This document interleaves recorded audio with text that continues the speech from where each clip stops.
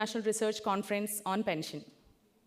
Before we dive into today's panel discussions on the most critical aspects of retirement, security, fostering financial literacy for sustainable retirement planning, I would like to highlight that this conference has been an incredible platform for some of the most cutting-edge research in the pension field. As we continue with today's conference, I would like to take a moment to share that we have received an overwhelming response with more than 120 papers submitted from around the globe, a testament to the growing importance of this field. These submissions came from over 210 authors, all contributing to the conversation on pensions, financial literacy, and sustainable retirement planning. Each of these papers underwent a rigorous two-stage double-blind review process, where over 35 referees, including experts from top management schools in India, meticulously assessed the quality, relevance, and impact of the research. This level of participation and the quality of research submitted not only highlight the growing importance of pension-related research, but also underscore the commitment of our global academic community to finding sustainable solutions for retirement planning. After a thorough review by the committee of experts, we are pleased to announce that 8 papers have been selected for oral presentation today, while 23 papers have been accepted for poster presentation. It is a privilege to see these experts gathered here today to share their knowledge. Let us show our appreciation with a big round of applause for them.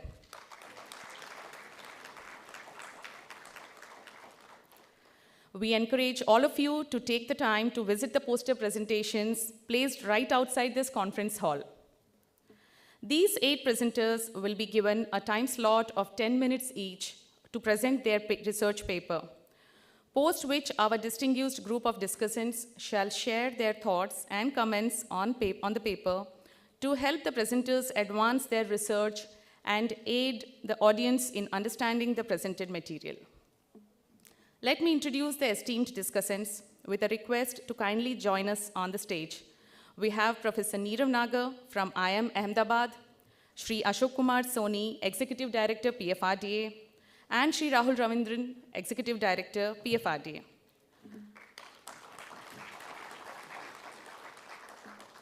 Professor Nirav Nagar is a fellow of IIM Calcutta. His teaching and research interests lie in the areas of financial accounting, financial statement analysis, corporate governance, and earnings manipulation. His research work has been published in leading journals like Journal of Business, Finance and Accounting, Corporate Governance, and International Review, Journal of Accounting, Auditing and Finance, Journal of Business Research, and Journal of Contemporary Accounting and Economics. Welcome, sir. Shri Ashok Kumar Soni is the Executive Director, PFRDA. He is responsible for pension funds and regulations and supervision. Mr. Soni is a chartered accountant by profession. Before joining PFRDA, he also worked with LIC of India in Mumbai, where he specialized in fixed income investments. Welcome, sir. Shri Rahul Ravindran is the Executive Director, Legal at the Pension Fund Regulatory and Development Authority, with extensive expertise in competition law, legal advocacy for senior audit officers, and EU competition law. He brings a wealth of knowledge and experience to the regulatory and financial sector. Academically, he holds a bachelor's degree in commerce, an LLM from University of Delhi, a post-graduation diploma in management from the Lal Bahadur Shastri Institute of Management, and a postgraduate diploma in labor laws from the Indian Institute Law, New Delhi. Welcome, sir. The discussants will jointly evaluate these 8 research papers for the best paper certificate. The review will be based on 70% weightage for the 2-stage blind review process, whereas 30% weightage for the presentation on the 6th parameter, which are coherent and articulate communications, relevance of research questions, rigor of research methodology, research findings vis-a-vis review of literature, policy implications, ability to handle question and answers. The remaining research papers would be receiving accepted paper certificate. I request the panel to submit their proposal in a sealed envelope. Now let's start with the presentation. The first presentation is on the research, analyzing the effect of socio-economic factors on pension scheme adoption and financial security in retirement, a regression approach. I request the presenters, Dr. Rahul Chauhan, Assistant Professor, and Professor Alap Patel, Assistant Professor, representing from United World Institute of Management, Karnavati University, and Professor Bhumi Chauhan, Assistant Professor from Bapu College, Gandhinagar, to please start the presentation.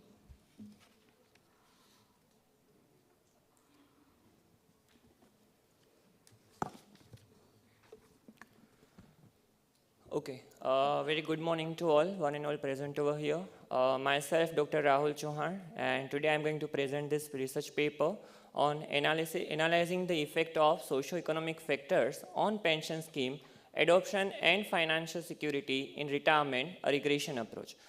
Before starting this paper, I would like to quote why I have done this research, because I have done the survey on this website of this scheme and all the other websites, and I found that the people with the age group of 18 to 35 or 50, they are not aware about the pension scheme, right?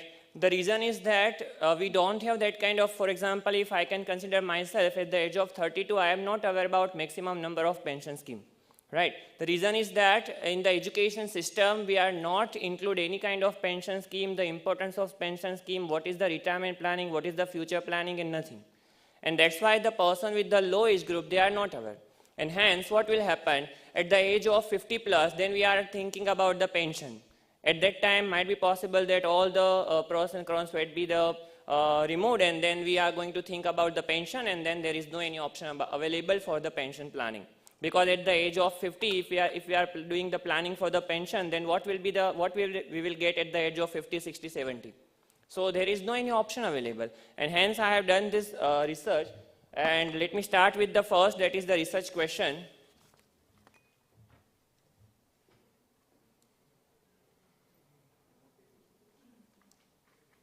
Okay, so the research question shows that how do socio-economic factors such as income level, education and employment status influence the adoption of the pension scheme? This first research question is the very important. The reason is that I added 3 variables, that is income level, education and employment status. Yesterday also we discussed some of about the, that is the formal and informal sector. It might be possible that formal sectors, they are knowing about the pension scheme, but the informal sector, they don't know about any sort of pension scheme. So how we are going to target these informal sectors and the employment status and all this income level and the education? It might be possible, and we also know that in India, the state, all the states we are having the education level also, it is not the same. In some of the states, the education level is higher, in some of the states, the education level is lower. So in that case also, we are not able to target each and every state to the same pension scheme, what we are planning to have. The second research question that shows that what is the effect of the pension scheme adoption on the financial security in retirement, and how do socio-economic factors moderate the effect, right? So I have done the regression analysis for this, and this is what the research methodology shows, the quantitative approach, and we have done the population is the that is the residents of the various cities of the Gujarat, and total we have done 664 respondents from the various household. And structured survey, I have used the questionnaire, and independent and dependent variable 5-point Likert scale that we have used for analyze, and the RStudio we use for the regression analysis, and theory of the plant behavior and the life cycle hypothesis. Why this theory of the plant behavior? Because we are at the age of right now, the current generation, if we are talking about the generation are with the help of e-commerce and all these reels and this kind of things. So they are not planning, they are not planned well for the future. If you will ask current generation that what is your planning and what kind of insurance policy that you have, it might be possible that they do not aware about the insurance policy even, and they are not aware about any kind of plan. So that's why the theory of the planned behavior is most important for the future as well. And the second one is the life cycle hypothesis. Life cycle hypothesis talks about life is uncertain. It might be possible that at any given point of time we may suffer some of the losses, and we may suffer some of the life losses as well, right? So that's two theories most important. And then identification, the key factors, identifying the relationship and determining the impact of socio-economic factor on financial security and pension adoption. And we have done the histogram and QQ plots and all these other map that we have done. So here the main important is the identifying the relationship and determining the impact of socio-economical factor on financial security and pension adoption. The reason is that more secure, we need to have a more secure money at the age of 56 or 60 or 70. Right, and that's why to have this kind of security and this kind of planning, we need to start it from the age of 25 to 30, because the age of 25 to 30 is an age where we have just started our job, and at that time we may not have more number of responsibility. Right, so at that time we need to do the planning, and then we can go at the age of 50 plus, and we will have some sort of the pension scheme. So these are the objectives. The first objective talks about to examine the impact of socio-economic factors such as income level, education and employment status on the adoption of the pension scheme amongst the individuals. And the second objective was to assess the influence of the pension scheme adoption on financial security as in retirement, considering the moderating effect of the socio-economic factor. So the same as per the research question that we have framed, and the hypothesis and the regression line. First regression line shows the pension scheme adoption. That shows the income level, education and employment status. Exactly the pension scheme. Why should I adopt the pension scheme? If the people are not aware about the pension scheme, they don't have that much income, they don't have that much employment status, then why they should adopt the pension scheme? Yesterday we talked about many of the pension scheme, but the people are not aware about. Right. So for that we need to increase the education level, we need to increase the awareness amongst the people that these are the pension scheme and this is helpful for the future itself. And the second hypothesis talks about financial security, and that shows the pension scheme adoption, income level and the employment status. I changed the variable. If we are adopting the pension scheme, then and then our finance is secured. Otherwise it is insecure, right? At the age of 55, 60, we may feel that, yeah, I want to secure my finance, and then there is nothing around that. So this is the demographic variable which we have taken. You can just see that what is the ratio of male-female age group. Yes, I targeted 18 to more than 46 years, and these are the bifurcation of age group, and maximum people are from 31 to 45, because they people are more aware about at the age of after 31, 30 to 35, the people are more secure about their future because of some of the responsibility of the house and the family. And the education level, higher education and the secondary education, and the occupation, private sector, government sector, income level, that is 20,000 to 50,000 and plus. This is something which is more important, the regression line that we have done. And you can see that the study finds that employment status and the age group and financial security significantly influence the pension scheme adoption. And this our adjusted R square talks about 0.7946, that says that around 80% this study talks that this is the current and this is what the situation the people are facing. Right. So this model, we can say that 80% it talks that the age group, financial security and the employment status is more important for the adoption of the adoption of the pension scheme. Right. If I want to really adopt the pension scheme, then I need to know the information. Right. And if I have information, then I can go for the future security and all these kind of things. And I quote also some of the highlights from the research background that highlighting the role of economic stability and aging in the retirement planning. And the findings suggested that the policymakers should focus on employment stability and financial literacy to enhance pension uptakes. And demographic factors like gender, income, and occupation shows no significant impact in this leg. So here, both the people are doing the argument as well that whether it is affected or not, but our study said that it is affected. And these are the second regression line. The second regression line shows, talks about the pension adoption is a stronger predictor for the financial security, right? So if the people are adopting more and more number of financial scheme, then and then we can have the financial security. If we are not adopting financial security, then pension scheme or this pension scheme adoption, then there is no financial security, right? So for the future, we need to adopt the pension scheme, and for adoption of the pension scheme, this age group and the income level and all these things are more important to achieve. So these are again the structured system and the factors that shows, and this analysis shows that 50%. Why I said 50%? Because of the income level and because of the some of the other factor. This regression line shows only 50% of this data, that yes, if first regression line is okay, then the second one is for the 50%. If first one is okay, not okay, then second one might be it goes down. And these are what the point of discussion. The first model predictors financial security using the pension scheme adoption, income level, education and occupation with the strong explanatory power with adjusted R 50%. The second model incorporate the diagnostic assessment like QQ-POT and all this VIF to validate the model assumption to normality, homoscedasticity and multicollinearity.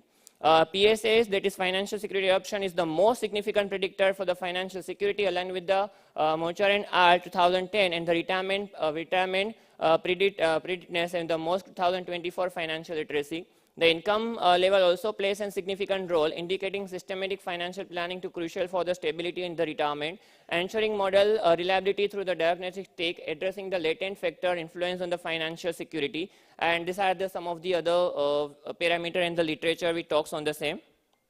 Policy implication and the policy recommendation.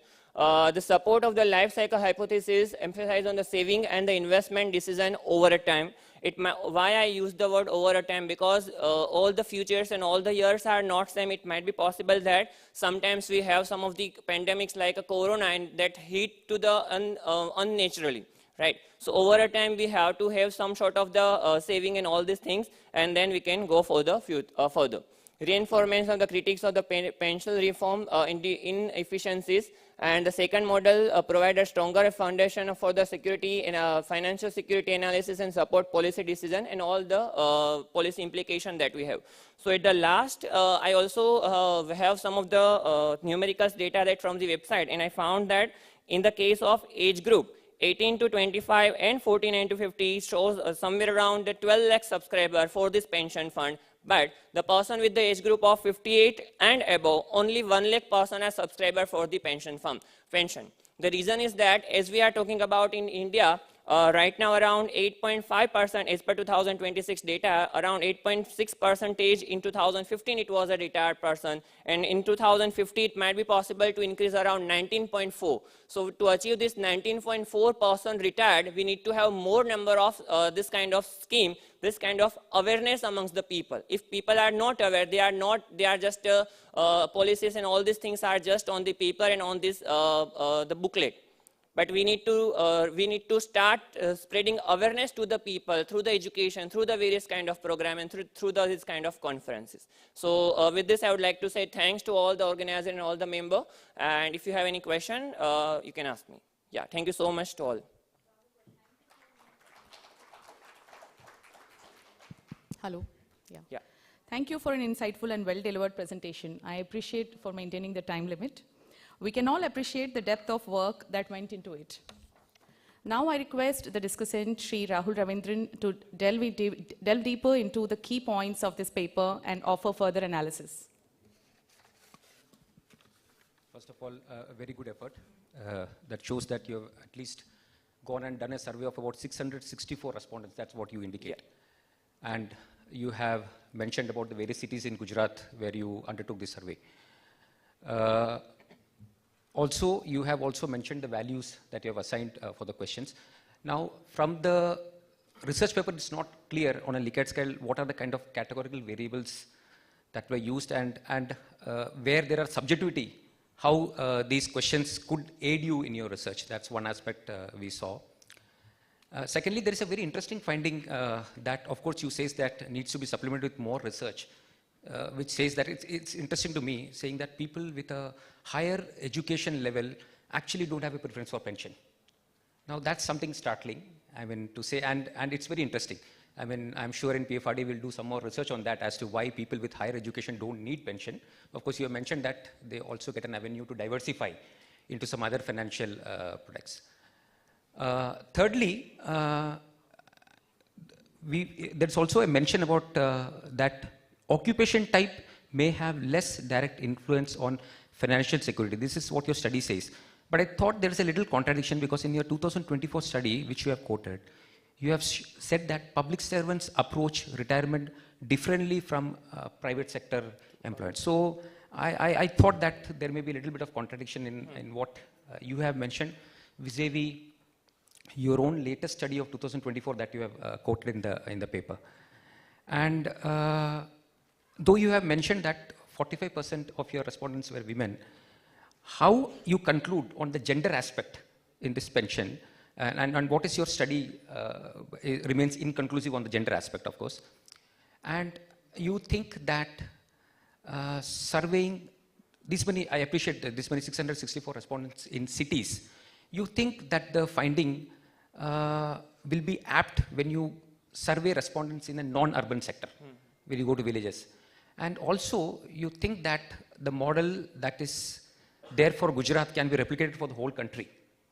And whether your findings will hold good if we were to see the other territories of India. So that's my take on it. Yeah. Thank you. So first, the model which I have first framed, and the first question, the survey, which we have taken around 800 people, and we removed some of the factors, some of the questionnaire which was not filled up and not the justified. And the second point, in the model we have taken that the more number of financial, education, higher education, they are not that much aware about the pension scheme and don't want to adopt the pension scheme, right? If the people have more number of higher education, for example, the PhD or something like that, so that is considered as of the more number of higher education. And they also have some of, when we went to the data collection, they are from the well background, well family background. And the people like, if they have a more, the two factors is important. The first one is higher education, second one is the higher income, right? When we asked them to fill up this questionnaire, which we have used the 5-point Likert scale and the statement for that from the other research study, right, which I forgot to mention in the PPT as well and the paper. So statement are proven from the other study and we use the same statement for the same. Right, and the people, when we ask them that what is your financial planning for the future, so they people are like, no, I don't want to do that much financial planning for the future because they have n number of business right now. They are from the one business to another business and they have right now 5 to 10 crore or 15 crore rupees of turnover in their business, and hence they don't want to do because of one factor that is called overconfidence in the financial management, because my PhD is also on the behavioral finance. So they are more in the overconfidence, right? And they are also some of the from the grouping behavior, the same group from there they are belongs. People don't want to do the financial planning. Some of they are saying that there is a one more factor which I have seen and I have examined, that they don't want to leave anything for their child. The children will do everything from their side and I want to do from my side. This is what the statement they are using, that अगर उसके children है तो वो खुद का कर लेंगे and I will do from my side. So these are some of the factors. Ultimately they will do, but these are some of the cases that we find out during the data collection. And yeah, we have used majority of the, it is a combination of rural and urban cities from the Gujarat, but from the Ahmedabad, Baroda, Rajkot, this kind of factors that we examine. But from the rural area, we find out that the people are not aware, if it is irrespective of the education and irrespective of the business, that yes, this kind of pension schemes are there. And one more point they informed us when we we were in the data collection, sir, pension scheme तो कई सारे scheme आती है, but इधर तक आती नहीं है. This is what the fact. And they are saying कि भाई इससे कई सारे scheme हैं, but they are not reaching to the n number of people, right? And for that we need to do some sort of the awareness scheme, just like for earlier we did for the many of the other schemes and all the gram panchayat and everything. So this is what the things that we examined, sir. So what are some of the pension schemes that you studied for your research paper? For the pension scheme, National Atal scheme and all this 2-3 scheme only we have studied, and then we asked them. So on a very practical question I'm asking, so the surveillance, people whom you surveyed in the non-urban setting, they are not aware of the Atal Pension Yojana? No, even they are not aware about this scheme as well. Atal Pension Yojana, NPS, they are not aware about this because the Gram Panchayat itself is not going to inform all these things to them. So we in PFRD will take note of that. Yeah, that's why the education and the income is one of the most important factor in this study. We'll certainly take note of that. Thanks. Thank you, sir, for your thoughtful comments. Your feedback really enhances our understanding of the given presentation and adds value depth to the discussion. The session is now open for question and answers from the audience. We kindly request you to limit it with 2 questions per presentation. Thank you.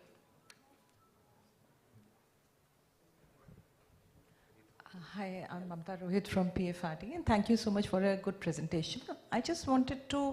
I had an observation. Since your study is centered in and around inside Gujarat, do you think the circumstances would change, if you go to a different state? Because Gujarat is an entrepreneurial state, so people, they don't think in terms of saving money, they think more in terms of investing, whether in stocks or in their business. And that legacy thing that you pointed out is very typical of that space, and probably not common to other centers. So I just wanted to comment on that. Very good question, ma'am. Actually, the same question, when we write the conclusion, the same question, it was in our mind that the study is based on the Gujarat, so it might be possible in the south it is different, in the north it is different, right? So at that time we just thought on a one given point that in the behavioral finance, the pension scheme is a pension scheme. Future is a future. If it is my future, if it is your future, if it is n number of future, like if it is other countries' future, future is a future. So hence, everybody has the same direction for their own future. It might be possible this business is one of the key factors of behavioral finance biases, but at the end, we need to secure our own future. As I said that the parents are saying that ki bhai student, uske jo children hai wo khud ka karenge and I will do mine. So that shows that the people are somehow like they want to do their for themselves more in compared to the family member as well for the financial term, so that their future will be secured. And that's why we, if we can extend this study to the other state of India, as I mentioned, it is 80%. It might be possible the 75 to 85 range might become, but the factors and study remain the same. Yeah, thank you. Okay, the next person. Yeah, so actually I kind of have a suggestion for you and also probably question for you. I think you have data on gender. And what you need to do is to answer the question that discussant asked. I think what you need to do is create a hierarchical regression with gender as a moderator in your RQ1. And that would allow you to partition your variance to show if gender matters. And I think you can answer that question that he's asking because you have data. Okay, sir.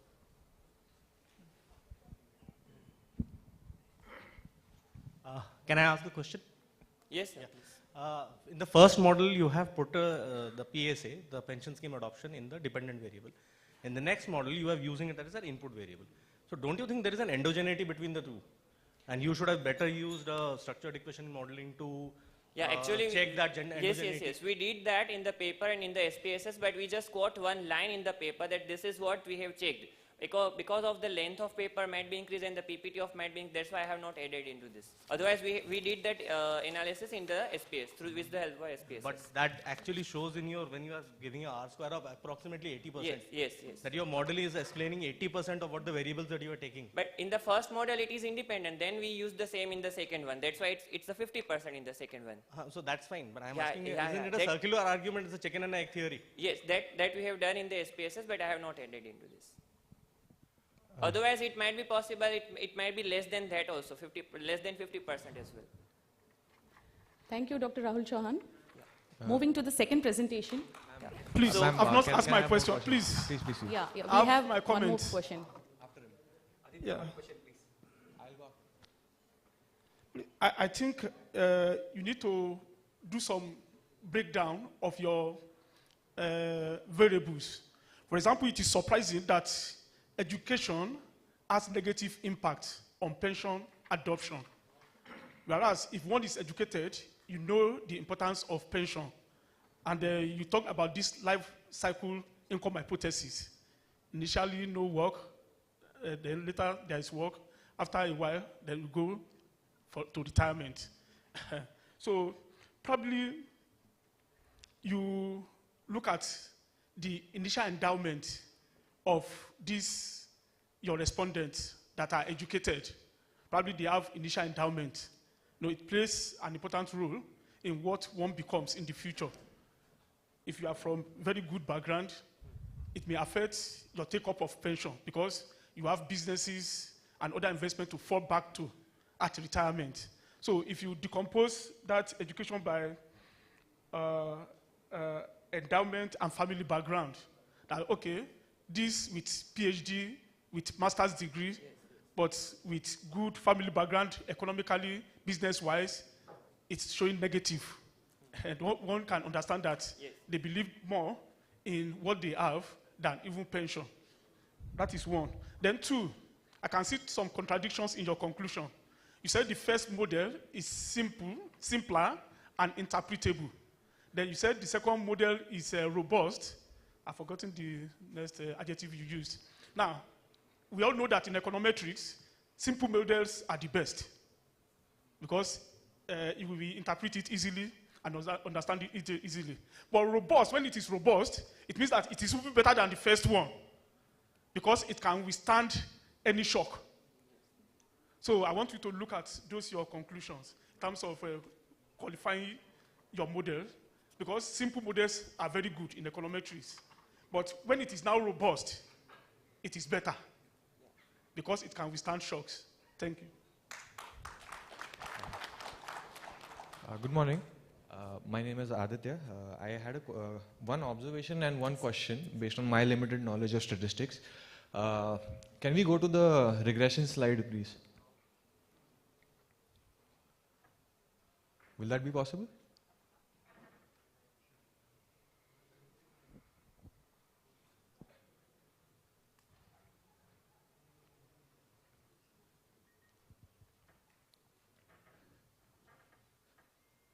The one with the output. Yeah, this one. Table 1, table 1.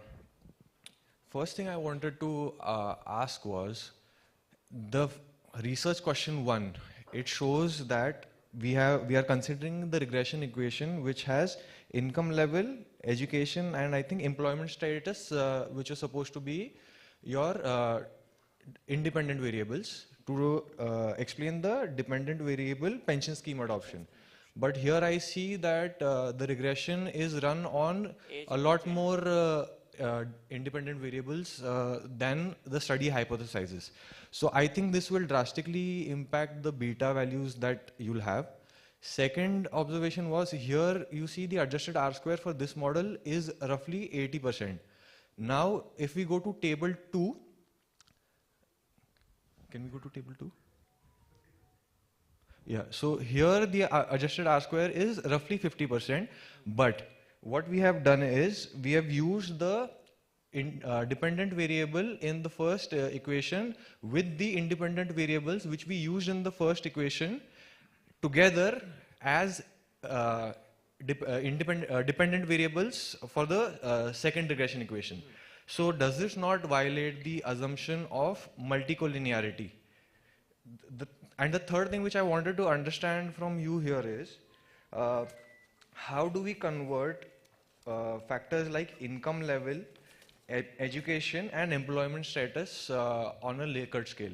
Because things like income level will have their own distribution. If we boil it down to a 5-point Likert scale, I think it will lead to excessive smoothing of the data, which will impact your beta values. Thank you. So the first one, whatever the regression line we use, we have checked the multicollinearity as well, and I stated in the next finding as well. And in the second question, what was your second question related? Beta value, I think. Yeah.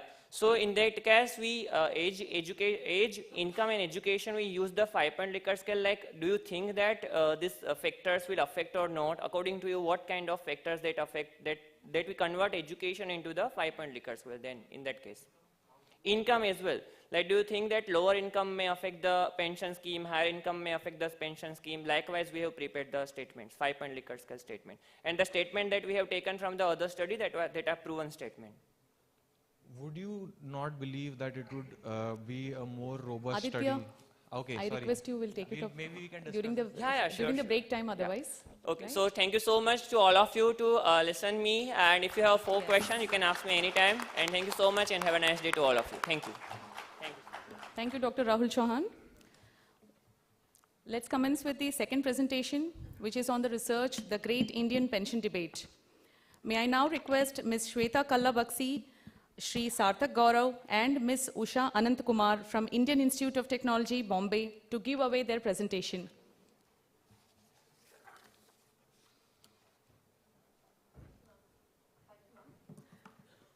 Good morning, everyone. I'm Shweta Kallabakshi from IIT Bombay, and the paper that I have written, The Great Indian Pension Debate, is basically, I'm contributing to the debate on the central government pension schemes in particular, and the paper has been co-authored with my supervisors, Professor Sarthak and Professor Usha ma'am. Can you move on to the next slide, please? Yeah. So the paper has been set against the backdrop of multiple things which are happening over the past 2 decades in India and globally. And we had for the central government employees in particular, and even state government employees, we had an old pension scheme, which was a pay-as-you-go pension scheme. It was an unfunded one, and the fiscal pressures were mounting, which was leading to a lot of stress on the budgetary systems. The pension coverage was coming up as an issue because the coverage was limited, primarily limited to a very small section of the working population. There were economic reform imperatives which were influenced by the global undercurrents. There were global institutions which were also, they were encouraging adoption of defined contribution scheme as the next pension scheme of the future. The demographic transition was happening. We all know, while we are still a very young country, we were aging. Uncertainty of pension, because defined contribution was being portrayed as the better scheme, but the pension uncertainty and the market risk associated with it was actually playing a role in terms of whether to adopt it or not adopt it. And against the backdrop of all these factors, in the last 2 decades, we saw that the pension schemes, there were 2 new pension schemes introduced for the government sector. First, we had OPS, and then we had NPS was introduced in 2004, and UPS as recent as this month itself. So the research objective that we are trying to address in this paper is basically, we are doing a comparative analysis of all the pension schemes for government employees, specifically the central government employees. This is an area which currently the academic literature has not undertaken an assessment of, so we believe we'll be contributing to this debate in terms of how each pension scheme fares with respect to each other. The methodology that we adopted is we have created synthetic hypothetical working profiles. So we've considered 3 synthetic employees from grade A, B, and C. And we assume that they all start working in 2004 at the respective ages where they have achieved the qualifications required for that role. They work non-stop, they don't have any partial breaks during their working life, and in 62 they retire. For grade A we assume 65 retirement, and at the age of 100 they basically end, their life ends. So the benefit also stops. So it's a pretty standard model that we've assumed. And we have made multiple assumptions in terms of their promotion cycle, their survival rates, so we've adjusted all the metrics with survival rates also, inflation adjustments, we have assumed CPC. So in the years up till 2004, when we knew the information of their salaries in terms of CPC prevalent at that time, we have taken that. For future CPCs, we have assumed some fitment factor, and we have made our estimations. There are 3 major metrics that we estimate for all the employees, for all the pension schemes. So basically we assume, for example, there's an employee in grade C, if that person joins as an OPS pension scheme in 2004, in NPS pension scheme in 2004, and in the UPS pension scheme. So that provides a very apple-to-apple comparison of all the schemes from a financial perspective. There are 3 metrics that we consider when comparison. We look at net pension wealth. It's a globally adopted metric and basically measures what is the discounted level of benefits that an employee can expect to earn when he or she is joining the employment. So at the time of, at 2004, when I'm planning to join a pension scheme, what is the expected pension wealth that I can anticipate gaining from each of the pension schemes? Replacement rate, we are all aware, it's basically the ratio of the first pension that the person receives as a function of the last income that he or she earns. And finally, we look at government expenditure per employee. This is a stark contrast from typically what the macro level we take the expenditure as. So we look at the macro level expenditure, the budgetary expenditure. Here we have tried to understand for each employee what the government is actually incurring. The last metric, government expenditure, actually closely mimics the net pension wealth, except for NPS when it slightly diverges. The findings basically show that in this table, so we have shown for grade A, B, and C across all the 3 schemes, how the results are. For NPS, let me just clarify that I've used the CG scheme, which is the default central government scheme for as a measurement, because we have seen in the handbook also that most of the employees were actually enrolled in the default scheme itself. So we find that from a net pension wealth perspective, OPS, of course, as expected, it's significantly higher compared to NPS. UPS is also not falling far behind. One of the major reasons being, we'll also observe it in the scenario analysis, but OPS and OPS and UPS, assuming all the assumptions are actually held constant across both schemes, except for, of course, the contribution part, their net pension wealth gained from both of the OPS and NPS are quite similar across all the employees. The benefits of NPS, while they are lower, we can also see that there's a difference among the employees as well. So what this basically means to show is that the relative benefit of each scheme may not be constant across all the grades. While grade A may find NPS slightly better, maybe given their higher incomes at the early part of their careers and their longer working lives, because we assume a retirement age of 65. But even grade B, compared to grade B and C, so, and similarly for replacement rates also. So there is a difference in the relative benefits also among the different grades. From a replacement rate perspective, we find that, of course, OPS and UPS, the 50% is almost guaranteed. The 53% is because of inflation. NPS, if we assume a 40%, which is the mandatory amortization, we find that the replacement rates are quite low, in the range of 20%, 16% for all the employees.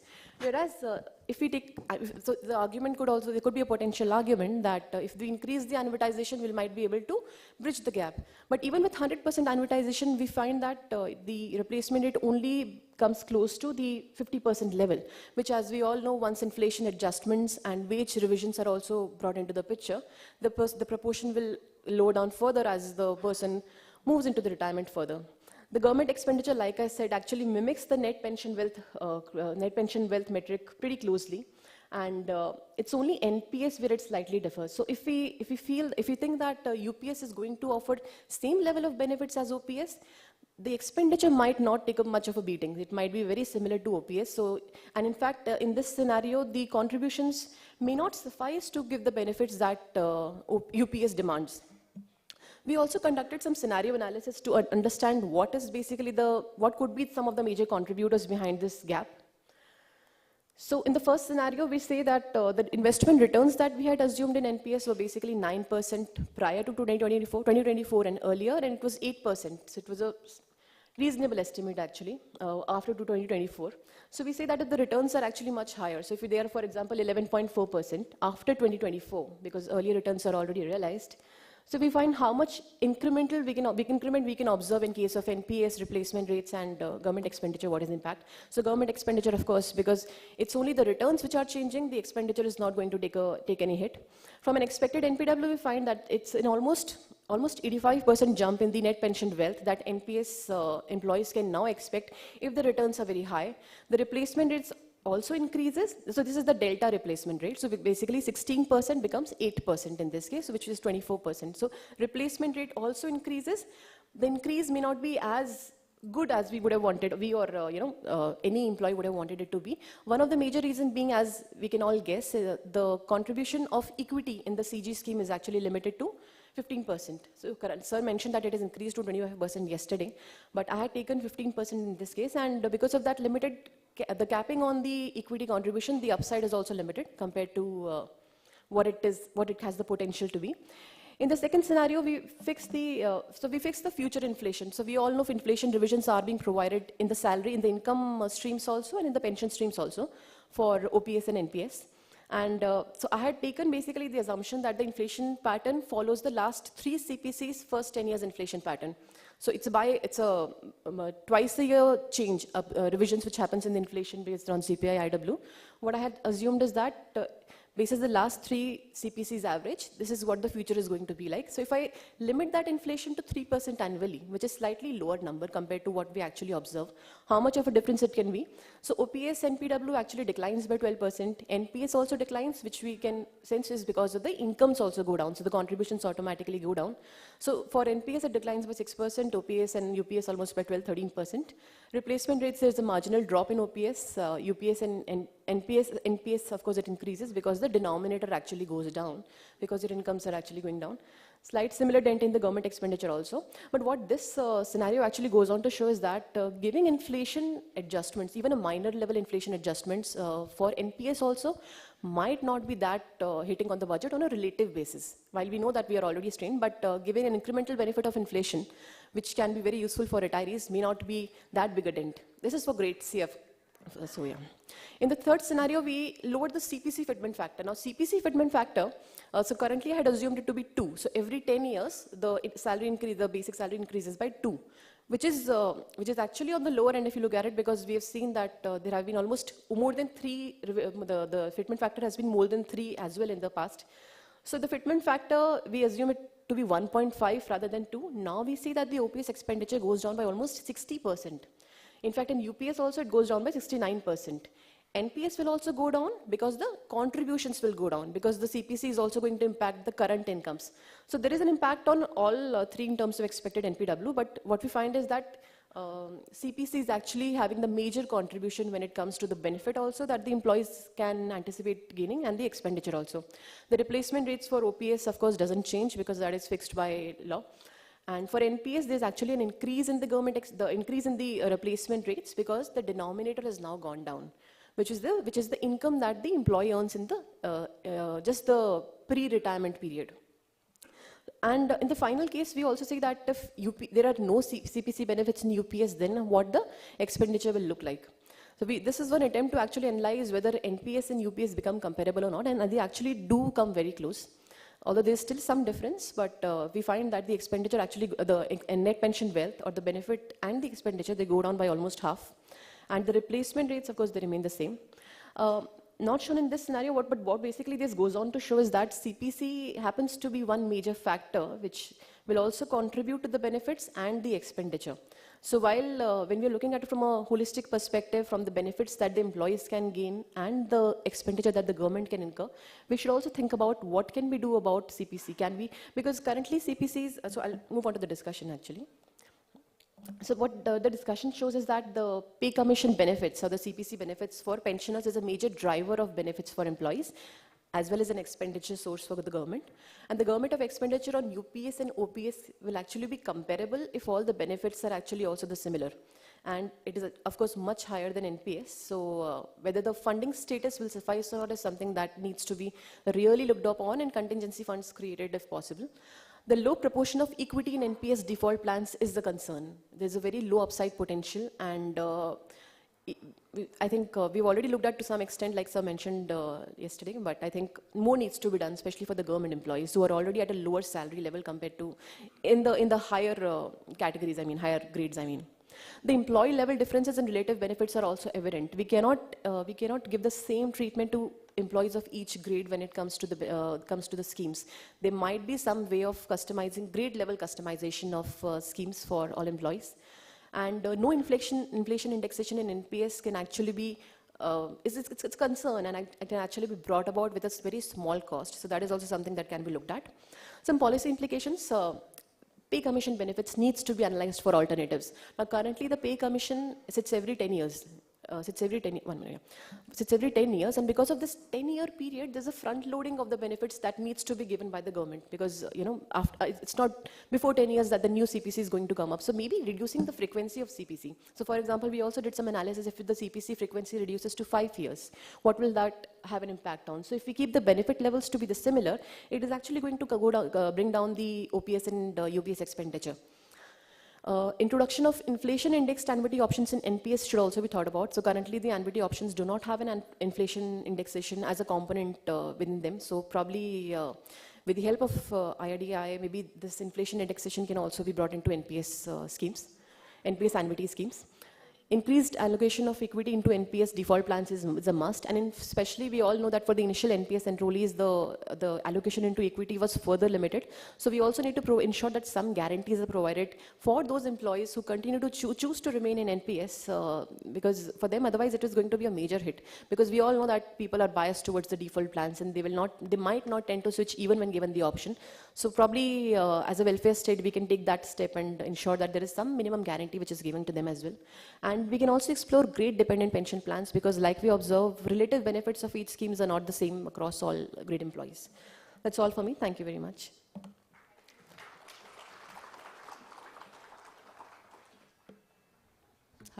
Yeah. Thank you, Ms. Shweta, for sharing your incredible work with us today. Your findings are both thought-provoking and impactful. Now I request the discussant, Professor Neerav Nagar, to discuss the key points of the paper and offer further analysis. Please, sir.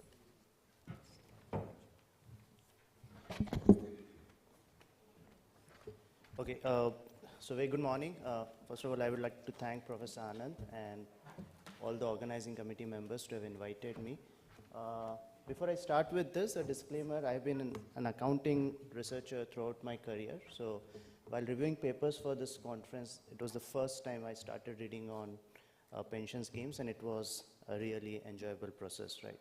So what this paper, I mean, let me start with the key question that the authors examine, compare different pension systems, OPS, NPS, and UPS, and they look from the employee's perspective as well as from the government perspective. And the key results, if you look at the net pension wealth and the replacement rate from NPS, are significantly lower than those of OPS and UPS, but obviously that leads to higher government expenditure for in case of OPS and UPS. The one exception was the 100% annuitization in case of NPS, which really, that was a very crucial finding. So in terms of the policy level implications, so when PFRDA team looks at this paper, I think it's right there. It's wonderful paper, right? So, and I think there's a lot to learn. But when you take this paper forward to get it published to a journal, so most of my suggestions are actually coming from there.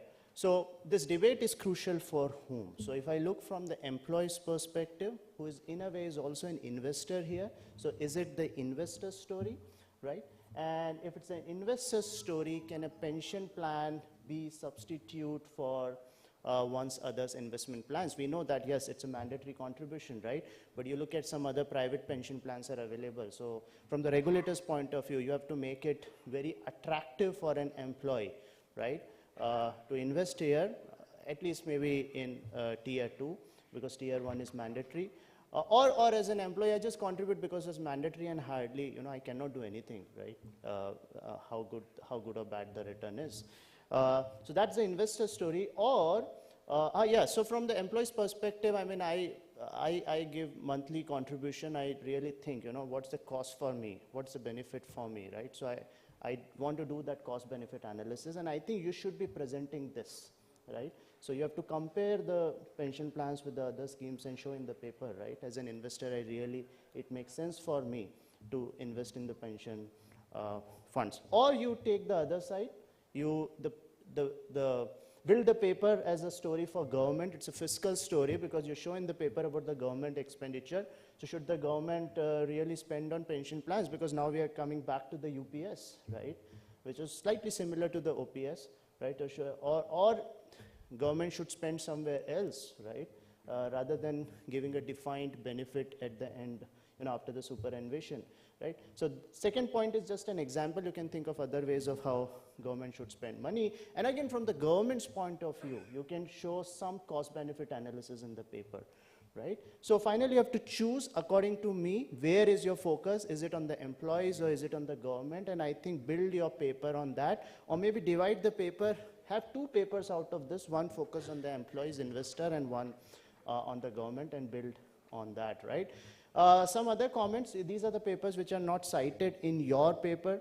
Modeling a pension system. So as her says that we tend to focus too much on the financial soundness of the pension system per se, which you have actually done that. And you are using the quantitative methods, using some variables which we will be clear about only in the future.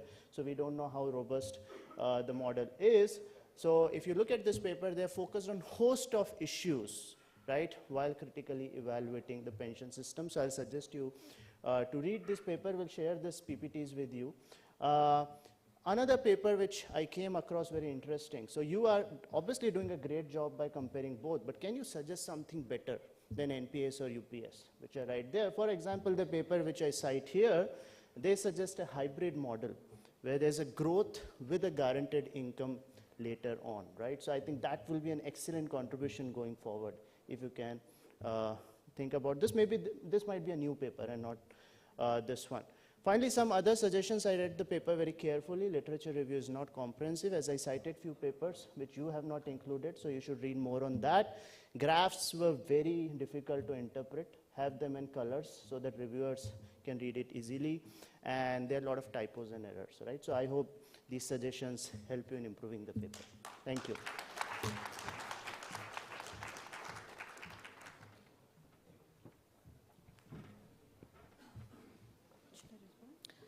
We are grateful to Professor Neerav Nagar for offering such in-depth and thought-provoking discussion.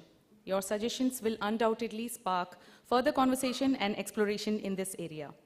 The session is now open for question and answers from the audience. I again request you to please limit it to 2 questions only. Thank you. I have a question. Yeah, I'm Pravesh Kumar from PFRDA, and this paper is very interesting to me because I also do a lot of research on these topics. Before I start showing my area of concern, whether paper has addressed that issue or not, because we know that any DB plan, whether it is OPS, UPS, or any where guarantee is involved, inflation plays a very important role because my payouts are linked to DA, or my contributions are also linked to DA, whether that paper has taken care of that. Second thing, in India, longevity is 12 years after age of 60 at present, but your paper is taking 100 as a retirement. Definitely, the longer the horizon for post-retirement, definitely tweak the output results. That is one point. Second thought is that when we compare NPS with OPS, very important aspect which we normally miss, where we are starting, whether we are ending our result at 50% of payout when I attain age of 60, or I am driving an analysis for a period of retirement age, whether it's a 10 year, 15 year, or 20 years. Both the scenarios, your output will differ drastically because I have done both sides. Matching 50% of payout will give you a different aspect, different output. If you're trying to match NPS, OPS for a period of 10, 15, 20 years, your output will be different. So that aspect has to be seen because that is very crucial. Because ultimately is the government money which decides which pension fund is sustainable, as already mentioned by Professor. Because ultimately what is the cost government is going to incur to provide a pension? It is just not a benefit. Another analysis I request you to do for pensionable life for 5 years, 10 years. Suppose somebody is retired. He died after 2 years. Whether he is going to draw the same benefit what you are showing in your report, definitely not. In certain scenario, he may lose all of his savings in next 2 years. Nothing will be available to the family member or survivors. That also should be shown to the beneficiaries because 100 years, how many people are living? It is fractions. So study has to be holistic. It should not be biased on one side, only the payouts which you are showing, because once you increase a life of pension life 1 year, government expenditure definitely will go by at least 10 to 15%. That aspect has to be seen. So NPS, you have shown replacement rate of 20%. That is very low. Please look at it, that replacement rate is not right. Because my study says, whatever circumstances you do, I can match up to 90%. So 90 and 20 is drastically very different rates. So that's why relook is needed for this research because it gives little bit negative tone for the NPS employees because until unless all the factors are considered, biased output will be there. That's my observation on the paper.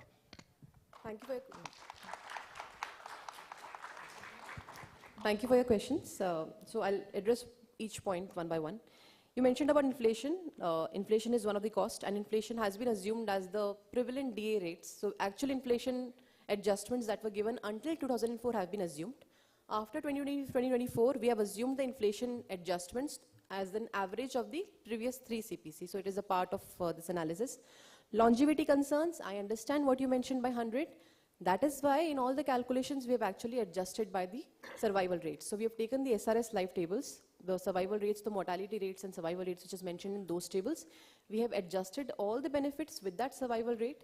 Wherever the information was not available because it is capped at 85, we have used extrapolation. We have also used interpolation using a natural cubic spline method. So survival rates have been accounted for and this is adjusted for that. You mentioned we can consider multiple scenarios NPS if somebody dies after the retirement or not, or they're able to defer, I'm assuming that's what you mentioned. There can be multiple scenarios actually. I mean, I'm not saying that these are the only scenarios which actually exist.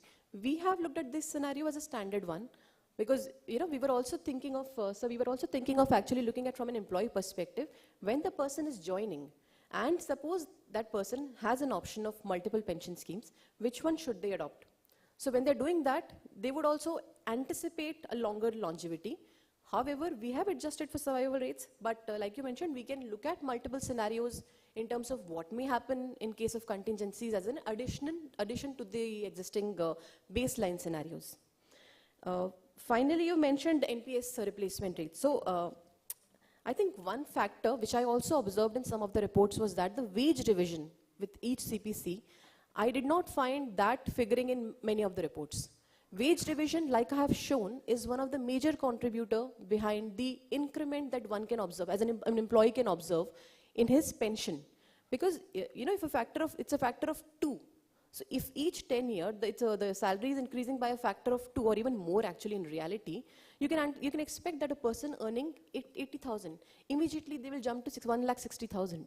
So the increment is, in my case at least what I see is that it is actually coming from the wage revision factors. Let me also tell you that when I assume the wage revision factors are not there, the NPS actually fares better compared to OPS in terms of the replacement rates. So that is when the high replacement rates that you're telling out can actually be attained. So we can both sit together and we can align the findings, but my take on that is that wage revision, I also found that to be surprising, but wage revision was one of the factors which is actually contributing to the major chunk of the benefits and the cost.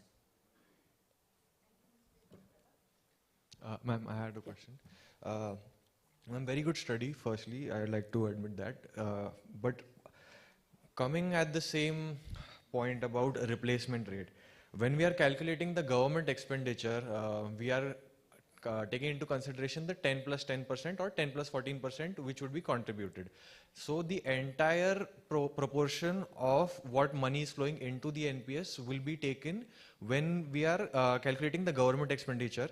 But when we are comparing the 40% annuitization rate, we are only taking into factor the annuity which will come after and from the 40% component to arrive at the NPV, the net present value of it.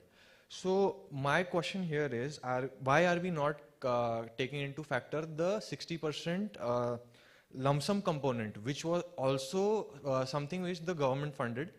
Secondly, which I wanted to also ask is, the replacement rate will highly vary on the assumption of the annuity rate which will be assumed. Unless it's exactly equal to inflation, it will drastically impact the replacement rate. So what my question was is, why are we not factoring in factors like SLW, which have been provided by PFRDA, which will bump up the replacement rate, which can provide like an inflation adjustment type benefit on the NPS. This will drastically improve the replacement rate provided by NPS. Thank you. Thank you. From that 60% lump sum, so government actually contributed 10% up till 2019, I believe, and after that 14%. So that has been taken care of. And when you see the NPS annuity value, the replacement rates at 100% annuitization, it basically assumes that all the entire corpus has been annuitized. So the 40% and 100% that you saw on the screen, that was basically the answer to your first question. 40% means that only 40% mandatory annuitization has, if we do that, what is the replacement rates? When we are doing the 40% annuitization as well, you need to arrive at the NPV of the remaining 60% also at the... It is included, it is included. It is a part of NPV, net pension wealth, NPW, not the replacement rates. That is why I also mentioned the replacement rates with 100% annuitization. See, replacement rates is a ratio of the last, I understand, the first pension. but then it doesn't, then we shouldn't probably have taken the 40% over there, because it will not show an apple-to-apple comparison, I feel. That is why 100% annuity figure was also shown, that what will be the replacement rate when the annuitization is fully done.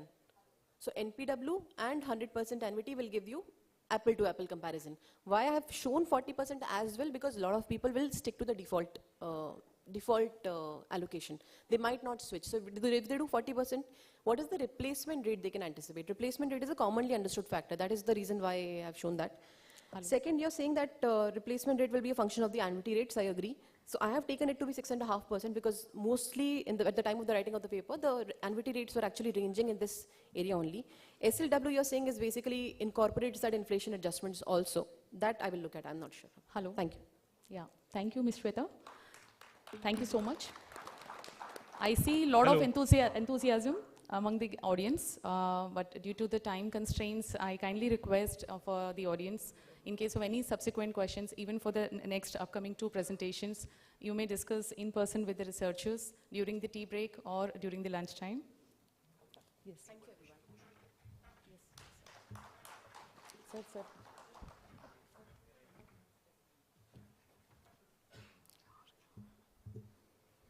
The third presentation is on the research, retirement planning, understanding the impact of uncertainty and behavioral biases. May I now request Ms. Pankhuri Sinha, Senior Research Fellow, and Sri Lokananda Reddy Irala from University of Hyderabad to give away their presentation.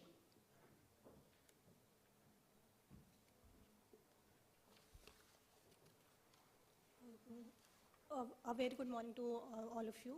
My name is Pankhuri. I am a research scholar from School of Management Studies, and here I am to present my paper with the title, Retirement Planning, Understanding the Impact of Uncertainty and Behavioral Biases. So first I would like to begin with what is the need of conducting this study. So in this graph we can see that the old age population in India is growing. In 2022 the growth rate was around 10.5%. And by 2050, it is projected to be around 20.88%. It means that the population growth rate would be doubling of old age people. Similarly, in the graph below, we can see that the Indian population is supposed or expected to peak by 2062.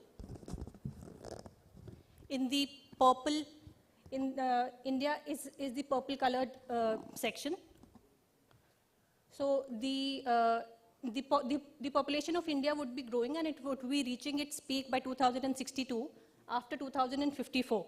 So so what is happening is India is still, the population is growing, but the old age population is of course growing, but for at least 2 to 3 decades we still have a demographic dividend, which is a young dividend which we can encash.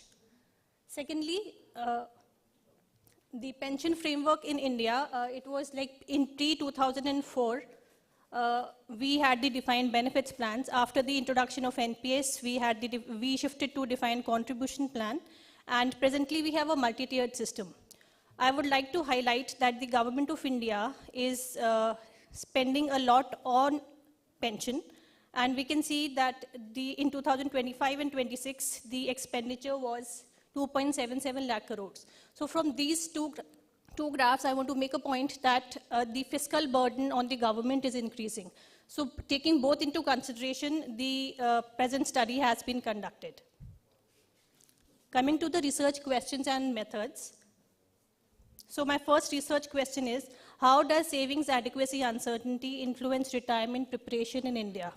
So what is savings adequacy uncertainty? Savings adequacy uncertainty is the perception of people whether they are saving enough for their retirement or old age or not. And retirement preparation in my studies, as compared to the past studies, I have taken it as a combination of 3 dimensions, which is retirement planning, financial planning, and retirement savings contribution. So these are the objectives: to study the impact of uncertainty in savings adequacy on individuals' behavior towards retirement preparation, and to understand the psychological and behavioral factors.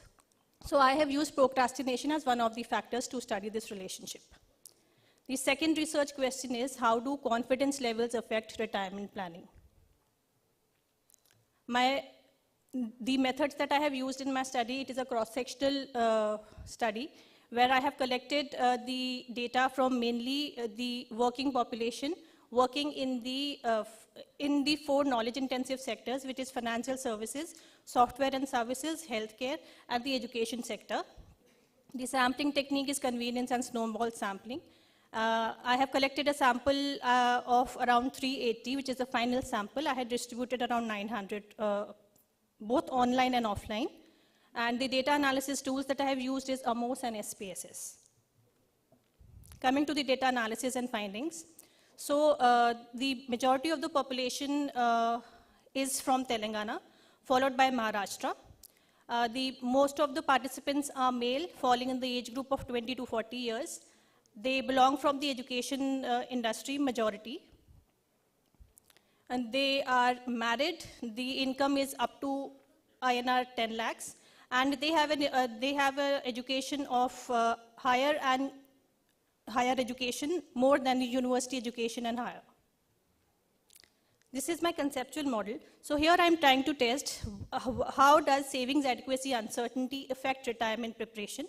First. Second, how does SAU affect procrastination, which is a behavioral bias in my study. Third, how is procrastination affecting retirement preparation? And fourthly, the relationship between savings adequacy uncertainty and retirement preparation, how is it being affected or intervened by procrastination as a behavioral bias? So first, I have tested the measurement model for research question 1. The model fit indices are within the threshold level of 0.9 and they are less than 0.1. The factor loadings are greater than 0.7. The validity figures, the Cronbach alpha is above 0.7, CR is above 0.7, AVE is greater than 0.5 for both of the constructs. Convergent validity is also been tested and it has been established. So on the right hand side, the AMOS output has been shown for the two factors, procrastination and retirement preparation. So coming to the structural model analysis, the 3 direct paths that I have tested in hypothesis 1, 2, and 3 have been supported. The beta coefficients for hypothesis 1 is negative. The beta coefficient of hypothesis 3 is also negative, and hypothesis 2 is positive and significant. Coming to the mediation results, where procrastination acts as a mediator, the hypothesis 4 has also been supported and is negative. Coming to this part, hypothesis 1 has been supported, which is in line with Vansky et al. 2012 study that has found that savings adequacy uncertainty increases retirement contribution. So Vansky et al. Study is my base study, where they had tested uncertainty effect on only retirement contribution, and they had not taken into consideration the other aspects of retirement preparation, the other 2 dimensions that I've included in my study. So I have extended these findings by including financial planning and retirement planning as 2 other dimensions to my construct. Hypothesis 2 has also been supported, and it is in line with the psychological literature, and also it addresses the future research directions by Vansky and et al. Hypothesis 3, which is procrastination is negatively associated with retirement preparation, it has found less empirical support by Piotrowska 2019 study. And the 4th mediation hypothesis is a new hypothesis, which is a major contribution from my side. This has been drawn from the psychological literature of choice deferral under uncertainty. Coming to my conceptual model for the research question 2, here I check the effect of confidence levels on retirement preparation via financial advice. So I have bifurcated the confidence levels into overconfidence and underconfidence, and I have checked their effect on retirement preparation. I would go to my results. The measurement model, as earlier, I have also tested for these 2 constructs of financial advice and retirement preparation. The measurement model fit is ascertained. Factor loadings are greater than 0.708. The Cronbach alpha and all other the criteria have been met. The convergent validity and discriminant validity has also been established. The structural model analysis. So this is the indirect effects and the direct and the indirect and the total effect has been ascertained through running it in process macros, SPSS process macros given by Andrew F. Hayes.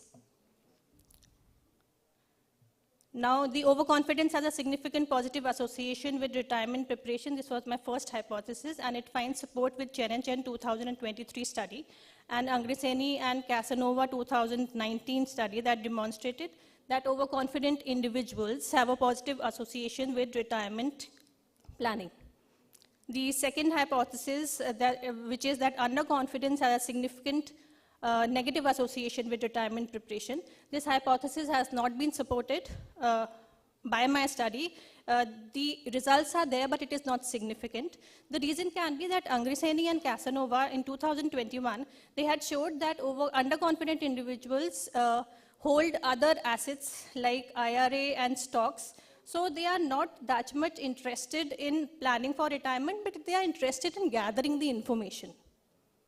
Hypothesis 3 is that financial advice significantly mediates relationship between confidence and yeah. So this hypothesis has shown that it has found support with Angreseni and Casanova, 2021 study, and it shows that underconfident individuals, when they are given financial and professional advice, they are more likely to plan and prepare for their retirement. Coming to the policy implications, for financial institutions like banks, through my study, I have suggested that they should focus on reducing this uncertainty, because the major finding from my study is that savings adequacy uncertainty is a major contributor for not preparing for retirement. So when a person is highly uncertain about how much they would need at the time of old age or at the time of their work life is over, that is a major hindrance why we do not step ahead and think about planning for retirement. So the financial institutions should make plans that reduce uncertainty. They should also offer plans that bring more clarity regarding retirement in the minds of potential savers. Secondly, the study insights into behavioral biases of procrastination, overconfidence, and savings uncertainty could lead to the development of products and services that better address the needs of individuals for retirement by catering to these factors. Thirdly, the financial advice in isolation is not effective because other factors like underconfidence, financial sophistication can affect that financial advice. So it is advised from my study that the companies should conduct a thorough study of their clients, and they should offer customizable options to their clients so that they can better understand their needs and offer the services likewise. For policy, like the target date funds that we had suggested earlier, that we had discussed in like yesterday, those can be like one of the products that can help in this scenario. The policymakers and like government, so they should devise educational learning programs, and they should provide incentives to the investors to improve their financial behaviors. And also they should design programs that focus on the younger people who are actually living in the present, and they do not think that they need to save for the future. And lastly, for the employers, they should provide easy accessibility of professional advice to their employees at that level, and they should also offer all the options, auto-enrollment, default options to the employees, and help them understand the benefits, pros and cons of those options, so that investor can take a better informed decision. Yeah, thank you so much. That was an excellent presentation. Thank you, Ms. Pankuri. You made the topic feel approachable and engaging. Now I request the discussant, Shri Ashok Kumar Soni, to discuss the key points and ask questions from the presenter of from this paper.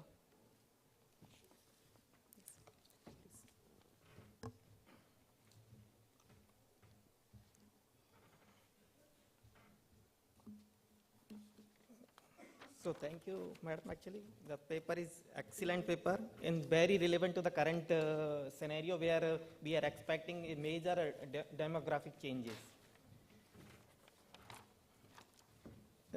Come on to the strength of the paper. Actually, I'll just because of time constraint, I'll just give my observation on the paper. These are the strength of the paper. Is very relevant as of now, the current scenario. Uses the theoretical framework also. There are two hypotheses this paper use, this TPP and BLC theory. These theory offer a better understanding in the financial planning behavior. This study also cover the multiple behavioral biases. This is talk about the saving adequacy uncertainty, procrastinations, overconfidence, and the financial literacy. Robust statistical model also used it. There is a sample size of 380 people. Model tested for the reliability and the validity checks. And then it's a practical recommendation to the policy makers. Come on to the area where you can improve it actually. Number one, the sample size bias toward the highly educated people. If you see the survey, 95% people are highly educated from the university sides. So the group this particular group has the better financial awareness and the access to the financial services. So better to if you cover the lower qualified people as well actually. Number two, there is a heavy reliance on the self-reported measures. All variables like procrastination, confidence, planning are based on the self-assessment. So there is a limitation actually. Response may be biased due to the social desirability as well.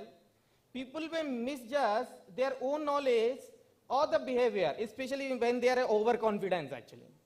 So my suggestions include objective behavior data like actual saving, investment, or the behavior experiment to the cross-validate the findings. These are my second suggestions. There is a third observations. The paper is a limited exploration of the cultural or the regional variations within the India. See, if financial behavior in Delhi or Bangalore may differ from the tier 2 cities.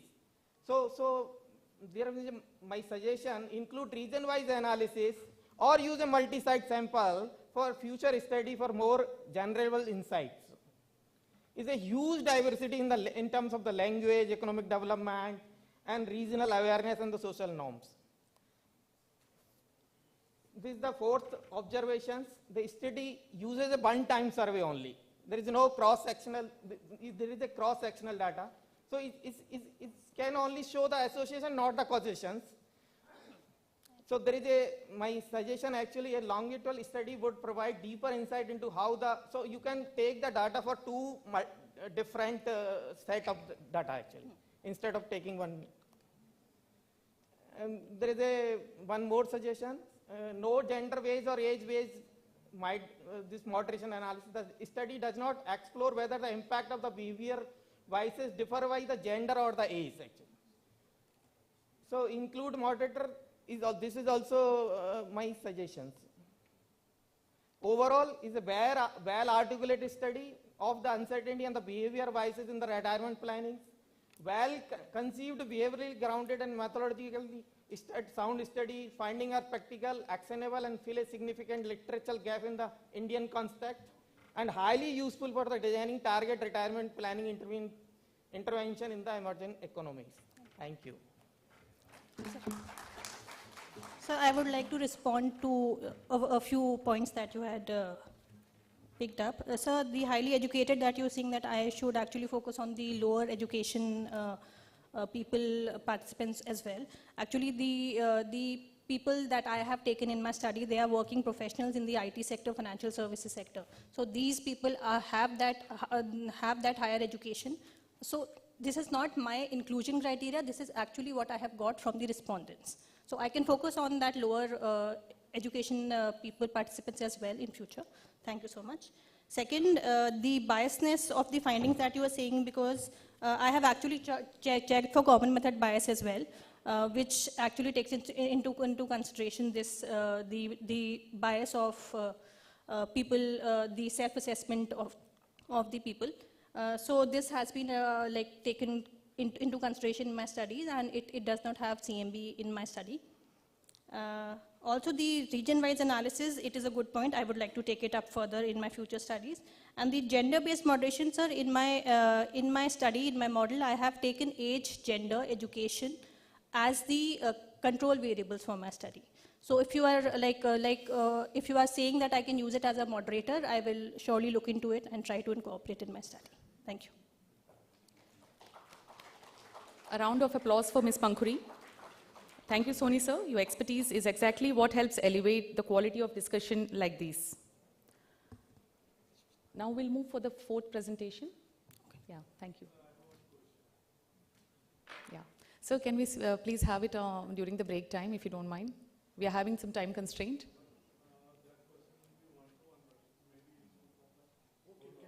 Yes, please. Of course, sir.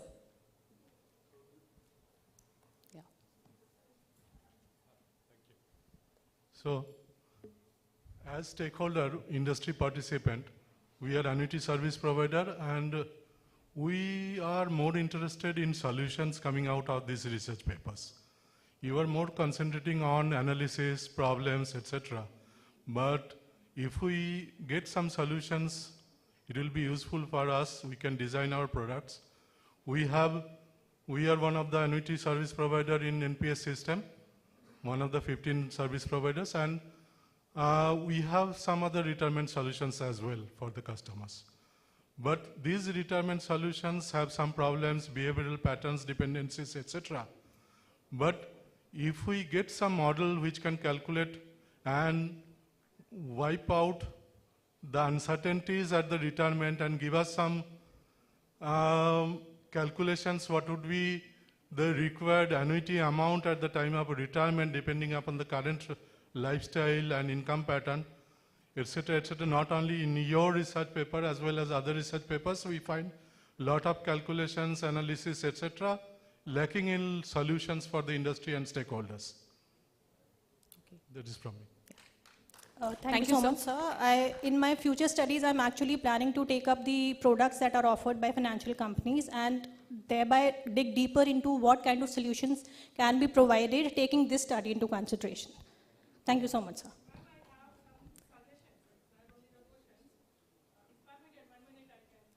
Yes, ma'am, please. Thank you for the opportunity. I'm Vimala, Kerala Gramin Bank chairperson.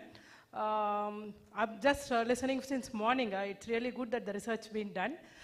Practical experience what we were having when we are taking the pension schemes throughout Kerala, particularly to the lower strata of the people. When we are taking APY and when we are taking the other schemes, even particularly APY, because the morning doctorate has informed that he was focusing on the APY. I'll inform the premium amount they are paying at the age of 18. It starts at 18. What we have observed, because we are having some kind of analysis, because there were some inhibitions happen in the previous year, that's the reason this year we have to make a study and convince our own branch officials to go ahead for the pension one. We understand at the age of 18, non-acceptance. They are not knowing that they will reach 60. Even at the age of 20, age of 25, age of 40. And when we were trying, few of the people we could convince, because the total populations cross more than 3 crore, and with all persuasion, I can say that we could reach only 70,000 of the populations to take the pensions. And I'll tell you that people are seriously realizing that they have to go ahead for the pension only at the age of 45 or around 50. And at the time of 50, when they are taking, some of the private people are giving the schemes, but the premium is huge, then they are having some kind of oscillation in the mind, whether I have to take or it is better to go for some other kind of, say, safety, safeguarding their life. And one more issue, I think the first research paper you was talking about doing the research in the Gujarati side, and everyone has acknowledged also there the employee clause or the employer clause. They are not the employee clause. And even at the age of 60, they think that they will work till the age of 80. Thank you, ma'am. Thank you so much. Thank you. Thank you. Your Actually, I feedback have is a well lot, taken. and if need be, we can give all the suggestions, because it's not the research. It's the practical experience, and we take up to so many people, and the market is behaving differently at different point of time.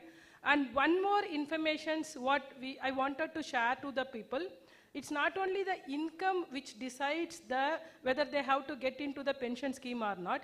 It is also their saving nature, because what we have done once we have failed, we have taken the data, how many people are having at least a small term deposit or the recurring deposit in their account. Those people are having some amount of thinking about their future, and we were successful in taking the pension products, not to all the employees or not to all the earners. Thank you. Thank you so much, ma'am. Your feedback is noted. Thank you so much, ma'am. Moving on to the fourth presentation. The presentation is on the research on safe withdrawal rate in the Indian context under National Pension System. May I now request Shri Pushpinder Singh, Assistant Manager from PFRDA, to give away his presentation.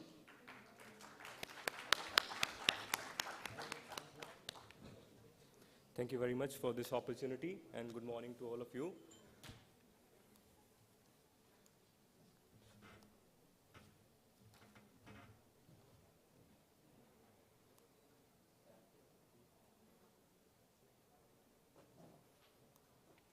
So we are going to talk about the decumulation phase. So the most important concept that is in the literature available is safe withdrawal rate. So basically it's the rate of the initial wealth which one can withdraw annually, and we link it to the inflation, some index of inflation. The next withdrawals are inflation adjusted. And the third condition is that copper should not deplete before the retirement phase ends. With all these conditions, the pursuit is to find the maximum safe withdrawal rate which one can withdraw without depletion.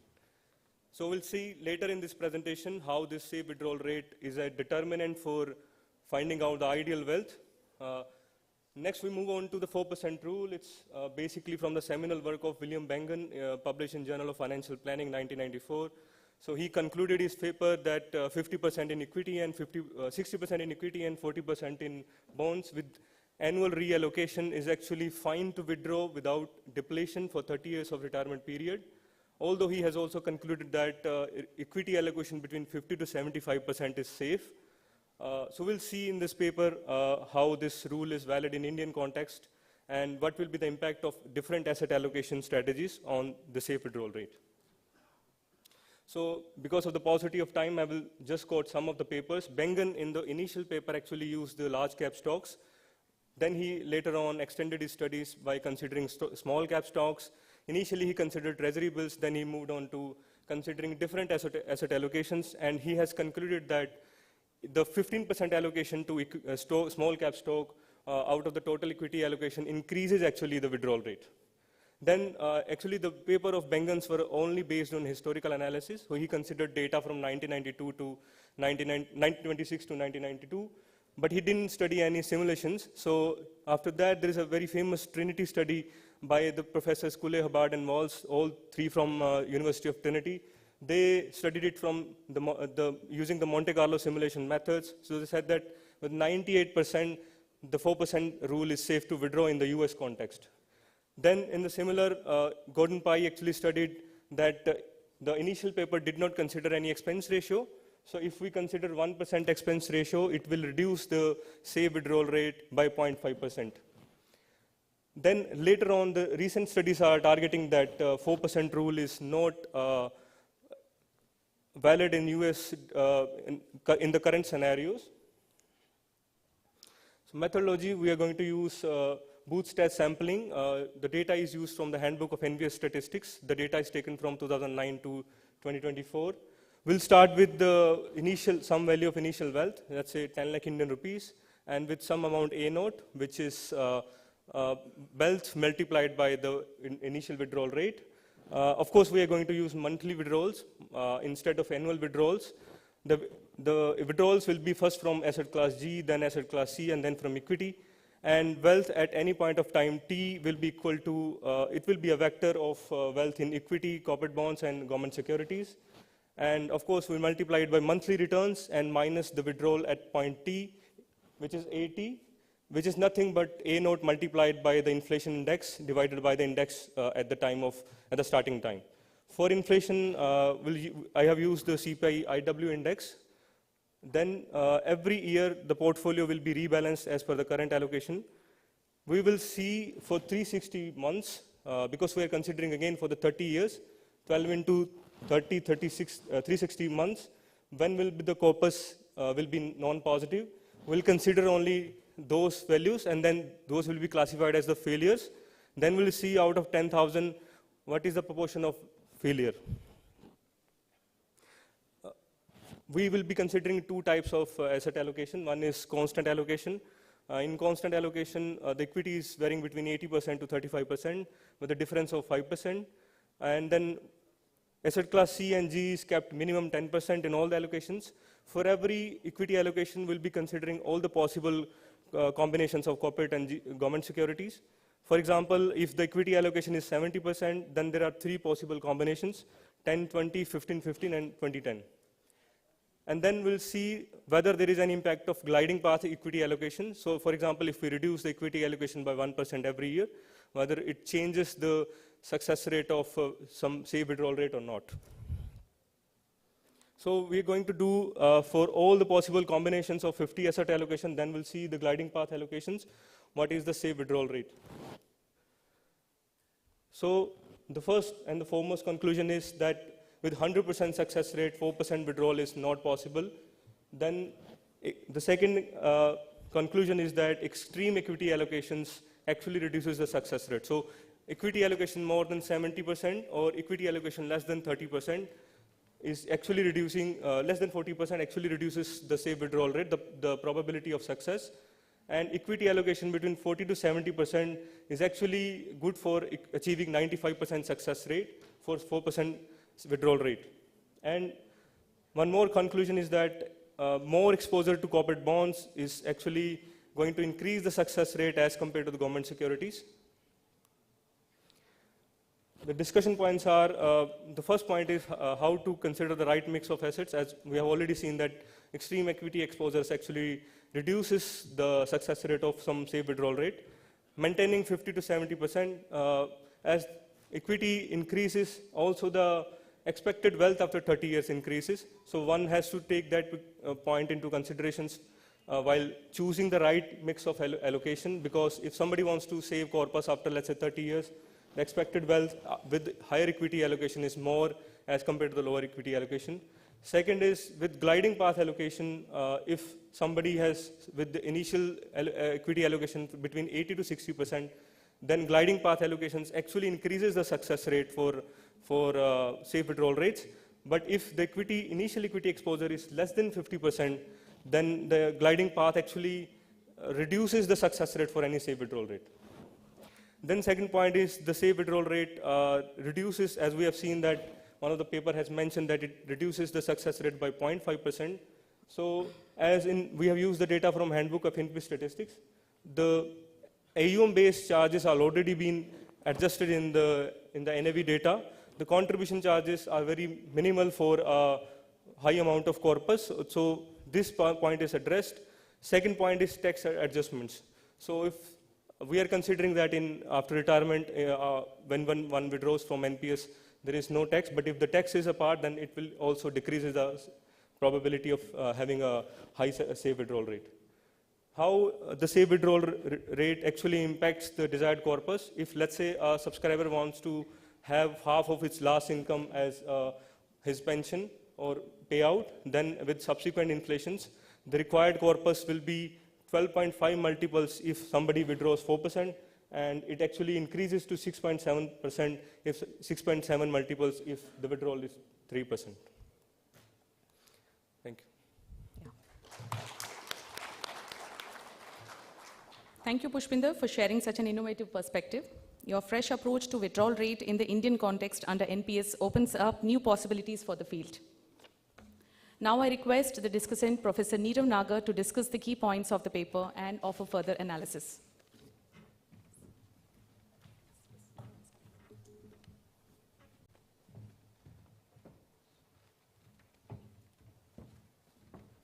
So again, just like the last paper I discussed, very interesting paper and great policy level implications. Again, I have a few suggestions so that you can build the arguments better and the readers would find the paper interesting.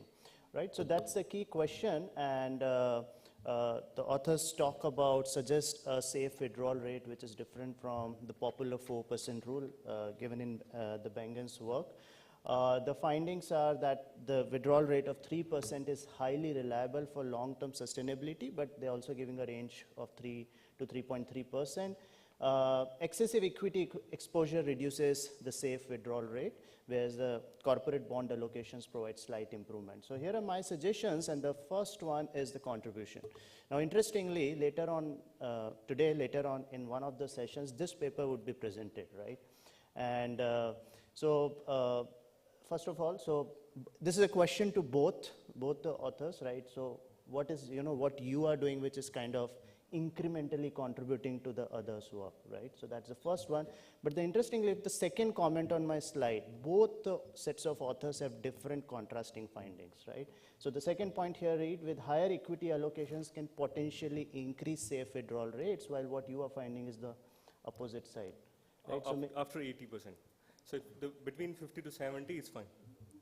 Okay, so maybe, but just check once, you know, have an interaction with them and see if that's really an issue. Otherwise, I might be wrong, right? That's the first one. The important part is the motivation, right? Why we should be interested in reading your work. And here, first of all, why? I mean, you cited so many papers, right, on this 4% rule. Why should we be looking at this again? Why should these withdrawal rates be different in India? Right? Please build that argument very clearly in the paper, right? Because there are so many papers out there, right? So give some arguments, have a clear-cut hypothesis in the paper, and give, in the context of India, arguments for and against the 4% rule. You know? So yes, your findings are very interesting, but you have to make the arguments very interesting for the reader to appreciate your findings, right? This paper, not cited in your work, is on safe savings rates. So the focusing on the safe withdrawal rate and then deriving a wealth accumulation target to achieve by the retirement date may not be the best way to approach the retirement planning. The focus of the retirement planning should be on the savings rate rather than the withdrawal rate, right? How do you build on what FOSS says, right? So please cite this paper and then argue accordingly. Just how safe are safe withdrawal rates? Another papers, because many retirees face a classic asset liability mismatch given the short and medium term retirement spending needs with the long term investment strategy. And their findings actually question the validity of 4% rule, right? Using the historical return data, maybe they are questioning what you find also. So please go through the paper. And they actually look at the host of factors which I have cited in my last point. So, you know, when you are looking at the withdrawal rates, can you look at some other issues which have been cited in their paper, right? So there's a comprehensive literature review, which is, again, this paper is not cited in your work. Please look at this paper. I think that will really help you in focusing your paper precisely to the target audience. That's all. So I wish both of you all the best for your papers. Thank you. A round of applause for Pushpinder. I thank Professor Nirav Nagar for their thoughtful and stimulating feedback. Your observations have certainly provided a lot of food for thought, and I'm sure this conversation will continue beyond today. Again, a round of applause for their inputs and feedback for the discussants. We deeply appreciate all the discussants for providing such valuable key points.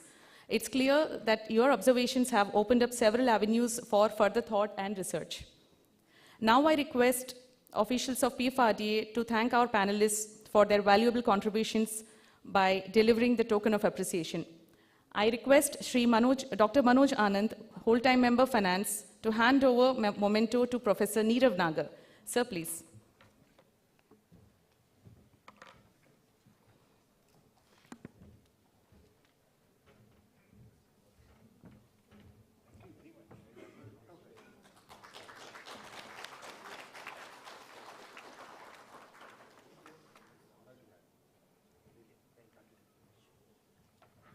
Thank you, sir. I now request Ms. Jaspreet Kaur, Deputy General Manager, PFRDA, to hand over memento to Sri Ashok Kumar Soni.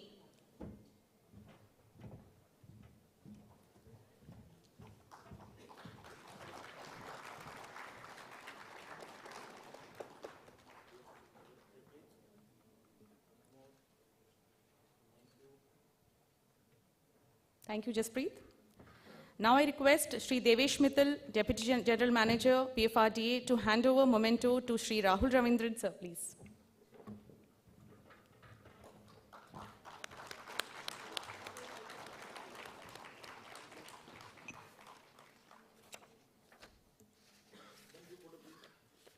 Yeah.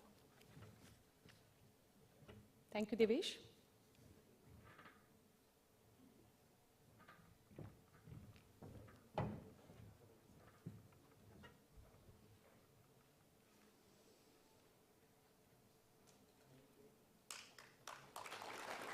Thank you, sir. Now I request you all to proceed with a tea break and request everyone to gather back prior to 11:30 a.m. for commencement of panel discussion on theme 4, Fostering Financial Literacy for Sustainable Retirement Planning. Thank you all. हो गया? तुम पहले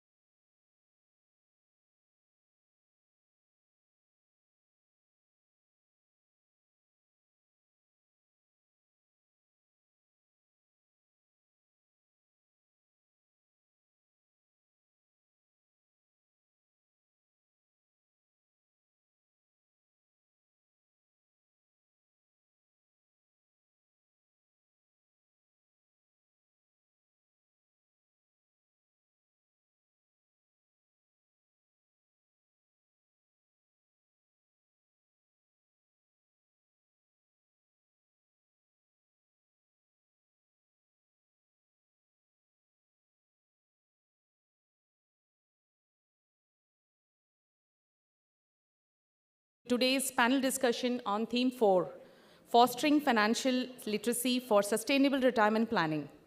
We are thrilled to have you with us, whether you are here or in person or joining us virtually.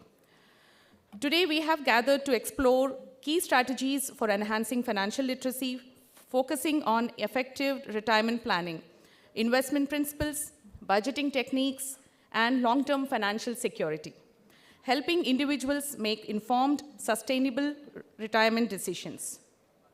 Before we dive into the discussion, let me introduce our esteemed panelists who bring a wealth of knowledge and experience to this conversation, with a request to kindly join us on the dais. Ms. Mamta Shankar is a distinguished officer of the Indian Economic Service 1993 batch. Prior to her current role, she served as Senior Economic Advisor at the Department of Food and Public Distribution, Ministry of Consumer Affairs, Government of India. Ms. Shankar has held several key positions across various ministries. She holds an MPhil in International Trade and Development from ITDC JNU and also an MA in Economics from JNU. In addition, Ms. Shankar has successfully completed numerous in-service training programs both in India and abroad, further enhancing her expertise in economic development and policy. She is also the chair of the session. Welcome, ma'am. Dr. Simrit Kaur is a professor of economics and public policy and currently serves as the principal of Sri Ram College of Commerce, University of Delhi. Previously, she was a faculty member at the University of Delhi, where she taught courses in economic theory of the firm, macroeconomics, and public policy reforms. Her primary research interests include climate change, agriculture, and food security privatization, and public-private partnerships, and competition and productivity. Ma'am, we welcome you, please.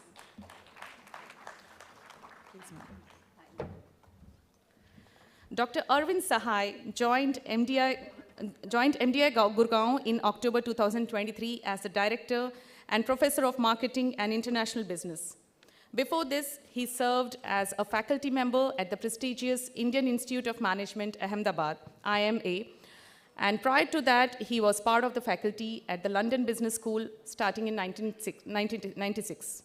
His academic journey culminated in a PhD from the University of Texas at Austin, completed in 1996, which laid the foundation for his distinguished career in academia and consulting. His multifaceted experience in both research and industry makes him a sought-after thought leader in the realm of marketing and business strategy. Sir, we welcome you.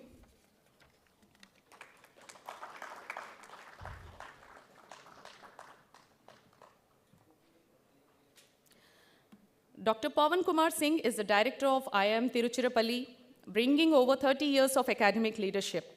He has previously served as the director of MDI Gurgaon and director in charge at IIM Indore. As a seasoned academic, he has mentored nearly 20,000 professionals, guided impactful research, and offered consultancy across industries. With a robust research profile, Dr. Singh has authored numerous publications and presented at over 75 national and international seminars. We welcome you, sir. Thanks, sir. Dr. Ashok Banerjee is the director of IIM Udaipur, bringing a wealth of expertise in finance and accounting, a chartered accountant, 1987, and a PhD holder. With extensive experience in financial research and education, Dr. Banerjee has played a key role in advancing management education and promoting innovation at IIM Udaipur. We welcome you, sir.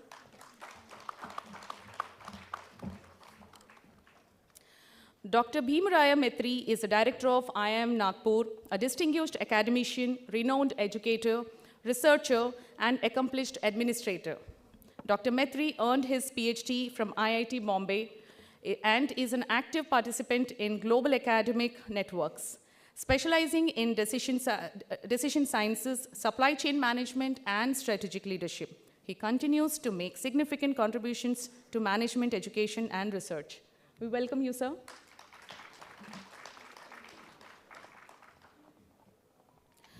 Shri Sujit Karthikeyan is the Director at the Department of Financial Services, Ministry of Finance, Government of India, an MPA graduate from the National University of Singapore. He is an Indian Economic Service 2010 officer and holds a NET with JRF from UGC. He participated in the Financial Stability Board working group for G20 countries from 2018 to 21 and served as Deputy Secretary at the Ministry of External Affairs for G20 meetings. He is also a Government of India nominee director on various boards, including IFCI Limited, an author. As an author, he has published books and contributed over 65 articles to leading journals. We welcome you, sir. A big round of applause for our panelists.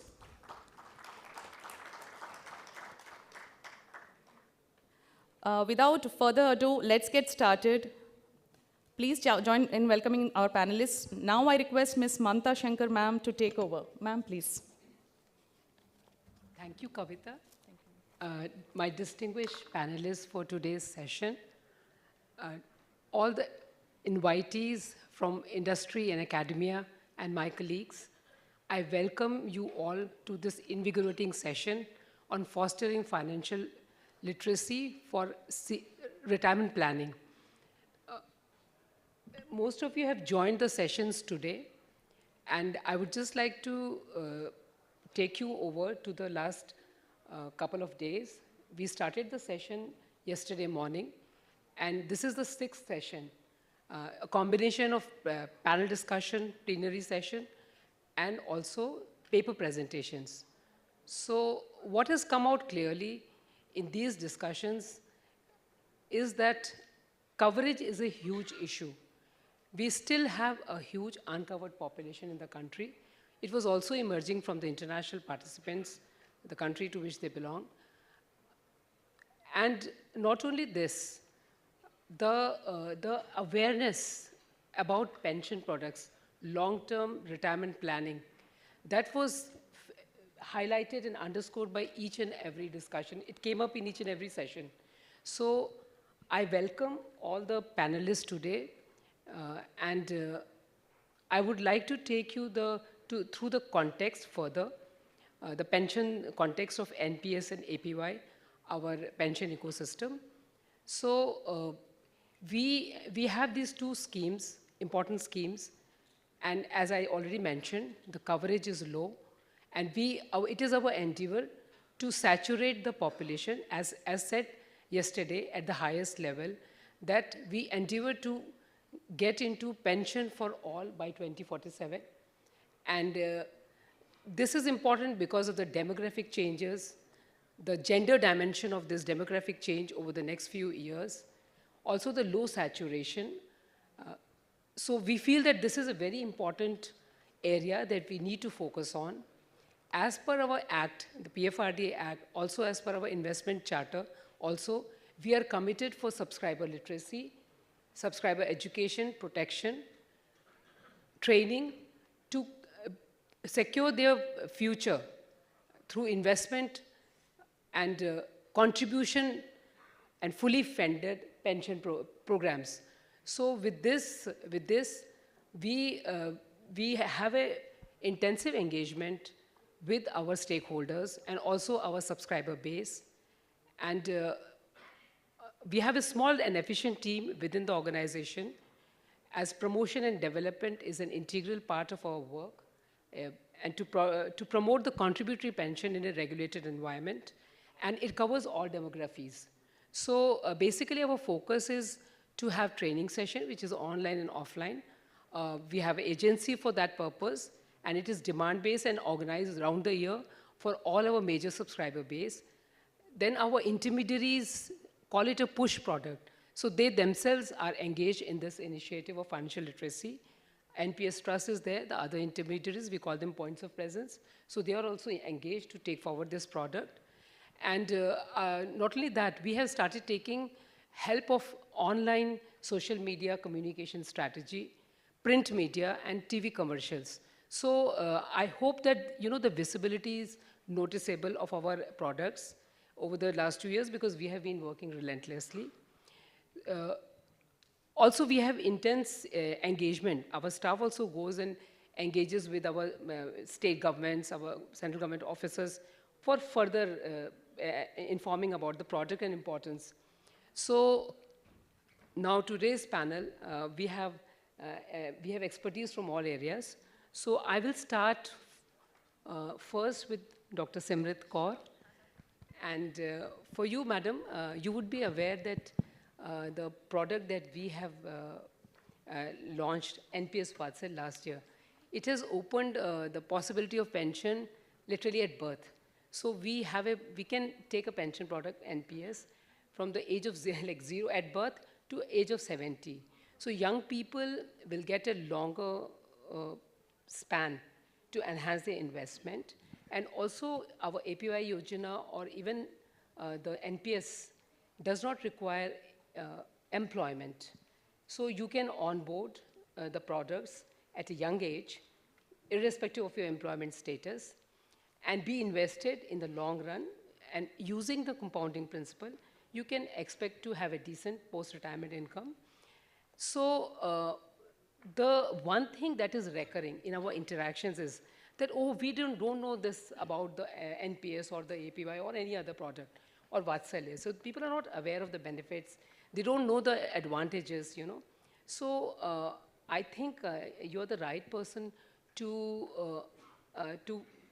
tell us how do you incorporate it in your educational environment, because you deal with the young adults, very bright young adults, and also kids who are just coming out of school. So, you know, how can we focus on school curriculum or the university curriculum?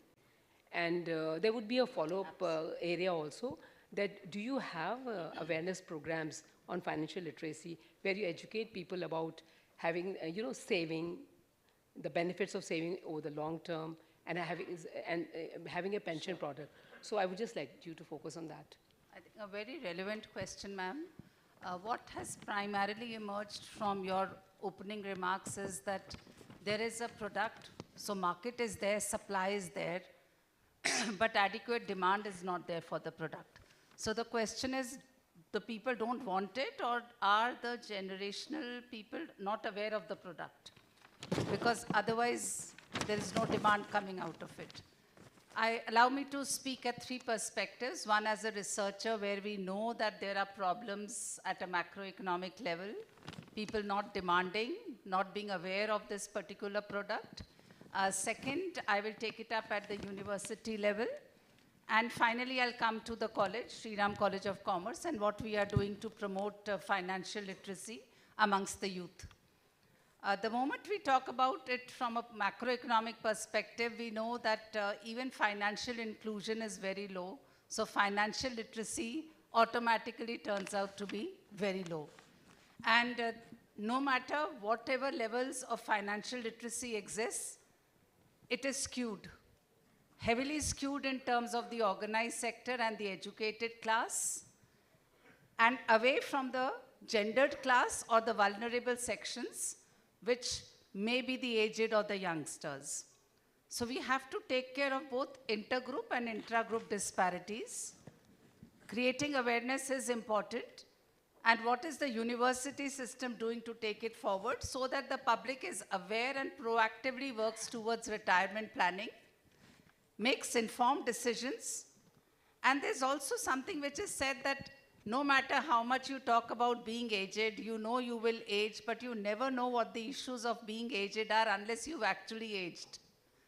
It's something like sitting in a 5-star hotel and then talking about what poverty is and what it is about food security and staying with hunger. So each one of us, including me, we know that it is important that we are saving for the time when we are going to age, but not realizing the disruptions and the discomfort which just being aged has. If you're not financially secure, it only adds one more layer of complexity to it. At the university level, there are several courses which are being floated, and something which has come up in the national education policy, ma'am, it's a proactive step, that students even of chemistry and biology, if they want, they can take up value-added courses like financial literacy. So it's not that if you're a science student, you are debarred from taking up things such as social sciences or history. Financial literacy is one of the value-added courses which is very high in demand at the university level. Another important aspect is it gives you the flexibility of getting enrolled in one college but attending the classes in another college. So you can enjoy the benefits of the best teacher, the best product wherever it is made available. At Shriram College of Commerce and at FMS, where I am coming from as a teacher, I was there. MBA students are very well aware. I think they have papers on finance, behavioral finance, and concepts like risk management, risk attitude towards risk. All these are terms which are used on a day-to-day basis. So it's an aware group that we are talking about. But nonetheless, no matter how much they plan for their retirement, we have seen that because of whatever reasons, their conspicuous consumption levels are very high. As a result, they are more into spending today rather than saving more at a later point in time. Their absolute savings might turn out to be more because their income levels today are high. But the question is, what about your marginal propensity to save for the future and your average propensities to save? At Shriram College of Commerce, we are basically specializing in 3 streams: economics, commerce, and management. All 3 streams on a daily basis, concepts of pension, finance, management, behavior, it's a daily routine for them. So fortunately, the group is an aware group. But we have disparities within this. And we also have societies, ma'am, where the students are self-driven to call people and promote. We have Vitshala, we have Financial Literacy Society, we have Dalal Street. We have students who just trade virtually with a given particular combination of assets. There are competitions which are held. And also pleased to inform that at the university level, there is a Financial Literacy Committee, and I'm also a member of that committee. Primary objective is to make financial literacy, people being more aware and understanding the assets, not just for today's benefits, but primarily for your retirement planning as well. Thank you. So one follow-up question Yes, please. from you. I mean, there's a gender dimension to this. Absolutely. So while our Atal Pension Yojana has a very good gender balance, we have about 54% women participants in our scheme. The NPS, there is an issue. So there the participation of women is low, around 20%. So how can we, these women would be educated and in the workforce. So how can we promote, this gender dimension in our product? I think it's very important to understand that the educational attainments and awareness has to be more targeted towards the women's section. And there are also cultural inhibitions wherein the women per se are not supposed to be taking financial decisions on their own. And in a family, if a woman, and I've interacted on a personal basis, and I have some papers on gender inclusion in financial sector, there is so much of a social pressure of not taking a financial decision even though you might be earning. So these social pressures have to be changed, and I think the most important aspect over here would be creating education and awareness along with it, and making them understand that women being a gendered concept is also more vulnerable. How do we address these issues? Some of the products are very nuanced products, and the moment these products also have an AI dimension to it, or a technology adaptation or analysis of data, because you have to understand the time present value of future series of income, how you have to smoothen your consumption pattern over the years, and especially when the women are coming from unorganized sector, when they're just meeting their day-to-day, talking about these high-level things, they think future is far too away. So awareness generation and targeted interventions, not just by the government, but by the NGOs, and most importantly, people like us who are in institutions, educational institutions. And I would also like to say, we women, when we are also as an independent director of several companies, we must ensure that the CSR activities, in addition to being generalized on health, etc., should focus on educating the women for her future retirement planning. And if such focused, targeted interventions are there, hopefully in the near future, we are going to see a growth rate which will be much higher than the historical growth rates of women participating in retirement planning? Thank you. Thank you so much for all the initiatives that the college is taking, and especially the self-driven student community, and your suggestions on the, on the women agency and ownership of her financial resources. Yes. So I turn next to Dr. Maitri, and Madam just said that though she's passed out of FMS, she was a faculty there, in a premier MBA college, the students have the awareness about financial products. However, they are not, the behavior is not, reflective of that. So, when MBA students, there is a challenge.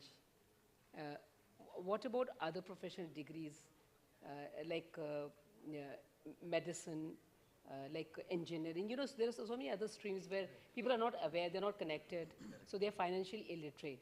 So, so my question to you is that in addition to what the Shriram College is doing, what are the IIMs, their take on this?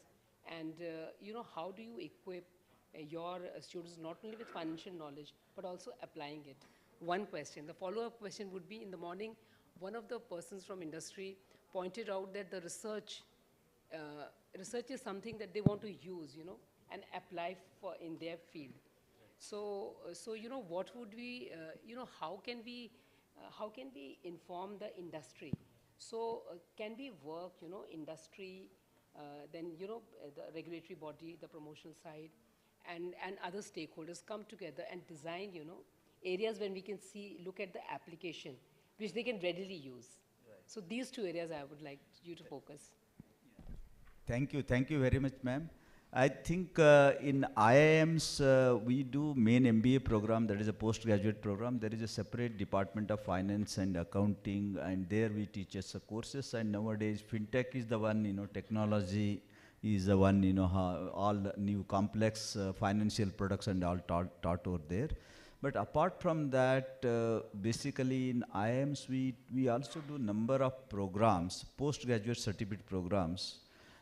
We have 1 year PG program, and the industry people every Saturday or Sunday 3 hours they attend. Such programs we do for the industry, say for example fintech program and finance for non-finance training programs.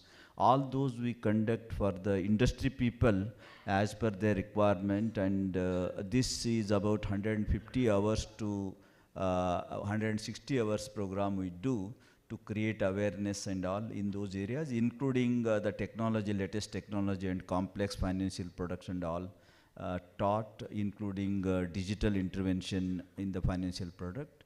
Plus, most important, other than IIMs or even premier institutions, many colleges, as ma'am said, in Shriram College, Government of India has come out with the mini and micro credential courses as a part of National Education Policy. And students, even though having a background of history or even English, graduating in any arts, commerce college and all, so they will also be given some such financial literacy courses, and it is as a part of vocational courses, even from as per the NEP, since 6th standard onwards, some courses are taught in vocational courses, and it is a choice of students. They can choose n number of vocational courses, and financial literacy is one, technology literacy is another one, and they can make use of those, and they can get the employment even before graduation, after post-graduation. So n number of courses as a mini and macro credential, just it is in the circulation for the input from the University Grant Commission. And there are many number of such courses are already there, and even not only education institution, higher education institution floating such courses, it is also permitted the best premier companies in India, say companies like L&T, Larsen & Toubro Financial Services is there, many such companies, even Oswal, all such companies are also eligible to float the certificate courses, and students can take the courses and their credit will be counted for their degrees. And plus, apart from these companies in India, MNCs, select MNCs also permitted by National Council for Vocational Education and Training, they will approve the courses for all the industries, and they can also teach such courses because they have special services of finance services. All those such companies can also float a course and practical input they can give. So this is what Government of India as a part of NEP, lot of flexibility is given, and I'm sure here onwards, till date it was not there. So once this, already it is approved by the Government of India, now these courses are going to come, and as a part of that, financial literacy may come into picture. This is one part for the majority of the part of India. But if you look at the rural India, so urban it is fine, educated people, where people have gross enrollment ratio, Tamil Nadu is 48 and even Kerala may be almost same, but all other states average is some 28, 29. Those who are not gone to school, for such people, self-help groups. I think Government of Maharashtra has come out with some scheme, and IIM Nagpur is partnering to train such people through our IIM Nagpur Foundation for Entrepreneurship Development. So those who never gone to school, such people also how to provide the, one is a compliance part, they do whatever they do, some small nano entrepreneurs we call them. Plus also we provide financial literacy so that they can make saving and they can expand their business from startup to scale up. So such areas through our Section 8 company we train them. Thank you. Just one more follow-up question from you. Yeah. You have this placement season at least once in a year. Yeah. Sorry. Yeah. Sorry. So you have the placement season at least once in a year. Right.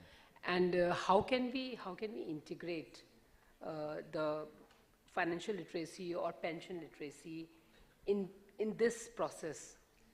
Because we have the points of presence, and they would get a group, Right. a useful target group to address and educate. Right. So do you think there's a need to integrate this process, or we should approach the campuses during the season? I think it is a great idea. 2 days kind of workshop can be conducted across the, the maybe first year or second year, irrespective of placement, to create awareness, because depending upon the, for example, in IIMs, mostly they are postgraduate students, and almost 30–40% students take a loan, and after 2.5 years they have to repay the loan. And for them providing this input, I think definitely it will make beneficial to them, and also it creates some kind of awareness. Many of the students are coming from engineering background, and they will not be much knowing about finance, except those who are specializing in finance, and some fundamentals they understand. But this pension scheme and all, probably this will definitely a great move and great initiative. And IIM should be open for that if we collaborate with your organization. So thank you. With that, I turn to Dr. Singh. So you are an expert in HR, and NPS, we are also onboarding corporates. So in the private sector, in the employer-employee relationship. So where the employer also contributes towards the NPS and the employee as well. So in this, in the private sector, we have a huge increase in number of corporates onboarding and getting registered under NPS. So the number currently stands at 20,000. And they have several multiples of employees in these corporations. However, we find a difficulty in adaptation by the employees within the organization. And sometimes, we find that we are asked to communicate with the HR cells, and the HR cells are not equipped to give adequate knowledge about the, retirement products and how to evaluate the choices by the employees. We feel there's a gap, and our teams are very small. So it becomes very difficult to scale this work. So, on the other hand, we ourselves nominate our officers to various training programs, and we see that there's an option to do leadership program, meditation, well-being, mental health. All kinds of programs are conceived and conducted for HR. So do you think it's time that HR is given adequate training to be able to, engage in choice by their employees once they join an organization and once they are in a leadership role. Thank you, madam. Respected panelists and my dear all colleagues, friends in the audience, I'll take your question with a great responsibility. And you said I am HR expert. I'm a HR student, basically, trying to understand the nuances of managing a human being. But if we see your question and the title of this discussion, and let us say what I have to say, first of all, allow me to read this topic that is already written in black and white, Fostering Financial Literacy for Sustainable Retirement Planning. I'll just read it with a little tweak, that fostering literacy, especially with reference to financial literacy for sustainable retirement planning. So focal point is basically literacy. And you raise this question, especially from NPS angle and especially from corporate sector. I'll take that also into account while speaking my views on literacy connected to pension. Number one, this pension word, basically, it should lead to a thought process where we are not only trying to capture the concept of higher standard of living at the, let us say, fag end of life, but also a standard of life. Because from brahmacharya to grihast to vanprasth to sannyas, when we move, as I understand, from, let us say, coal to bronze to silver to golden phase of our life. So I describe retired life, with God's grace, if health is intact, retired life is the golden part of life. And when we talk about pension, we must inculcate this kind of, let us say, understanding. That is about the qualitative dimension of life. A standard of life, rather a standard of living. And as I understand, a standard of living is only a subset of a standard of life. Otherwise, Akbar Allahabadi said in his one sher that hum kya kahein ahbab. Ahbab means friend circle.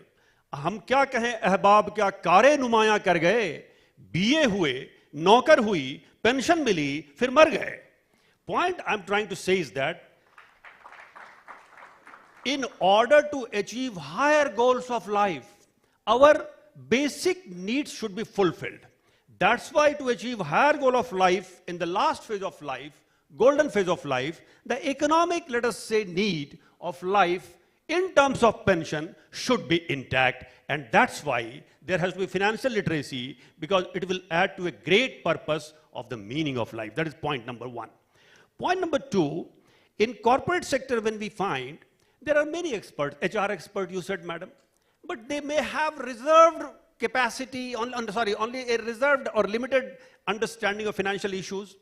But who says that an individual is supposed to know more and more? We corporate persons should understand that in leadership issue also you said, leaders should not know everything in life, but leader should know in his team who knows what. So top leadership or HR leadership once knows that we have a team and they know the financial nuances, they can fully use the capability of the team. Because leader is not supposed to know everything. Leader is supposed to integrate the knowledge base of the entire team members. That is point one. Point number two. Point number three is that one take away from this conference, for me, as say humble director of IIM Tiruchirappalli, would be that in our institution, we have been doing such literacy program for those who are on our permanent role, or let us say on contract role at officer level or at ministerial employment level. But let me tell you and confess before audience, within next 60 days, I will also do literacy program in my institute, which would not have happened had I not attended this conference. What I will do for those who are contract employee in securities, in housekeeping, those who are cleaning our toilets, that I will do. That trigger would not have come to my mind had I not attended. So thankful for that.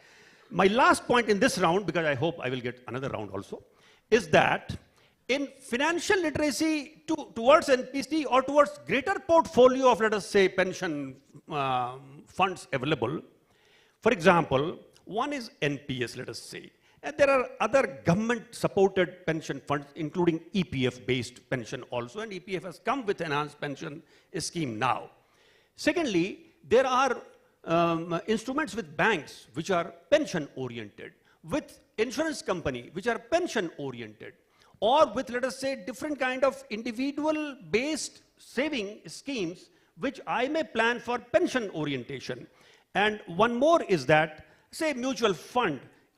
If I have long-term sustenance and capacity to invest in mutual fund, it may also lead to certain kind of economic base for, let us say, my survival and excellent survival at that phase of life. So there has to be long-term goal of each individual, and literacy program should focus who are you, because after all, education should serve the macro purpose, but individual is also a world in himself or herself.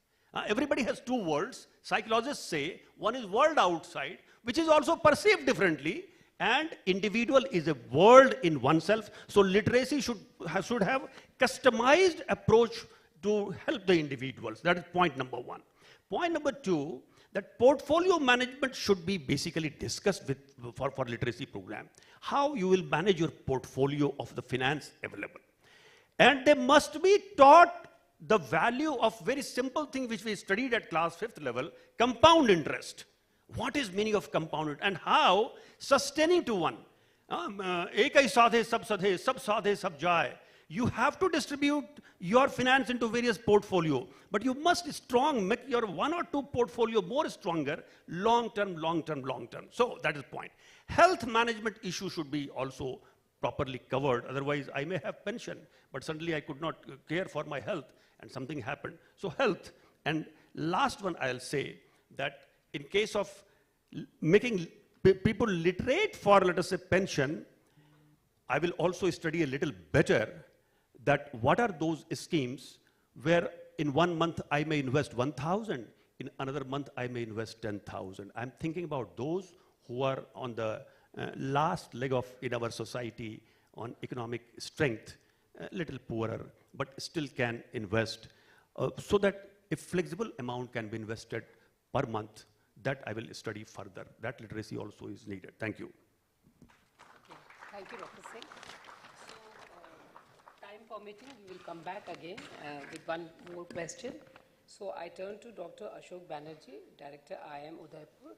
So I have the specific question that came to my mind was again related to our product, which has investment choices available to the subscribers, both in the government sector and corporate sector. So our subscribers, but they generally, there's an inertia, or they are not exercising the choices as frequently as is made available to them. So pension funds are not changed, or maybe the investment allocation towards asset classes, that is not changed.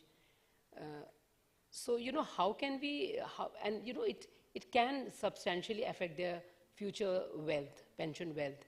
So what do you think we should be doing about, because one is about coverage, one is about adequate investment pattern and allocation, asset allocation. So how can we really, educate them about this? Yeah, so I'll move beyond, the realm of MBAs and universities. There's a vast number of population out there who may not have the privilege of having education at the elite institutions.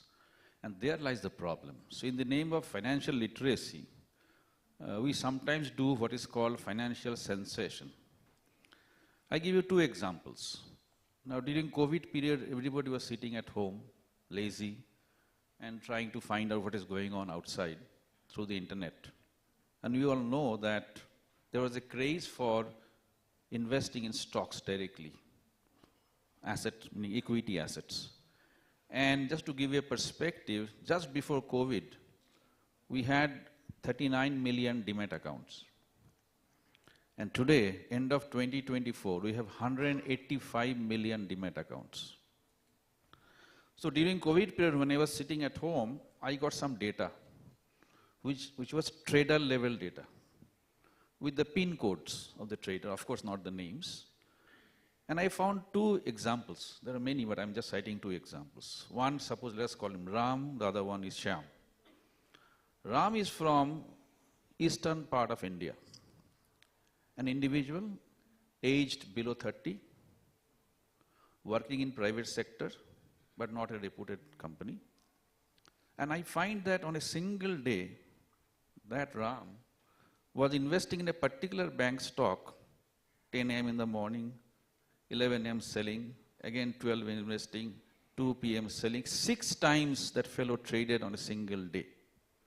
And at the end of the day, when I found out what is the P&L, that fellow made loss. So that is Ram. And there's a Shyam in Udupi, southern part of India. He is also trading from Udupi, but he made money. So some people told me, you know, financial literacy is deep in south and is not that much in the east, but everybody has now access to the apps.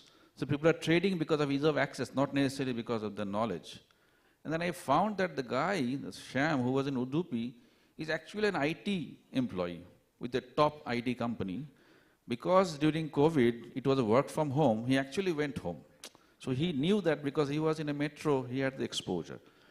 So newspapers captured those stories. You know, so today we have 185 million demat accounts. The trading volume of retail investments in the market has gone up.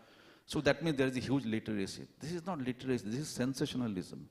I think the role that PFRDA, academic institutions have is to de-glamorize this financial literacy. So one is this access through technology that has created, you know, kind of vitiated the atmosphere. Second is social media. We know that many organizations engage fin influencers, and they go to social media and missell. They give sometimes wrong advice. So our role as informed citizen is to ensure that we tell people that financial literacy is a serious business. Financial planning is a very, very serious affair. And there I have a formula which is applicable for everybody. I call it algebra of wealth, which says that every individual has an end. You know, earning is a means to achieve an end. We earn today for an end. And suppose the end is called economic security. Now, how do you achieve the end?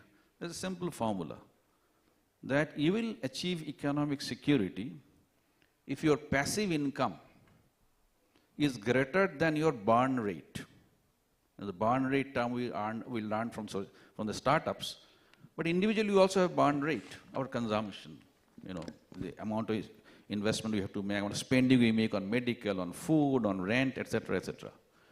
When our passive income which we earn not by working, exceeds this burn rate, that is when we achieve economic security. Now everybody should try to achieve that, you know, income being more than the burn rate. And once you achieve it, you may even stop working and do something more meaningful. But one needs to earn first to get to that level of economic security. Now how do you do that? It's a very, very scientific approach. And it says that if you want to achieve that economic security sooner, because sooner is the better, you can pursue other means, you have to concentrate on 4 things. The first is called stoicism. That means you should be temperate, you should not overspend when you are earning, you should moderate your expenditure, have a decent life. Your lifestyle should not be lavish, which you cannot support later. That is called stoicism. Second is focus. Focus meaning during your working age, please earn. Earning is not bad. Generate as much income as possible when you are capable. That's called focus. Be attentive, focus, study, perform well. Third is time. Because if you focus and earn better, you will have greater time, which Professor Singh said, of compounding, the effect of compounding. Because if I earn more than my spending now, I can save, and given the time, longer time horizon, I'll have a greater wealth, hence economic security. So time is important. If I get less time, I started earning at the age of 50, you know, I will not be able to create that much of wealth. So third is time, and fourth is diversification. That's what the madam was saying, that you diversify your portfolio, don't put everything in one particular class of assets. We saw some research papers today before this 60-40, there are several ratios, debt, equity, and then you reverse it. First you start more on equity and less on debt, and then reverse as you go up in your maturity. So NPS offers those kind of options, but people don't think about it. You should think about it. So that is called diversification. So stoicism, focus, time, diversification. These are the 4 factors which will ensure security. Our responsibility is to ensure that we tell the citizens of the country, the younger lords, that everybody should do it. It's a serious affair. Don't get carried away by glamour. Don't get carried away by success stories, because there are failures also. You should be aware of the failures. Thank you. So, I have one more question. It just relates to your algebra. So, how far do you think that the digital literacy can help, and can help this awareness to Ram and Shyam that they should move towards pension rather than, stock trading or whatever, risky behavior they were displaying post-COVID? Yeah, so one is access. So through digital literacy, we can provide access to people. Today there are a lot of online courses available which people can do at their own pace and time. They need not do it at a particular point in time. And because it is easy to use, today a lot of information is available. If I want to find out which are the top 5 schemes or mutual funds, I can find it out. Every such digital platforms have created a university of their own. So if you go to their platform, you'll find an icon. And they really describe. But problem with us is we prefer, as I said, sensationalism. And there are papers in finance, in marketing area, that when the ad is very catchy and easy to understand, even the lazy people get attracted. And they make a decision without effort. What I'm saying is that financial literacy requires an effort from the investor side also. And sometimes tech creates a shortcut for this effort. Thanks. Now I move to Dr. Sahai. With your expertise in behavioral change communication, I would just like to hear from you that in a pension product, there is no tangible immediate gratification. The benefits will be derived much later, So as Madam was saying in the morning from Kerala, that, a 16, 18, 20-year-old thinks that he will never be 60. Huh? So, how do you establish a brand, which doesn't have immediate gratification? How do you, stimulate the brain center, neurologically, when it cannot stimulate?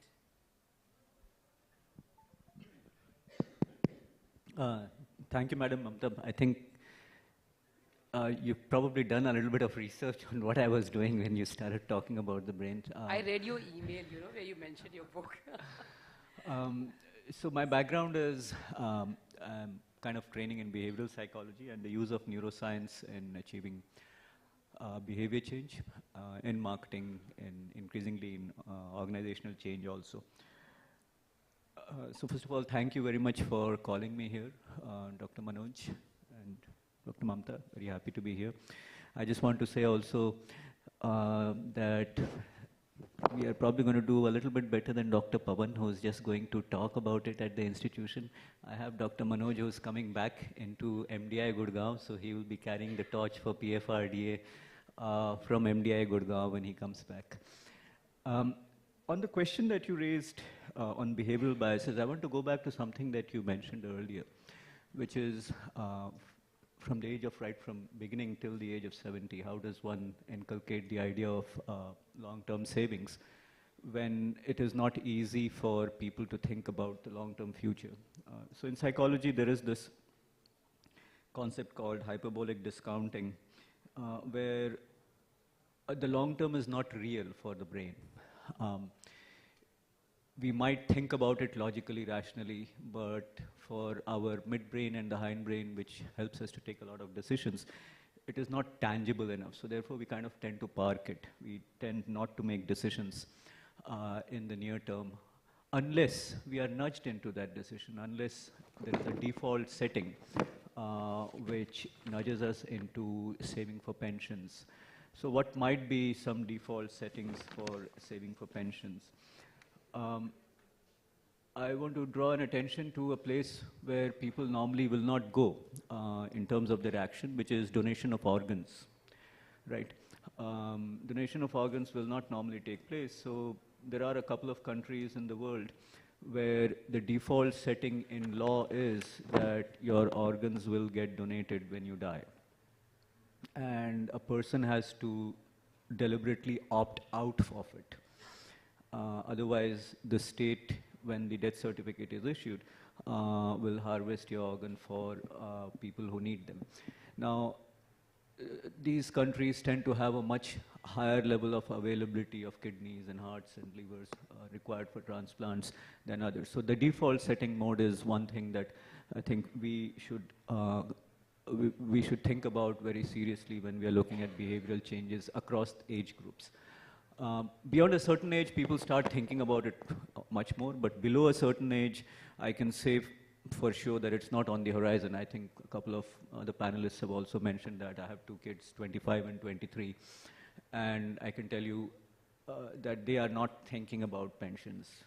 Their mother and I, we push them to think about it, to invest just now, and put some money in PPF and so on. So both of them are doing PhDs, not yet in work, so PPF is one place where they can do.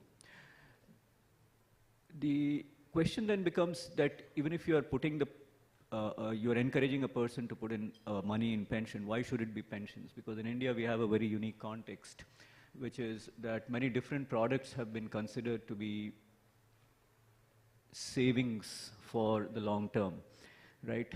Professor Ashok here was mentioning the idea of I have earned enough and now there is I have enough in the kitty, so I don't need to work. Now, in the Indian context, that enough in the kitty can come from PPF, it can come from many LIC products, it can come from contributions to NPS or APY. There are so many different ways in which it can come.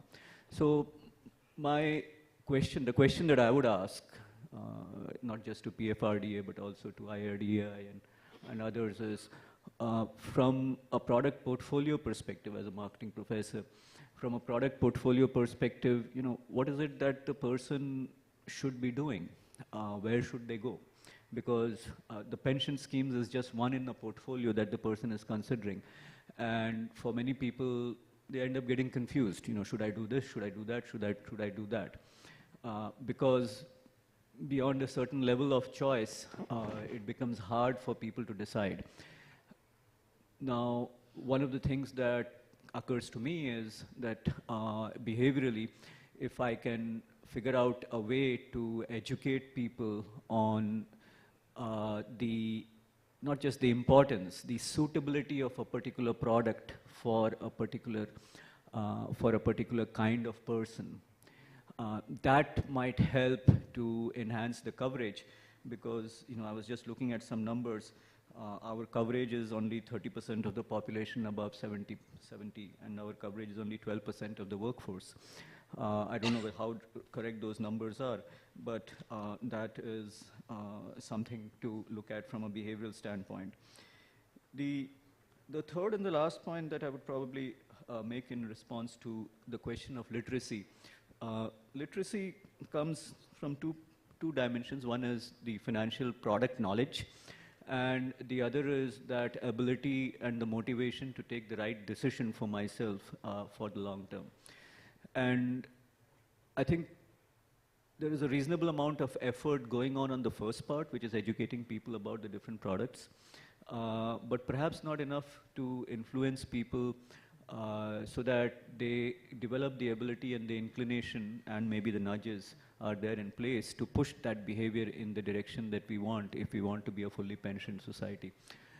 Of course, with all the current uncertainties going on in the world and the tariffication by Mr. Donald Trump and so on and so forth, I sometimes think that we may all end up having to work for a lot longer than we intend to. So we'll have to work harder to earn our pensions. Thank you very much. Thank you. I'll come back with one more round, but before that, I will. My last panelist is Mr. Sujit Karthikeyan, and the youngest in the panel.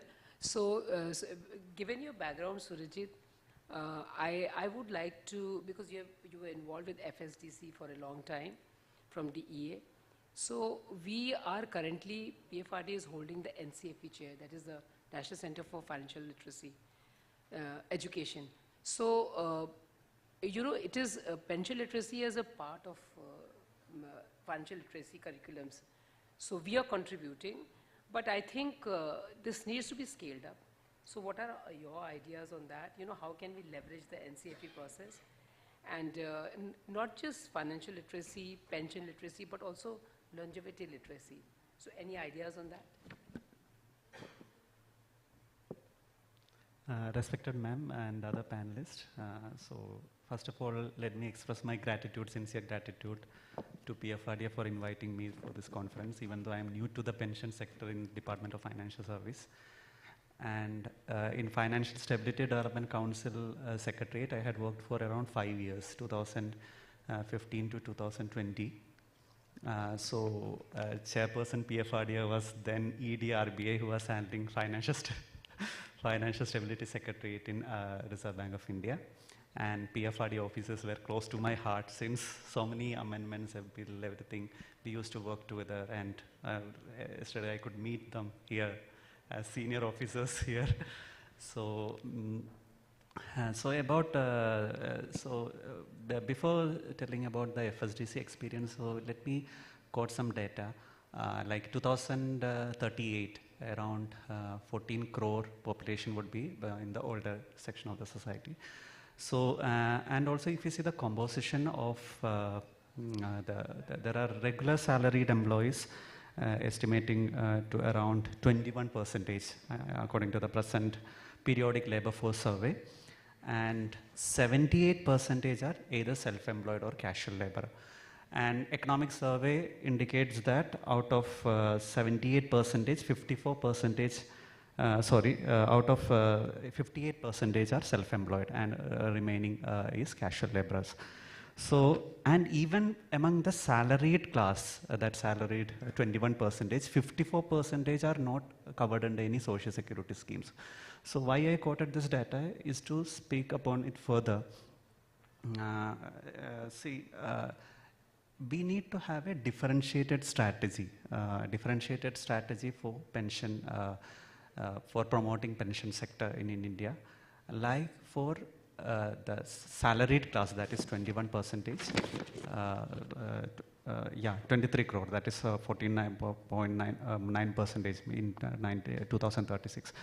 And the self-employment casual laborers, there should be differentiated strategy. Like for regular salaried class, there should be some sort of innovative pension products and other system which we could develop. Experts in our department, PFRDA and other experts, they could develop innovative products for that particular sector. Whereas for the casual labor segment as well as self-employment segment, we may need to have a more government-oriented approach. So let me speak about FSDC and all those. There is a technical group of financial inclusion and financial literacy, which is one of the working groups within FSDC subcommittee secretariat, which is chaired by Reserve Bank of India Governor. And there they used to get discussed in this forum, and a lot of awareness activities are conducted by each of the regulators. I understand from ma'am that now PFRDA is chairing this FSDC, NCF, National Council for Financial Education, and a lot of curriculum also, a lot of activities has been done in that sector. But then my feeling is that government should be more involved in the process. Government should be more, as well as regulators should be more involved in the process. There should be some sort of national mission on pension, like Jal Jeevan Mission, there is a water mission. Jal Shakti Abhiyan, that too relating to all those ponds, rivers, renovation of all these ponds, rivers. National Mission on Clean Ganga, there is a mission. Like, it is high time that we should have a national mission on pension, which I mean to say that the self-employment and casual labor, see, when I was in Department of Economic Affairs, I had a different perspective. When I joined DFS, I understood the practical situation. Like financial inclusion activities are steered by Department of Financial Services. And I used to get opportunity to visit border villages, Buxa district of Assam, and recently Ripoi district of Meghalaya. So there, every month, this financial inclusion scheme gets reviewed at the level of secretary. And now, if you see PMJDY, Jan Dhan Yojana, we had around 50 crore, PMSBY, PMJJY, 20 crore each. Whereas in the Adult Pension Yojana, it is around 8 crore. So I had the opportunity to speak with the villages, that aspirational district. Because aspirational district, you might be knowing that there's so much backwardness there. So if you do a speech also, they might not get convinced. It is very difficult. Because yesterday in the session, I heard about how the public infrastructure could be ensured. Dr. Sahu sir was telling public infrastructure to ensure that financial literacy gets percolated to the downward level. So there, so in the SLBC, if you might be that public sector banks, they are the key role in financial literacy, financial inclusion. Let me comment on that. Because PM Jan Dhan Yojana, around 95% of the PMJDY accounts are created by public sector banks, and they do so much awareness activities. For conducting an awareness activity, they need to at least offer a tea or anything, and then they need to collect the cash, and the precious time of getting business for the public sector bank is getting affected. And they are doing a lot compared to the private sector bank for this financial inclusion, financial literacy activities. Along with PFRDA, their initiatives are also important, that we reached 8 crore APY. So this is my suggestion on that particular, how we should ensure. That means government contribution should be more. Like there should be some investment for the self-employed and casual laborers. Like in UPS, there is a special contribution, 7.8 or something. That additional contribution. Like that, some sort of an additional contribution should be there, and it should be at the district. Some incentives should be given to the district administration for promotion of literacy activities. Maybe PFRDA can steer up, because NCFE, what happens is that there are so many regulators, and RBI and SEBI gets more weightage. I am not just blaming them, but then financial literacy and other activities there, because I have never seen a pension, some sort of a advertisement on some pension products, because I have seen so much awareness activities on investment in stocks and all those, like cyber security awareness I had heard. But then pension, maybe people, mentality of the present public may not be that much oriented towards that. So this, like ma'am, Grameen Bank ma'am and sir also told about that particular thing. Then there should be a differentiated package for aspirational districts and other districts. Because aspirational district, there should be some weightage, whereas for other districts, this thing. And thank you, I will continue later. So Surajit is already drawing the contours of the mission, which I think will come to us, as work. So, taking from your suggestion and mission or a national strategy, which is a very valid point, now I think we have little time left. And I really want to hear the panelists, esteemed panelists once more. So, there's a generic question or issue with us, and we want all of you to respond on that. So one is about scalability, like currently the coverage is so low. So, how to upscale. And second thing we have not mentioned, in the, when we go to those weak demographies, there is the issue of persistency. Like we have enough flexibility, we have enough flexibility in our product for the for any population subgroup, but this even with this flexibility, the people with the in the informal sector, they move out and they do not return back. So it is important that to provide any adequate retirement security, post work life security, they are persistent for a longer period. So this is a challenge. So these two challenges, like the upscaling, whatever you have said, each of you have made valuable points. So, how can we use it to upscale and how to make our subscribers more persistent? So I would like to hear all of you on this. Dr. Singh, se shuru kar. It seems to be like punchline round. So, yes. yeah. My humble submission would be that after all, we should understand the very basic purpose of pension. And as Professor Sahai also emphasized, I was also trying to emphasize in the beginning, pension is for individuals. Of course, the whole matrix appears to be macro, but at the end of the day, it is micro. So can we identify that how many various types of life one would like to lead? For example, some would like to lead a stoic kind of life with basic minimum support of economics. Economica, what was used in Greece for household economy. What is that minimum support I need? Somebody would like to live a life of, let us say, a stylist life. Would you like to lead a stylist life? Would you like to lead a stoic life? Would you like to lead a life which is also meant for supporting next generation? Because I could not manage my life like that. I have to support next generation. Paint a picture like that. How many types of life may be in the post-retirement phase? And how, let us say, NPS or going beyond NPS, different type of pension schemes, how they help leading that kind of life which you want to live. So let us ask the question of what kind of life you like to lead. And here is the answer for each one of us from angle of managing portfolio differently or from the angle of NPS. This is how my take is on this question. Thank you. Thank you, ma'am. Regarding scalability, I think unless we make the consumer aware of the relevance of the product, scalability would only be in the next phase. And we have not even crossed the initial phase of making them aware of the product and its relevance. Something which is offhand coming to my mind is, and since my first round was more concentrated towards the institutions, we are often ranked by institutions like NAC and NIRF on parameters which are teaching, learning outcomes and overall well-being.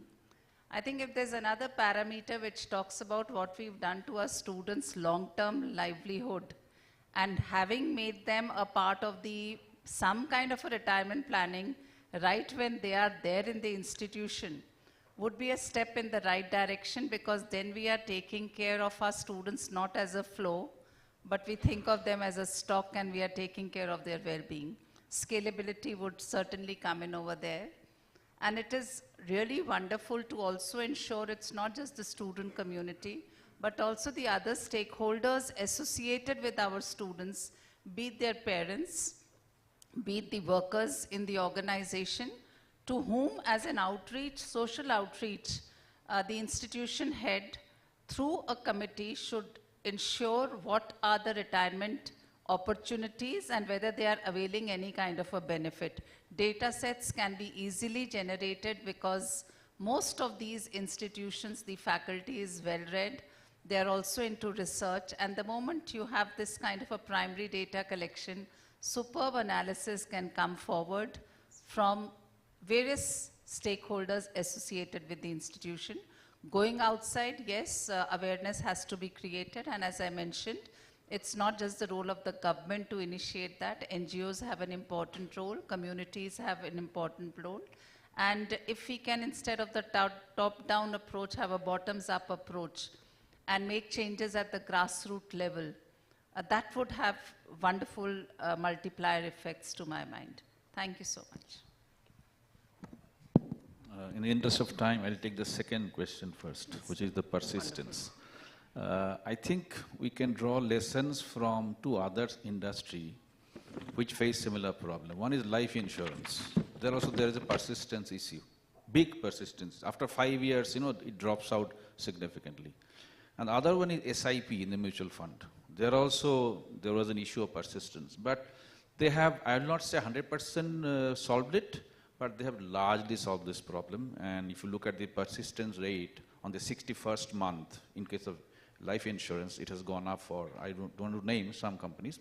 And similarly, some mutual funds have handled the SIP. I think, therefore, PFRDA can have a dialogue with them and learn how they have solved the problem of persistence. Yeah. I think, when I was in MDI Gurgaon, my kids were going to DAV school, and the moment kids join the DAV school, everybody has to open the account in bank. So that is how they started, and they should know how to do the transaction in bank. So I think school level, if we start for scaling, first is literacy, and they start operating, and some kind of collaboration. These all schools, and particularly the rural area, we have 60% of India lives in villages. All Jilla Parishad schools of respective states, probably if we introduce, and that habit will come, and automatically it will, from startup to scale up, it may happen.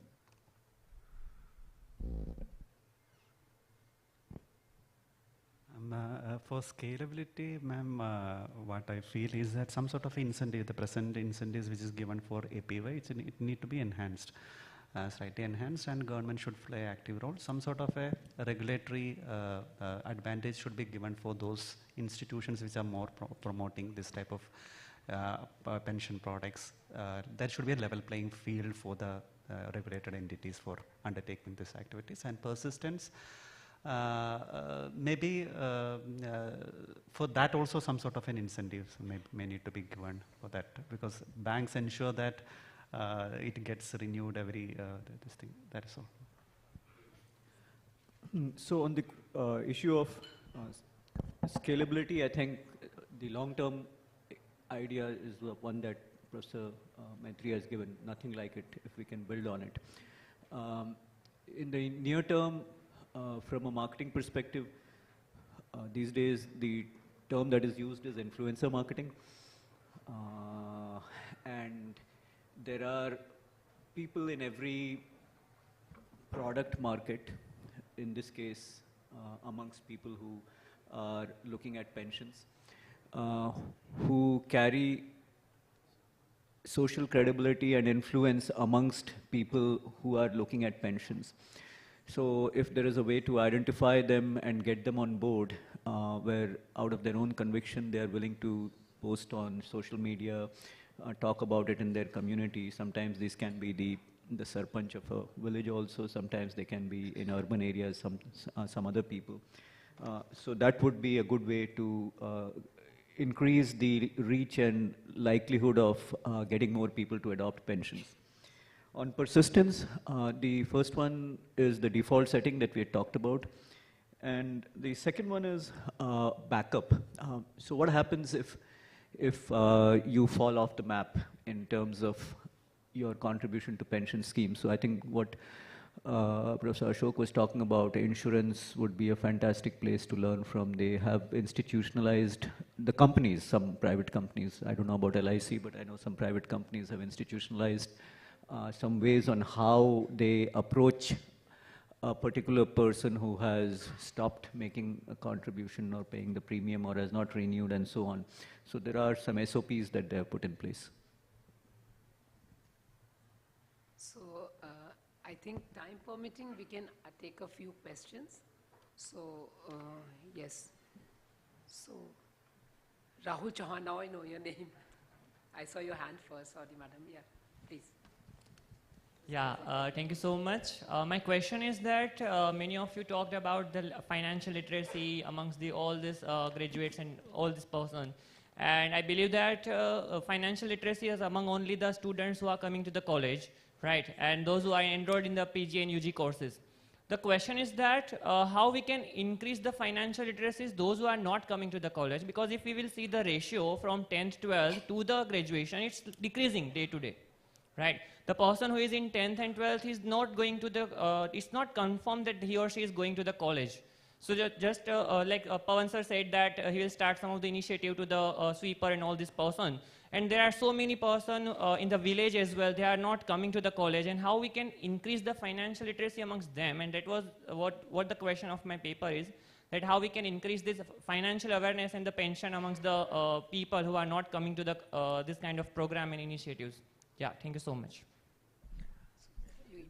I think, for example, government of Maharashtra, there is a government body called Yashida Pune. They have initiated a leadership program for all sarpanch in the villages. So Nagpur is doing villages where the population is more than 15,000. So we have started this March only, and all the villages sarpanches are trained, and there we are creating awareness about, not only how to take the benefit of all the schemes of government.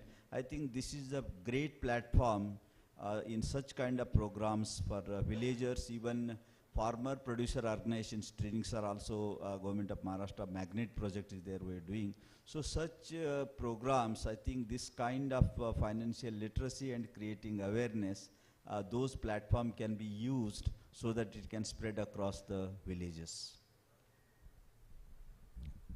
Yes. Good Thank you, ma'am. Thank you for the opportunity again. In terms of scalability, as you were taking opinion from all the people, then I thought that I can also share the scalability, how we can do and what we have practiced. When we are taking the pension schemes, particularly to the lower strata of the people, to certain level, as Sir was also saying that public sector banks were playing the major role, I can say that RRB is also playing the major role. And we take up, awareness level is there. Suppose we say, please join in Atal Pension Yojana, they say that what it is. If we say APY is there, why don't you join, they'll say okay. And many are aware the basic amount of 1,000 rupees pension is possible after reaching the 60, paying certain amount depending on the age group. But the problem is, they are not convinced. They are not convinced for making the payment. So for scalability, what we have done, they have to be convinced with the influencers who can influence them or changing their decision. For that, we try to convince the public influencers of the poor strata of the people. Particularly, we have taken the Panchayat President, we have taken the CDS, we have taken the ADS, we have taken the SRG leaders, and we have informed them how important to have their own money in their hand once they are crossing the 60. This is the way the scalability we tried at our level. That is on one aspect. Another aspect, Madam Smriti Kar Madam was talking about the financial decisions by the woman segment. I think being woman, I can express it, what to say, with all conviction. The gender, when we are taking, women are not sufficiently educated in all strata to take decision, and they think the male segment, they are having the better decision-taking capacity. And particularly in the women who are working in the banking sector, even they think, by and large, because always exceptions are there, they think that they know only the day-to-day transaction, what they are doing in the name of debit and credit. When decisions are coming, the macro level thinking are not there, are the reason and the mindset. And one more thing, whoever is taking the better decisions, we can leave way for them.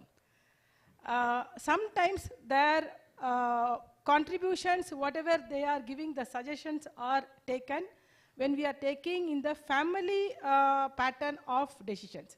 When we are coming for the macro level, as we are talking in the boardrooms, they are equally capable, and if opportunities are given, they will definitely express their decisions. Thank you all. Hello. Kavita just told me that we have run out of time and people are hungry and waiting for lunch. So, more questions, I can see hands up, and I'm sorry, but you can join the panelists during lunch and ask your questions. Shall we wrap up, or shall we give chance one or two questions? One or two questions. Okay. So, Hello. one question there right in front of me. Yeah, so Yeah, can I ask? Quickly. Yeah. So I'm Anand from NPS Trust. It was insightful discussion. My question is to Dr. Arvind. So for creating financial literacy, advertisements versus physical sessions, which one is more effective, or what is the right balance that organization should adopt?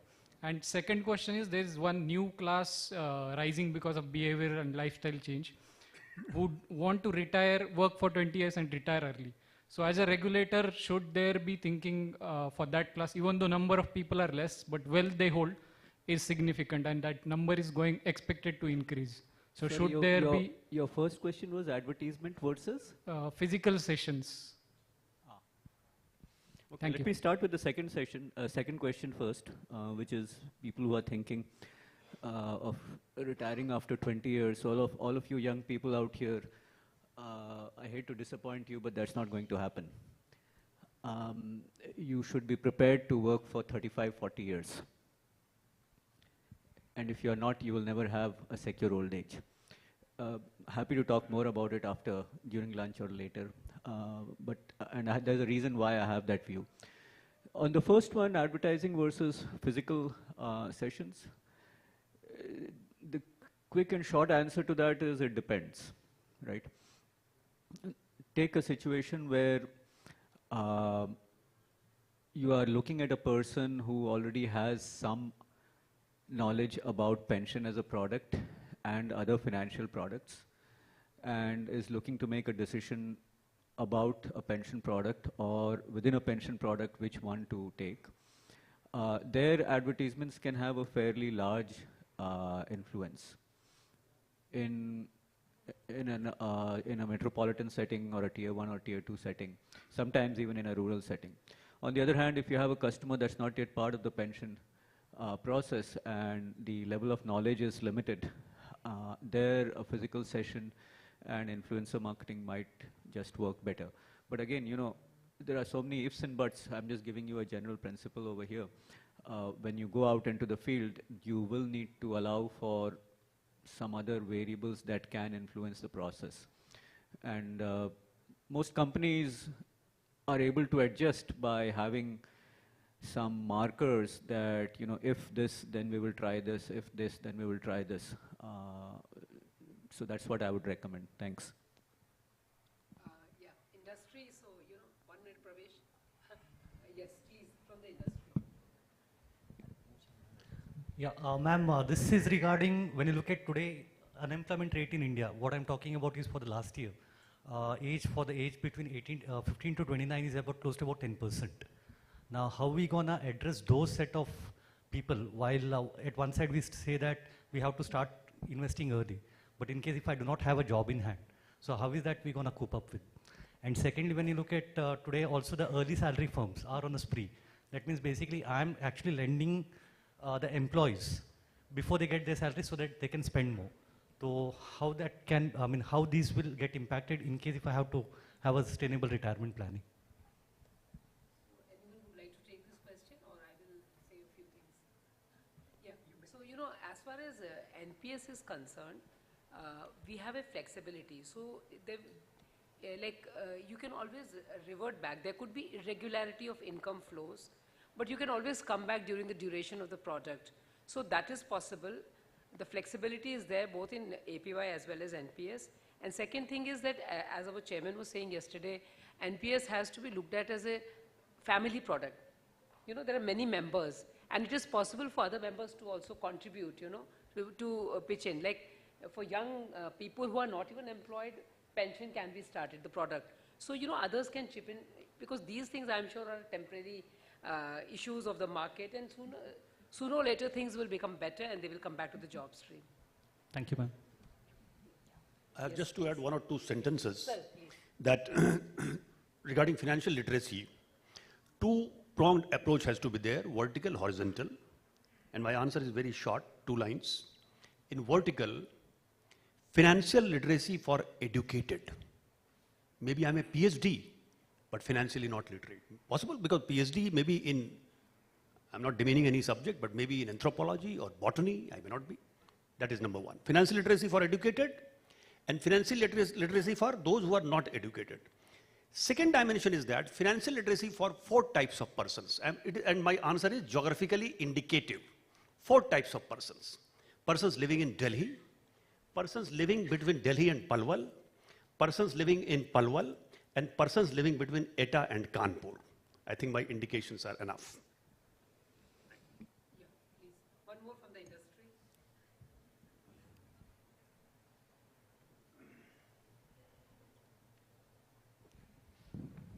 Thank you, madam. Just, I would like to know what kind of financial literacy has made Jan Dhan bank account so popular, while bank account is there in existence for hundreds of years. Because my background, I'll be interesting to know that, because my background is life insurance, where life insurance is existing for more than 150 years in India. What kind of literacy program we need to carry on? I have seen nationalized era of life insurance. I have seen post-nationalization era of life insurance, but in spite of having a lot of incentives for intermediaries, agents, existence of huge number of agents in the market, still life insurance remains a push-sell or for-sell product.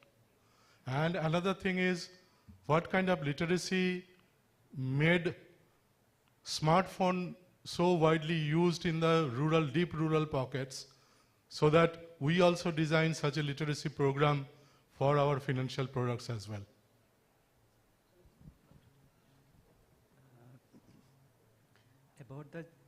About Janthan account. Janthan account, why people are opening Janthan account? Because they get all the government schemes, all the subsidies get released to that particular account.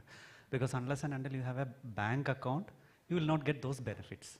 So that is the advantage, because that advantage you may not be getting in the insurance as well as pension sector. So that is the reason I suggested that there should be some sort of a national mission. It means government should play more role in this, because there should not be a crisis after 15, 20 years, where like in Kerala now, majority of the people are aged and they are facing a fiscal crisis also for this particular this thing. So that should not happen in the case of India. So that is the difference between Janthan this thing and this thing. Whereas in the case of insurance if you see, there is, in the case of LIC, there are agents, LIC agents. So they get some sort of a gratuity also. There is a agent regulation for the Life Insurance Corporation agents, and they get some incentives as well as, they're tied with that.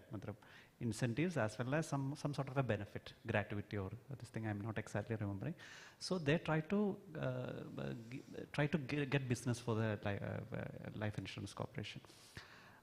So for pension, but there should be a national mission, that what I had spoken earlier. And the public sector banks, see, literacy,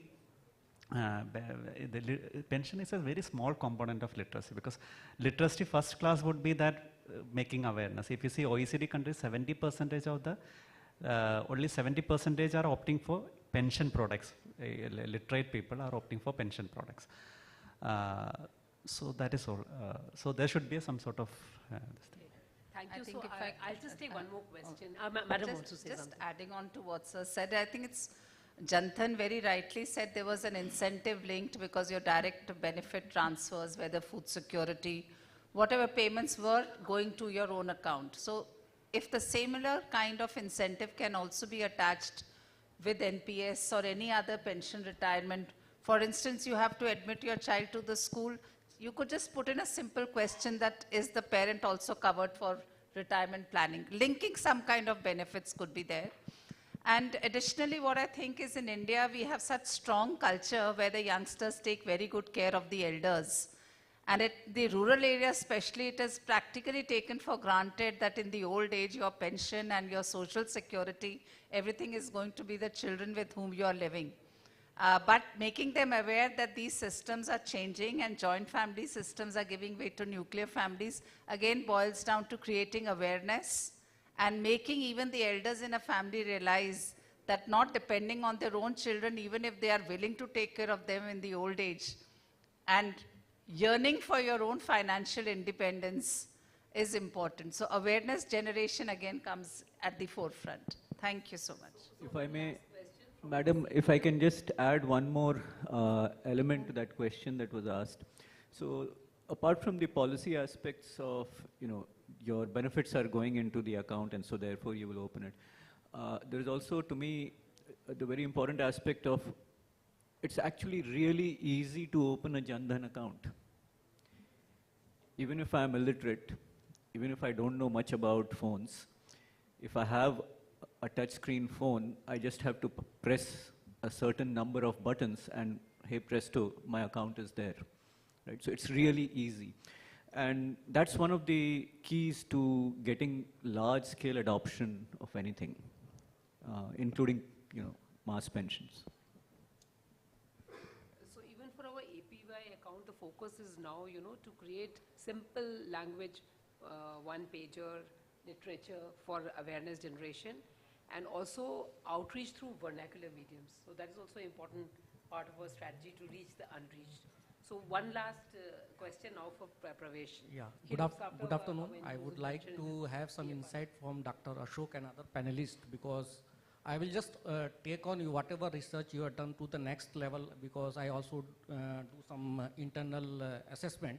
Post-pandemic, we have seen that Indian markets have given multi-fold returns, which ideally should have been achieved in 10 or 8 years.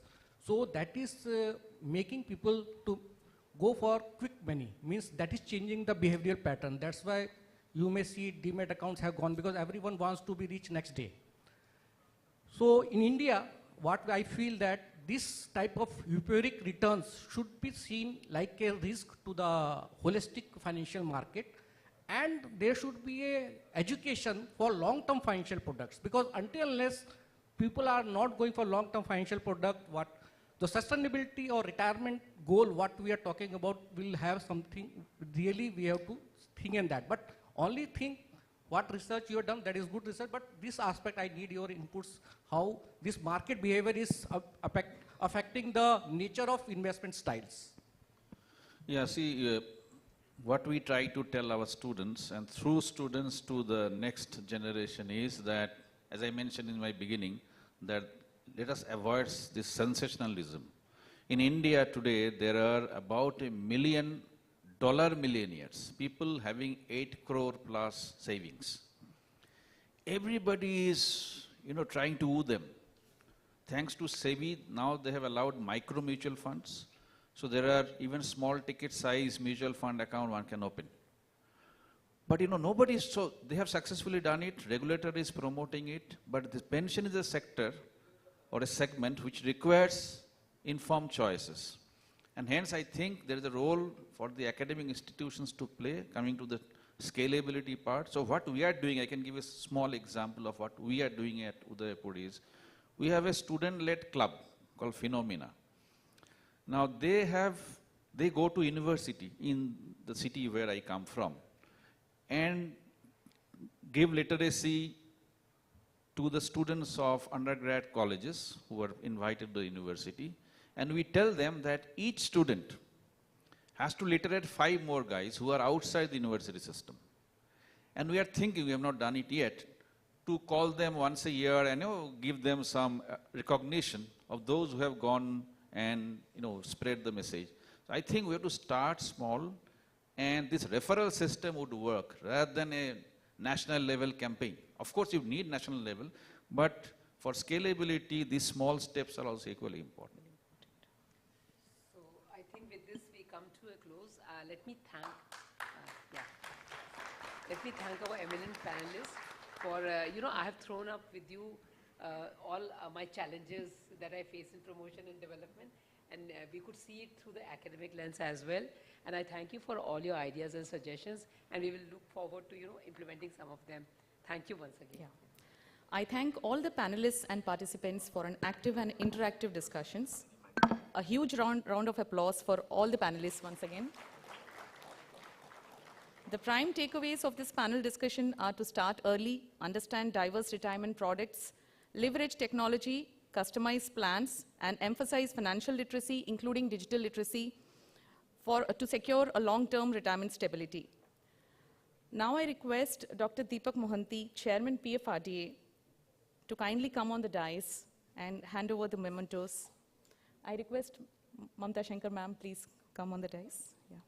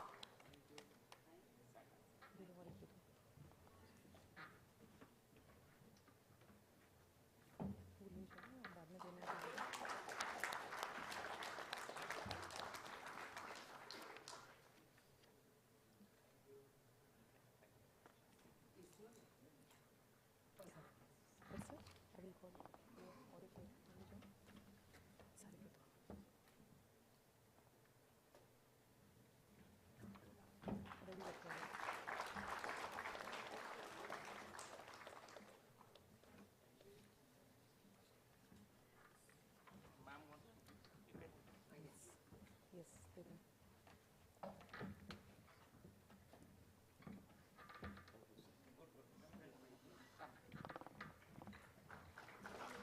और लेके आते रहेंगे।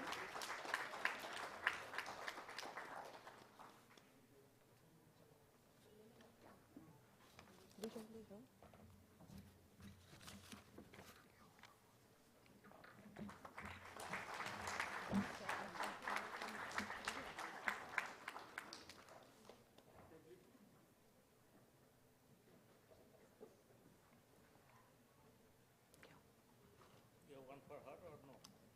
It's okay. It's okay, sir.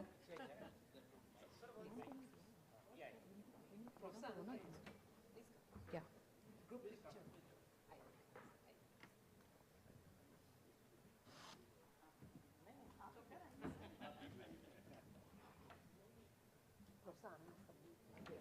You can come this way and then that would balance.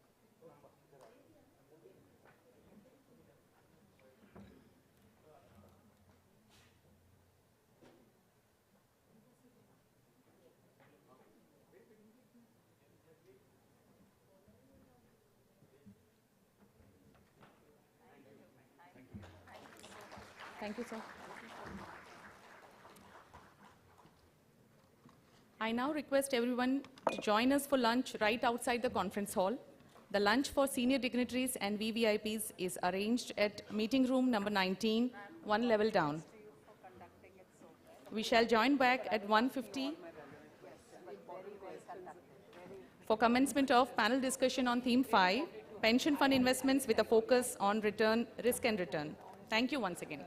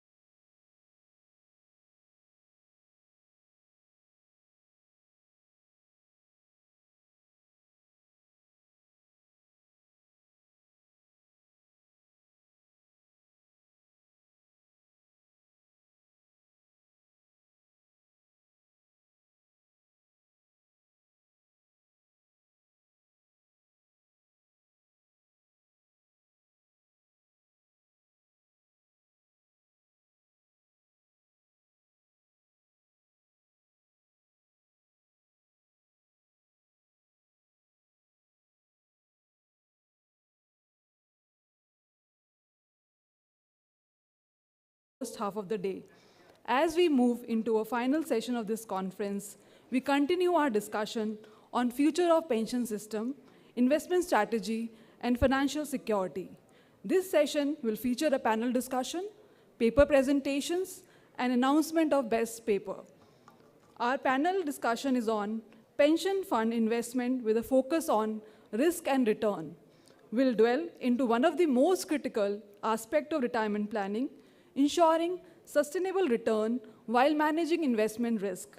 This session will bring together some of the most distinguished experts in the field to share their perspective on best practices, innovative investment approaches, and risk management strategies. We are privileged to have with us an eminent and distinguished panel of experts who will bring extraordinary insight and profound expertise to these discussions. It is an honor to introduce our esteemed moderator, Professor V. Ravi Anshuman from IIM Bangalore, a renowned expert in the financial market and risk management. I request Professor V. Ravi Anshuman to grace the dais. Please, sir. Thank you, sir. Professor Anshuman's research interests cover the area of market microstructure, capital market, corporate finance management, issues in emerging market. Today, sir will be moderating the session with his wealth of knowledge in the area of investment. We welcome you, sir. Now, may I request Professor S.V.D. Nageshwar Rao, Head SOM, IIT Bombay, to grace the stage. Professor Rao, his research interests span a wide spectrum of area, including corporate finance, investment banking, capital markets, and mutual fund. We welcome you, sir. Now, may I request Professor Rupa Manjari Sinha Ray, MDI Gurgaon, to grace the stage. Please, ma'am. Ma'am has 19 years of experience, published research papers in the field of international trade and environment, CSR, and environmental responsibility of firms. Now, may I request Mr. Vivek Iyer, Partner in Financial Services, Risk Leader, Grant Thornton, Bharat LLP, to grace the stage. Please, sir. Mr. Iyer possesses 2 decades of experience across financial services in the governance, risk, and compliance. We welcome you, sir. Now, I request Professor V. Ravi Anshuman to initiate the panel discussion. Please, sir. Thank you. Is this on? Yeah, this one's on. Okay, great. Great to have all of you after lunch. Probably not the best time. I have a lot of experience of teaching after lunch. I know how difficult it is for everybody, but I hope our panelists can keep you perked up. Okay. First of all, let me thank PFRDA and IMA for organizing this wonderful conference. I was here yesterday whole day. It's really enjoyable. The presentations and all were fantastic. Today morning I couldn't attend because I was kind of busy with this seminar, but so I'm looking forward to the panel discussion. Thank you, Professor Rao, Mr. Iyer, and Rup Manjari. Thanks for participating. Okay, let me just start with a basic idea of a pension fund. So I know, I mean, you have a lot of direct contributory funds, and in some sense, the pension fund is not responsible if your allocations don't turn out to be great. But here we are talking about a different thing. We're talking about PFRDA, we're talking about NPS. So there's a fiduciary responsibility that the fund performs up to expectations and people don't get nasty surprises. So in that sense, although there is no legal obligation, there is a fiduciary responsibility. And so you have to take our discussion in that perspective. So first concern of an investor would be safety. So how do you ensure safety? Well, the obvious choice is invest in government securities, you'll get a safe return. But then you run into the problem that inflation can eat most of your returns. Oftentimes, maybe inflation is very high. It's happened in the past. So at the end, it's not like your capital is being preserved in terms of purchasing power. Then that would be really sad because you're kind of depending on this income during your retirement. Okay, so that's where equity comes in because you are looking for some higher amount of returns so that you make up for inflation plus. of course, equity comes with huge risks also. And one of the risks which has emerged in the last 20 years or so is the risk of a financial crisis. We've had kind of tech bubble in the start of the century. Then we had the GFC, global financial crisis in 2007-8, taper tantrum, more recently COVID. So all these events are a new phenomena compared to the old days when investing for pension fund management was relatively easy. There was not so much volatility in the markets.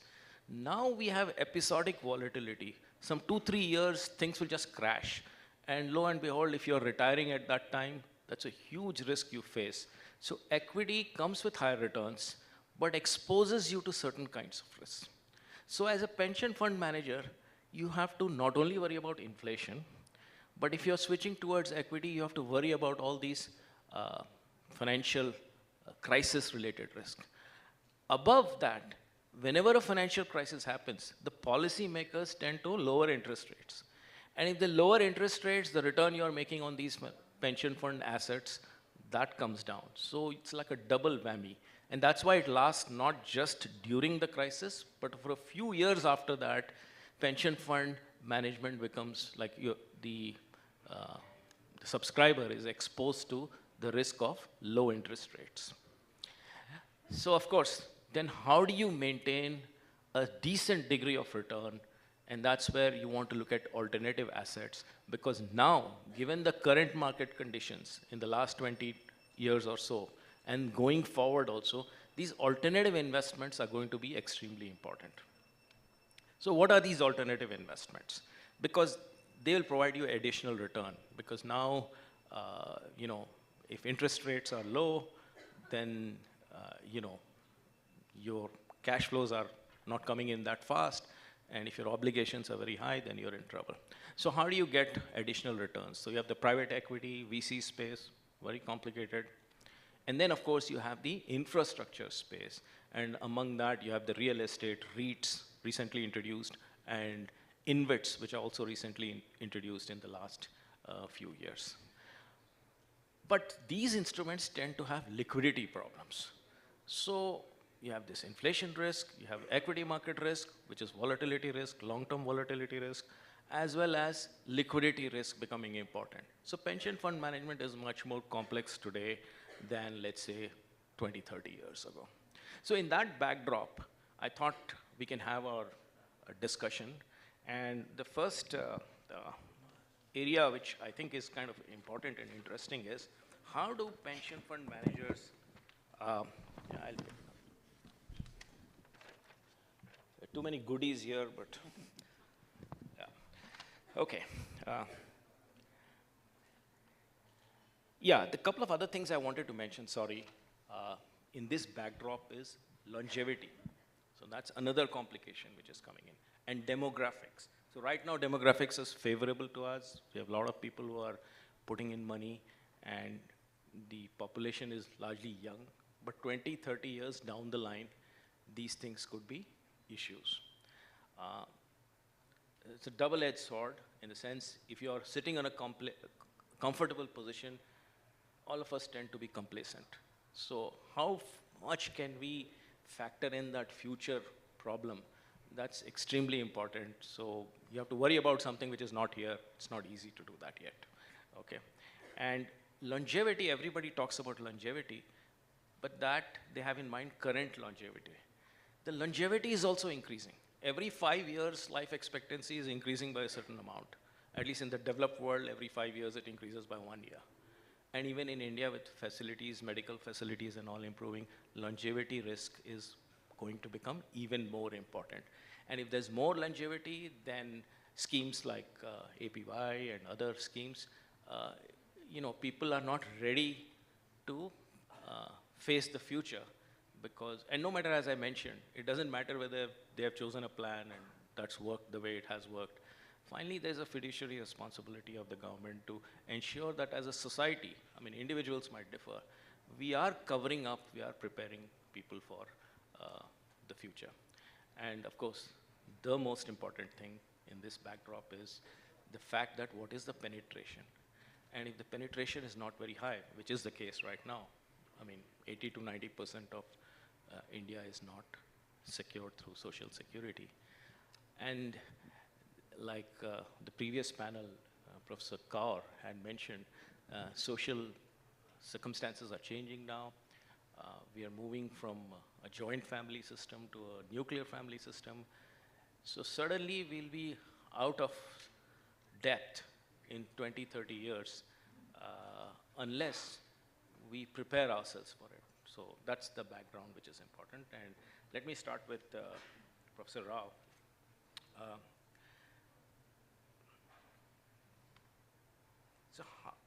Can you just give us some light based on your experience on monetary policy changes such as interest rate adjustments made by central banks? How should it be factored in the investment strategies of a pension fund? And this question is kind of open to both of you, but not necessarily that you have to answer it. Yeah, please. Yeah, thank you, Professor Ravi, for that great summary. As he mentioned, the equity component of a pension fund portfolio is very small, but as the monetary policy changes, impact the major portion of the pension fund portfolio. Supposing if the interest rates decline, then as he mentioned, how does one meet the pension obligations? So they have to, make changes in their portfolio and, invest in high-yielding equity securities and alternate investments. On the other hand, if interest rates rise, then they have to make the other kind of change. But I'm not sure as to what is the kind of turnover in the pension fund portfolios, but if the interest rate changes are widely anticipated, then as we know, there's an inverse relationship between yield and the price of bonds. So if an interest rate drop is expected, then if fund managers can buy their bonds early, and then as the prices go up, and then they can book their profits. These kinds of strategies can be adopted. As he mentioned, essentially the fiduciary responsibility would mean that they have to ensure that the pension obligations are met, and thus, I guess, they have to invest a large portion in government bonds, high-grade bonds, etc. And after having covered the pension obligations, they would invest some portion in equity and other investments. So if there is any shortfall, unanticipated shortfall, so that would be met by greater returns from the other portion of the portfolio. Thanks. Vivek, you want to take a shot? Yeah. So any change in the interest rates basis expectations. So monetary policy, at least the way we look at monetary policy is that the expectation of the interest rate changes that are there basis the inflation situation as well as the liquidity situation in the market. When you anticipate these changes, you kind of have a sense in terms of what's the stance that the regulator will take, and as well as what are the interest rate changes. Now, when you actually expect an interest rate change, if it is, naturally given the reverse relationship with the interest rate, we are expecting a softening cycle, which means that if we are expecting an interest rate change, there is going to be an increase in the value of the fixed income investments. So you may potentially want to switch to short duration strategies, because from that perspective, it might be useful to actually have a positive impact on your portfolio from that perspective. So that's more in terms of from an interest rate perspective. How do you see the short-term yield, the medium-term as well as the long-term yield panning out? Depends in terms of how you want to kind of allocate the portfolio. Every portfolio, pension funds are more geared towards determining in terms of what's the amount that you effectively need to contribute. This amount is already computed into a form of an expected average return that they're tracking. The objective of a pension fund manager at all points in time is to beat that average, because there are going to be times where he is going to be lower than the average. Timing the market in a manner that he's able to meet his average return is what would be. So when in a softening interest rate cycle, I expect the pension fund manager to take positions that will help increase returns so that on a longer term basis, he will be able to average out the portfolio consistently. Yeah, that's Interesting. Okay. Rup Manjari, you have any thoughts? I think all other panelists have covered most of the interesting points about monetary policy. I would like to say that inflation being something which is very important in India, because from time to time we do have inflation. And for that, we see that there is a rise in interest rate, and that really leads to a problem of downside risk. That means the asset price of the equity or the portfolio goes down. And that's where the problem lies. So suppose we are focusing more on diversification of portfolio, and we are thinking in terms of putting the pension funds in the equity market. How much we should be putting in, that's one question. And also it has to be a dynamic, kind of strategy to put the pension funds in the market, because it all depends on the inflation, monetary policy, expansion or contraction.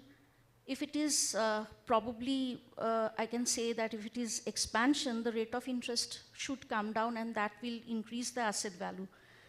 However, then what? Should this continue for some time? Should it be speculative in nature? It is speculative in nature because in future the interest rate might go down further and increase the asset value. It's a benefit to the pension fund, I mean putting investment into the pension fund. But suppose suddenly there is inflation and we keep on increasing the interest rate, then it's not really beneficial. Having said that, pension funds are also a long-term investment, right? And therefore, I would say volatility does matter because short-term volatility does matter, but it's all about also the long-term impact that is important. So ultimately, as all other panelists have talked about, diversification is important. There can be short-term, equity where one can put in the pension funds, medium term and long term. And another interesting side of it is the dynamic, aspect. Immediately when we see that rate of interest is likely to rise, we can immediately pull the fund from a particular portfolio and put it in a fixed kind of fund. And that will ensure both, lessening of risk as well as higher returns. So I think that's what right now I have to say. We can continue with other. Great, thanks for the points you all have made. One common theme there is that somehow focus on duration management. So just make sure that you follow the interest rate cycle and keep changing your portfolio so that your duration is better matched with the actual situation. So one additional point which I thought would be useful is to think about risk measurement in general.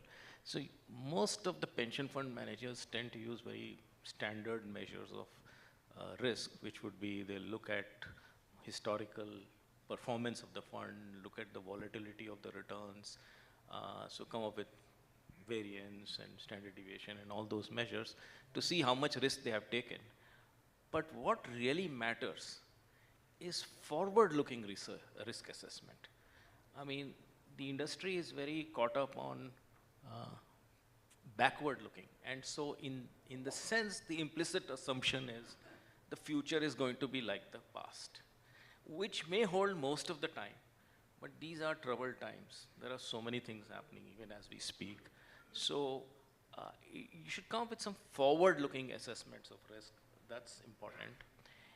The other thing, and it's kind of related to what was discussed in yesterday's panel discussion about targeting cash flows. So it might be a good idea to think of not just saying whether we are funded on average 5 years down the line, what is our expectation of our funding situation. I think it's more like you have to think of more stricter yardsticks, although they are more difficult to estimate, like first passage time kind of thing. So it's not just that you will have 80 million 5 years down the line because your obligations are 80 million, so find out the probability. What's more important is, can you find out the probability that it's never going to go below 80 million in the next 5 years? It's like a more complicated problem, so people avoid it. But I think if you focus on such probabilities, you will be ensuring that your pension fund is properly funded. Okay, so those are the two additional things I wanted to add on the risk part. We can now turn to liquidity. So, Professor Rao, you want to say something on liquidity? Sure. Okay. Rup Manjari, you have any thoughts on liquidity, or that's something which? I can speak on liquidity. Yes, because as I was mentioning. Basically, what we see that for pension funds, it's the liquidity that is important for payouts. So suppose we need funds to pay out for retired people, and we don't have liquidity. So that's one important aspect that we need to really talk about. So how much we should be keeping for the purpose of speculation in the equity market for the portfolio diversification is a very, very important task. And here I would like to also say, sir, that predicting risk is very important, and nowadays there are tools like AI and ML tools which can be used for predicting such risks, and therefore liquidity can mapped based on such risks, a kind of model that we can think of, number one. And number two, also the agile technology, where we can think in terms of how much liquidity is required right now based on the people who are, almost achieving the age of 60, and that is the time when they are retiring and they are going to, start drawing pension funds. So based on such kind of data, we can think of, increasing or reducing the liquidity and manage liquidity in such ways, such that the downside risks due to market uncertainties can be also managed, and there is no such problems of liquidity. That's what I would say. Thank you. Vivek, you have any thoughts on this? So, at least from a liquidity perspective, which is, and I say liquidity more from a perspective of managing the obligations from a pension fund standpoint, I think effective asset liability management with those assumptions, as well as the right amount of cash drags that need to be kept as a part of the whole ALM process, is a thought process I have, because the market depth is only there from the way I see it, is that equities, there is limited exposure how much you might want to take to equities overall, on an average basis also, if you look at that. Next is fixed income. Fixed income essentially has gilts which have liquidities. Corporate bond market, there's not enough depth there, even if you have some allocations there which may be allocated. And then you obviously have the whole alternate assets, which naturally are low on liquidity. Now, if you have to manage all these aspects, we have to understand market depth is limited. And from that perspective, what is to plan your liabilities and to actually have assets that match that is going to be important, and to continuously kind of do that. So from that perspective, I believe the models need to be developed in a manner that the assumptions are built in appropriately, and as well as there is effective smoothing with some amount of cash drags placed as well. That's at least the way I look at it. Yeah, thanks, Vivek. Yeah, apparently pension funds have a large cap bias, so they invest in top 200 stocks, obviously for liquidity reasons. But I guess they can make a distinction between short-term liquidity and long-term liquidity. They may not want to still liquidate those investments in the near term, but as long as they provide the long-term liquidity, perhaps that should be fine. I was just looking at some numbers. As of last year, apparently the out of the corpus under Atal Pension Yojana of 40,000 crores, approximately 300 crores is invested in mid-cap stocks, it seems. It's less than 1% of the corpus. The OECD countries, typically the rich countries, are aging, and their pension corpuses are bound to increase, and they are apparently looking for diversifying their investments across geographies. And they perhaps want to invest in mid-cap portfolios, provided there is adequate liquidity. So some argue that the Indian policymakers should come up with some mechanisms to ensure that the default risk is lower in fixed income investments, and promote liquidity, and also basically lobby with those governments to ensure that they relax the restrictions on investments in emerging market countries. So it's basically more investors invest in those stocks, the liquidity will improve, right? So and launch of these NSE mid-cap 100 or 15 indices, etc., will also contribute to improving the liquidity of these mid-cap stocks, thus attracting the investments of both the institutional investors as well as perhaps the retail investors. Okay, thanks. Just wanted to add a couple of things on liquidity. In terms of how do you assess this problem, maybe pension fund managers should start thinking of stress testing kind of thing. Like the kind of questions they might want to ask is, let's say P% of the portfolio is liquidated in the next T days. Can we meet our obligations given this kind of scenario? So you keep trying different variations and continuously monitor your capabilities or the capacity to provide liquidity. That's one thing in terms of stress testing. The other thing is one needs to keep in mind that most of performance measures of performance are relative benchmark measures, like how has the fund performed relative to a benchmark. Again, that's too standardized, and it doesn't, what really needs to be done from a pension fund perspective is, I mean, suppose you take all the money and put it in a customized bond index and look at the cash flows you would have, and you design the benchmark in such a way that the portfolio will meet the obligations, because the bond is a safer instrument. Now, relative to that, using the current portfolio, how does your cash flow availability across the next short horizon look like relative to a bond portfolio which achieves that objective? So you should be able to have a better cash flow out, or at least as good as relative to a bond. So in some sense, all the time pushing the frontier in asking questions about whether you'll be able to meet your liquidity requirements or not. So just looking at the relative benchmark performance, that's not something which the consumer can actually use. Finally, he wants cash flows at a particular point in time. So are we able to do the same thing better than a standard bond index? Then maybe one should switch to such a bond index during different points in time, and then maybe switch back to other instruments when things are going good. Anyway. No, but from liquidity point of view, even if you go for bonds, essentially it is government bonds and AAA rated corporate debt, and at most perhaps AA rated. I guess they can't go beyond that if you look at the portfolio from the liquidity point of view. So I don't know if there are too many choices there also. Yeah. I mean, okay. Next, I'll just turn to some issues on risk compliance and technology, use of technology, because those are two important aspects of pension fund management. So Vivek has got a lot of expertise in both compliance as well as tech, so I'm kind of combining the two together.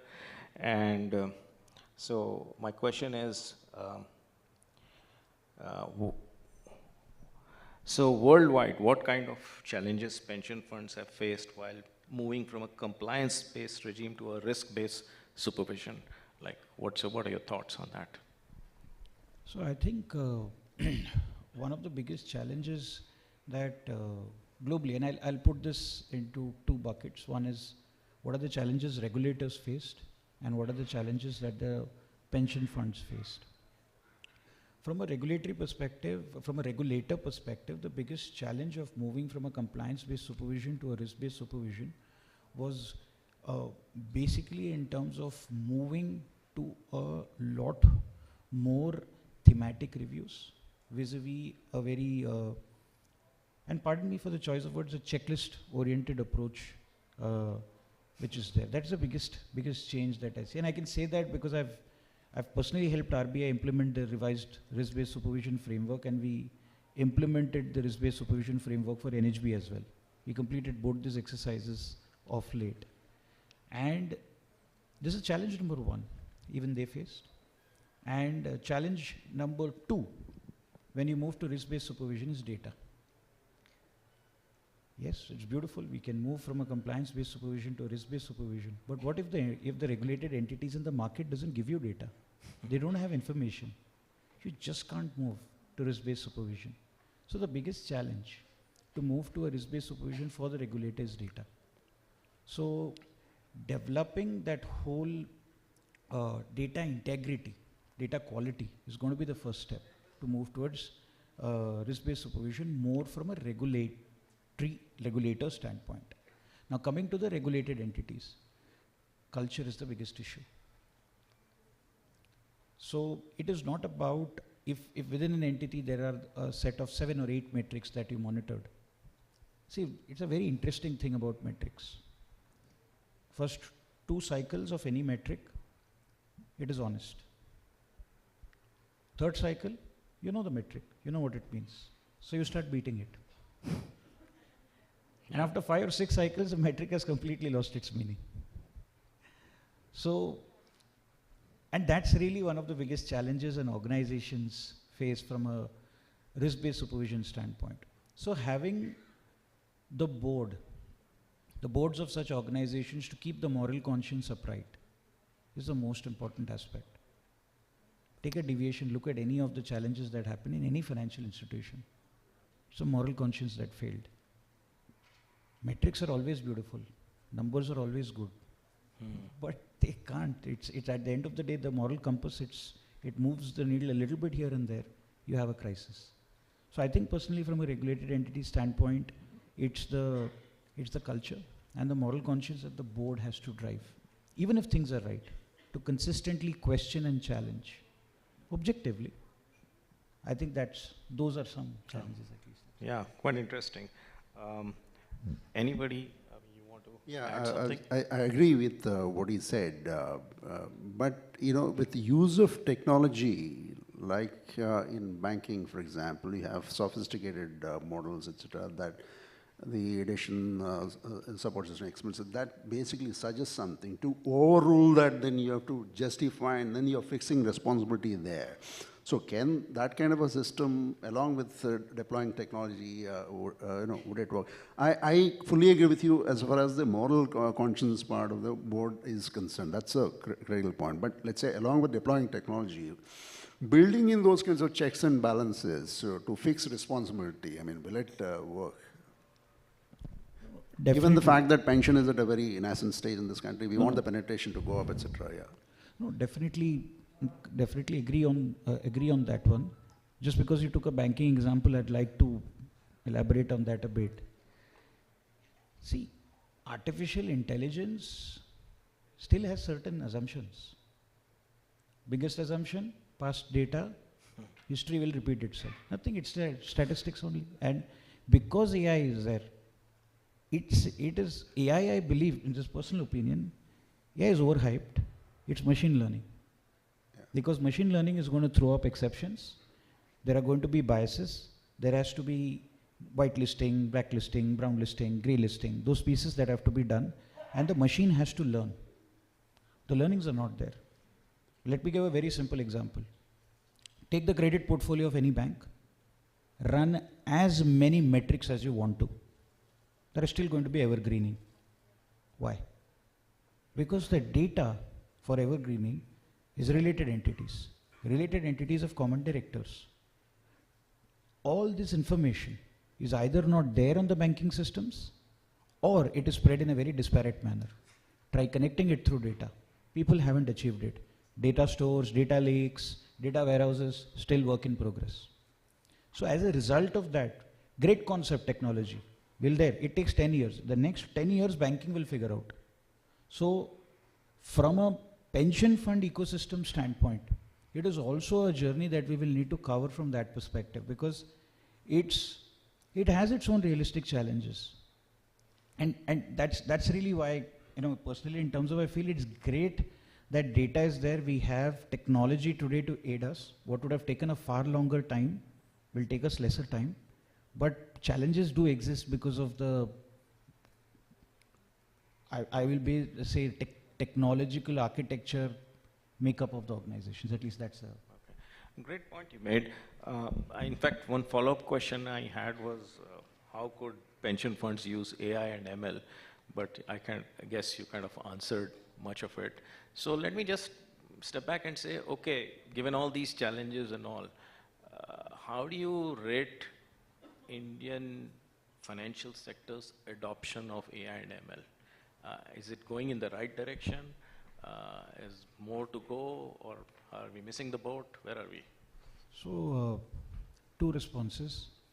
One is ideal response. One is a real response.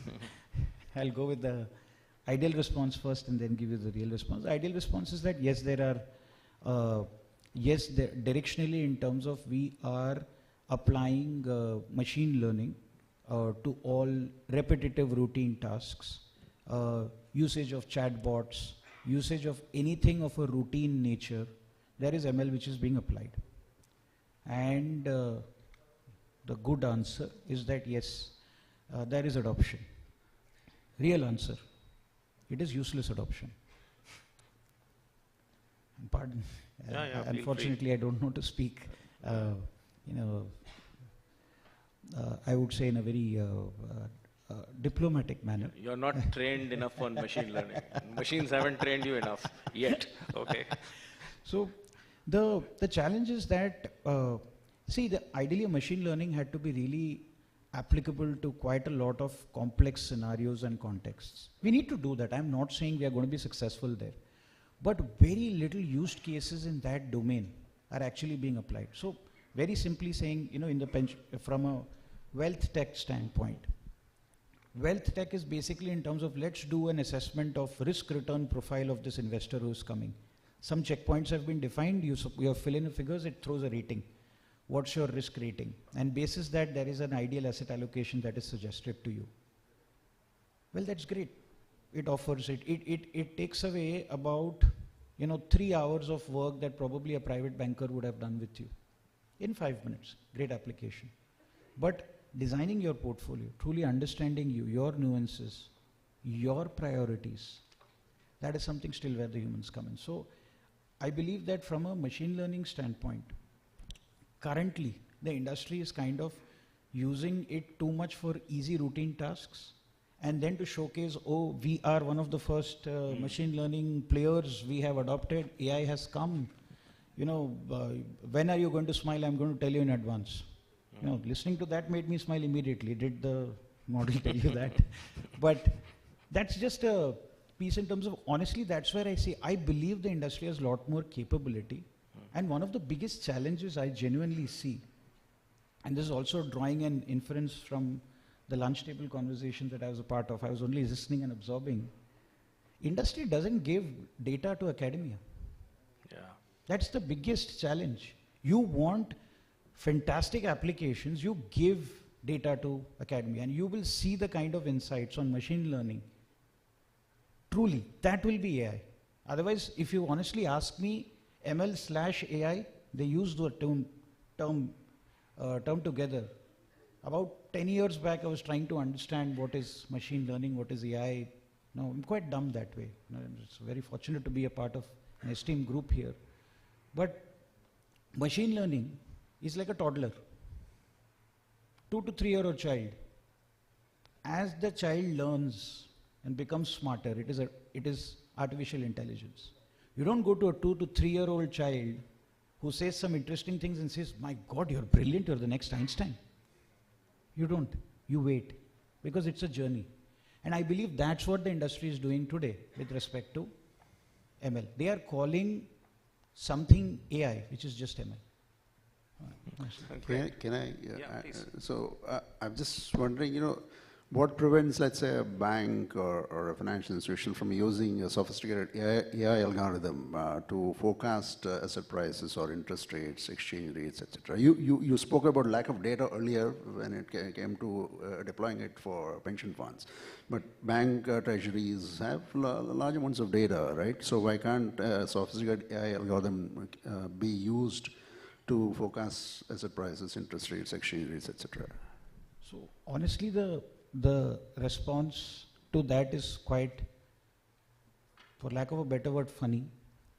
The reason is because the motivations of different functions within the organizations are bottom line and profits.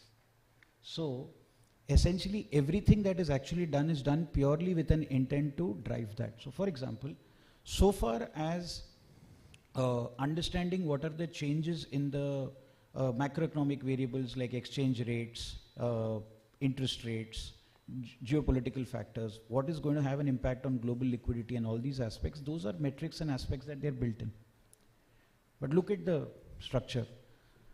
In an institution, there is a chief economist, brilliant, understands this domain very well, papers are put in, there is direction, and then there is an outcome that comes out of it.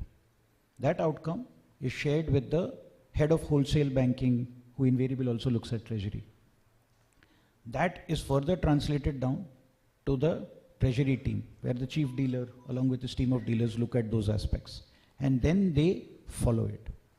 If you ever actually speak to a treasury dealer, you will understand that guy actually knows how the market moves minute by minute, second by second.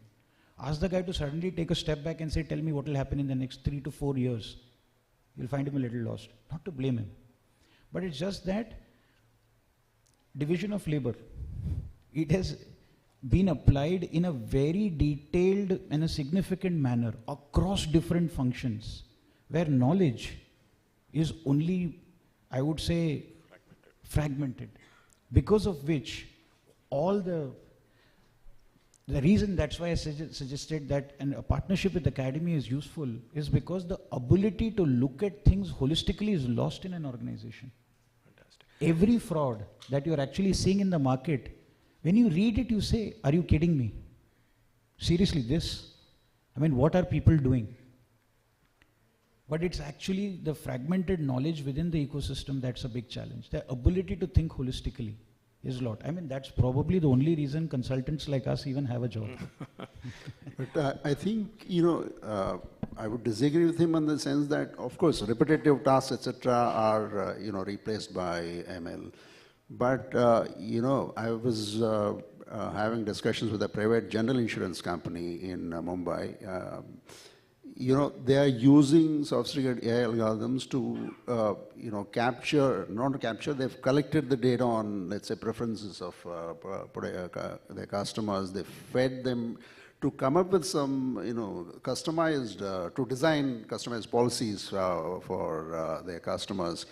And apparently, if they sell a vehicle insurance policy, and suppose the vehicle meets with an accident at a remote location on a highway, etc., they are sending drones to that place which captures the photograph pictures of the damaged vehicle from different angles, and they are fed into a sophisticated algorithm which will assess the damage, and the claim processing is done much faster. I mean, it's not a very low-level task, so it's beneficial both for the customer as also the insurance company. So I think there are some companies that are using this definitely for mutual benefit, of course. Customer experience, hyper-personalization, that the reason I personally don't allocate complete success to machine learning or AI is because before ML and AI, there was a lot of significant investments that were made in customer analytics. Before AI ML came, there were analytic departments who did this for a living. So what they did is it is only translating that into a technology the moment it was available. It was not ML AI that really did it. It was being done before, and done, you know, subsequently. The use cases that you mentioned on drone images coming back and giving, yes, that's something that's there. But when the drone sends the images back, the quality of those images and the processing, I do audits as well, and I know that those are areas that need improvement. Regulator has a big challenge there, because you have issued because it's insurance, you might have issued a policy, but if there is subsequently on an audit that was done where some documentation is not in order, it becomes a challenge. So even though beautiful use case, regulator doesn't have the comfort yet because of the underlying ability to manage that data effectively. So it is you're right, the applications are there. It would be unfair on my part to basically rubbish everything that's done. But the hype, my concern majority is that there is too much hype. I mean, the only point that I would wanted to put is there is too much hype. Let's stay true to purpose, honest to heart, and then try to realistically make a difference, and we could see something. Yeah. In some sense, both of you are talking about two different sides of the same coin, I feel.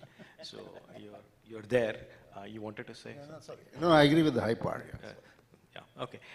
One important takeaway I got from this is, and this is for PFRDA also, is please use your power to tell the pension funds to share data, okay, so that academia can be involved. In fact, data accessibility has been a problem for AI model developers as well. Yes. That is true. But one thing I would also say that ML, when you talk about ML and the training of data actually happens continuously. So even if there is inaccuracy, so again a new set of information can be put in to train the data. So I mean, ML is not altogether bad. That's what I would say. And have a good research department like the Reserve Bank does, I guess. You know, if you don't want to share the data, perhaps you can at least share the findings of the studies. Okay. Great. So now, just switching gears a bit, I want Roop Manjari to get started on this, because that's an area of specialization, and then Nageshwar Rao can also join in. About climate finance, sustainability, how are these things going to affect pension fund managers? Yeah, what's your view on that? Okay. So I would like to begin with ESG, environment, social governance. Because when we look at any equity, we usually try to scan the equity or review the equity in terms of, let's say, only the traditional financial parameters. But there may be more risk in terms of social, environmental, and governance. And that's the reason why I would first try and talk about those risks first, and then I will go into the climate finance part. So first thing I would like to say that we do have certain ESG kind of risk where we have reputational risk as one of the major risks. Then we also have risk like litigation risk, regulatory risk, and also climate risk. Now, as far as the climate risk is concerned, we say that any company is operating in a zone where, let's say, there is a lot of emissions happening, GHG emissions happening. For example, power sector, or let's say the energy sector as a whole, for fuel also. So in such cases, if ESG integration is not happening, that means when I say ESG integration, what I mean is if the companies are not able to come up with a materiality analysis of what are the risks, what are the benefits, then probably the particular firm is at a high risk. So if pension funds are now invested in such organizations, then the potential risk of climate change will always be there. And as far as climate risks are concerned, there are 3 types of risks. For example, physical risk that any organization can face in terms of, let's say, resource getting completely obsolete. It's depleted, like coal, for example. Then it can also have regulatory risks. For example, what could be the potential regulation that can come up with such kind of climate change issues? I'll give you one example. In G20 summit in 2021, there was a discussion and agreement on member countries to impose some kind of carbon price or carbon tax on companies or organizations which will have very high emissions, right? EU is all set to charge a carbon border adjustment mechanism kind of price on iron and steel industry. So let's say a particular Indian company who is into the iron and steel sector is supposed to export in European Union.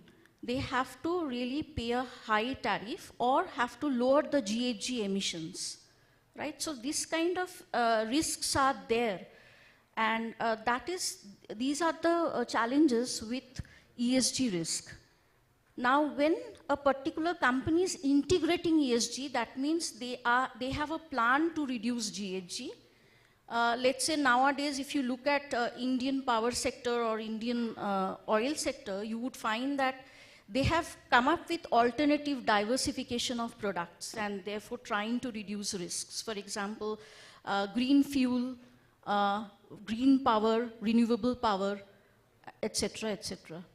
So therefore, we see that having integrated ESG will make the score or the disclosure score of ESG for a company to be high, and that itself, the ESG disclosure score can itself be a mechanism for the pension fund managers to screen out where to invest and where not to invest, right? So therefore, a higher ESG score, like evidence and data has said that higher ESG score companies were able to pull the investors better in such kind of high risk companies, climate risk companies, right?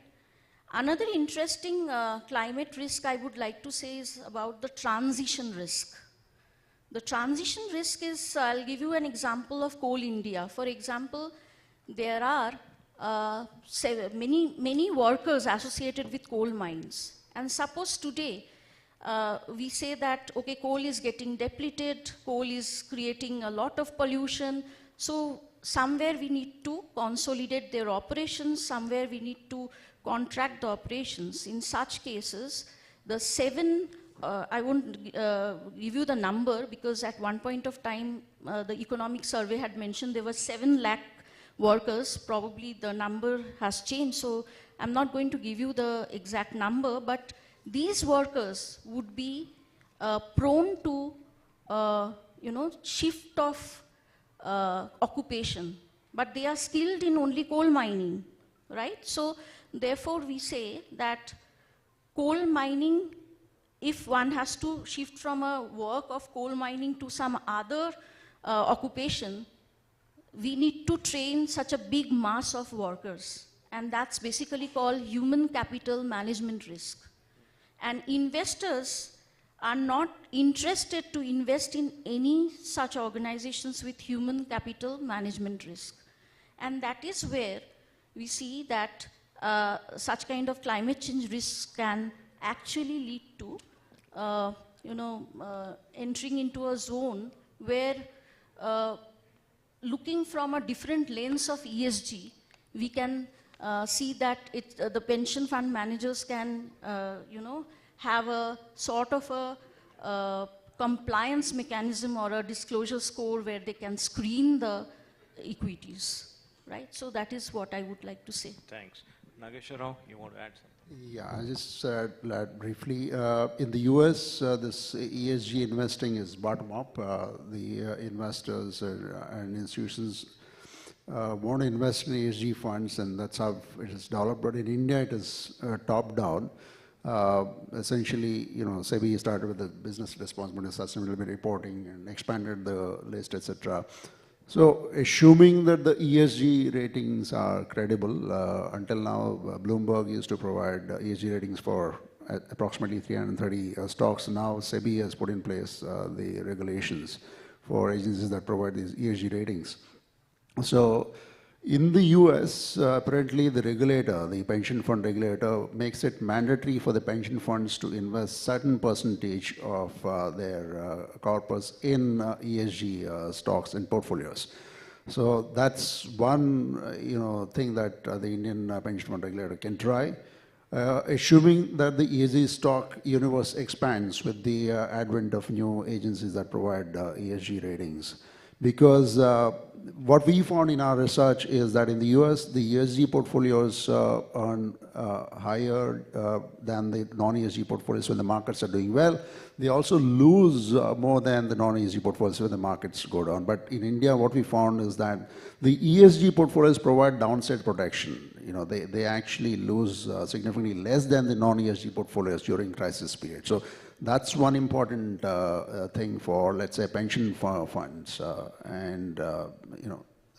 I guess that offers an opportunity for pension, some portion of the fund portfolios to be invested in ESG portfolios. So in some sense, you're saying heavily ESG-oriented firms in India are safer also? In the sense, they lose during less. crisis times, yeah. So the investors' commitment to ESG stocks and portfolios is higher than the commitment of investors to non-ESG stocks and portfolios. Okay, good. Okay, now we are coming towards the end. I have two questions, so I'll start with the first one, which is a broader question about alternative assets. So what do you think from a prescriptive point of view, given the landscape we have in India, how can these alternative asset class market be developed so that pension funds have an opportunity to supplement their diversification and achieve higher returns in the long term? Anybody wants to take that up? Vivek?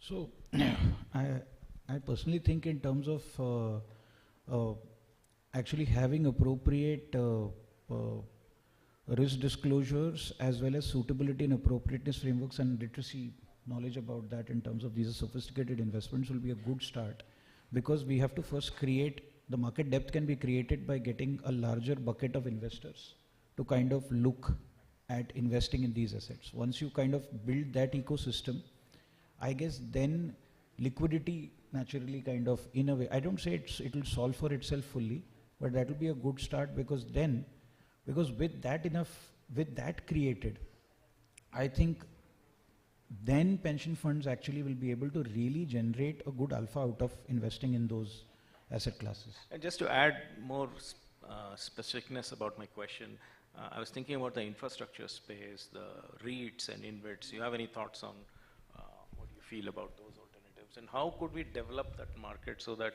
these markets become bigger so that the pension funds can be invested? At least from an infrastructure standpoint, I personally think that there is still a fair bit of, we have heard in the budget deregulation as a theme, ease of doing business as a theme. In the infrastructure space, we still need to see that happen in terms of what is the kind of bureaucracy and red tapeism that's actually getting cut there. Because if the pace at which infrastructure projects can get completed can get better, then the returns on InvITs will get better. It will reduce that much amount of risk. Today there is a big amount of project execution risk on account of government bureaucracy that holds this space. So I believe that the first problem to solve would be the whole government policy around the infrastructure space, more from a clearances, from an ease of doing business standpoint.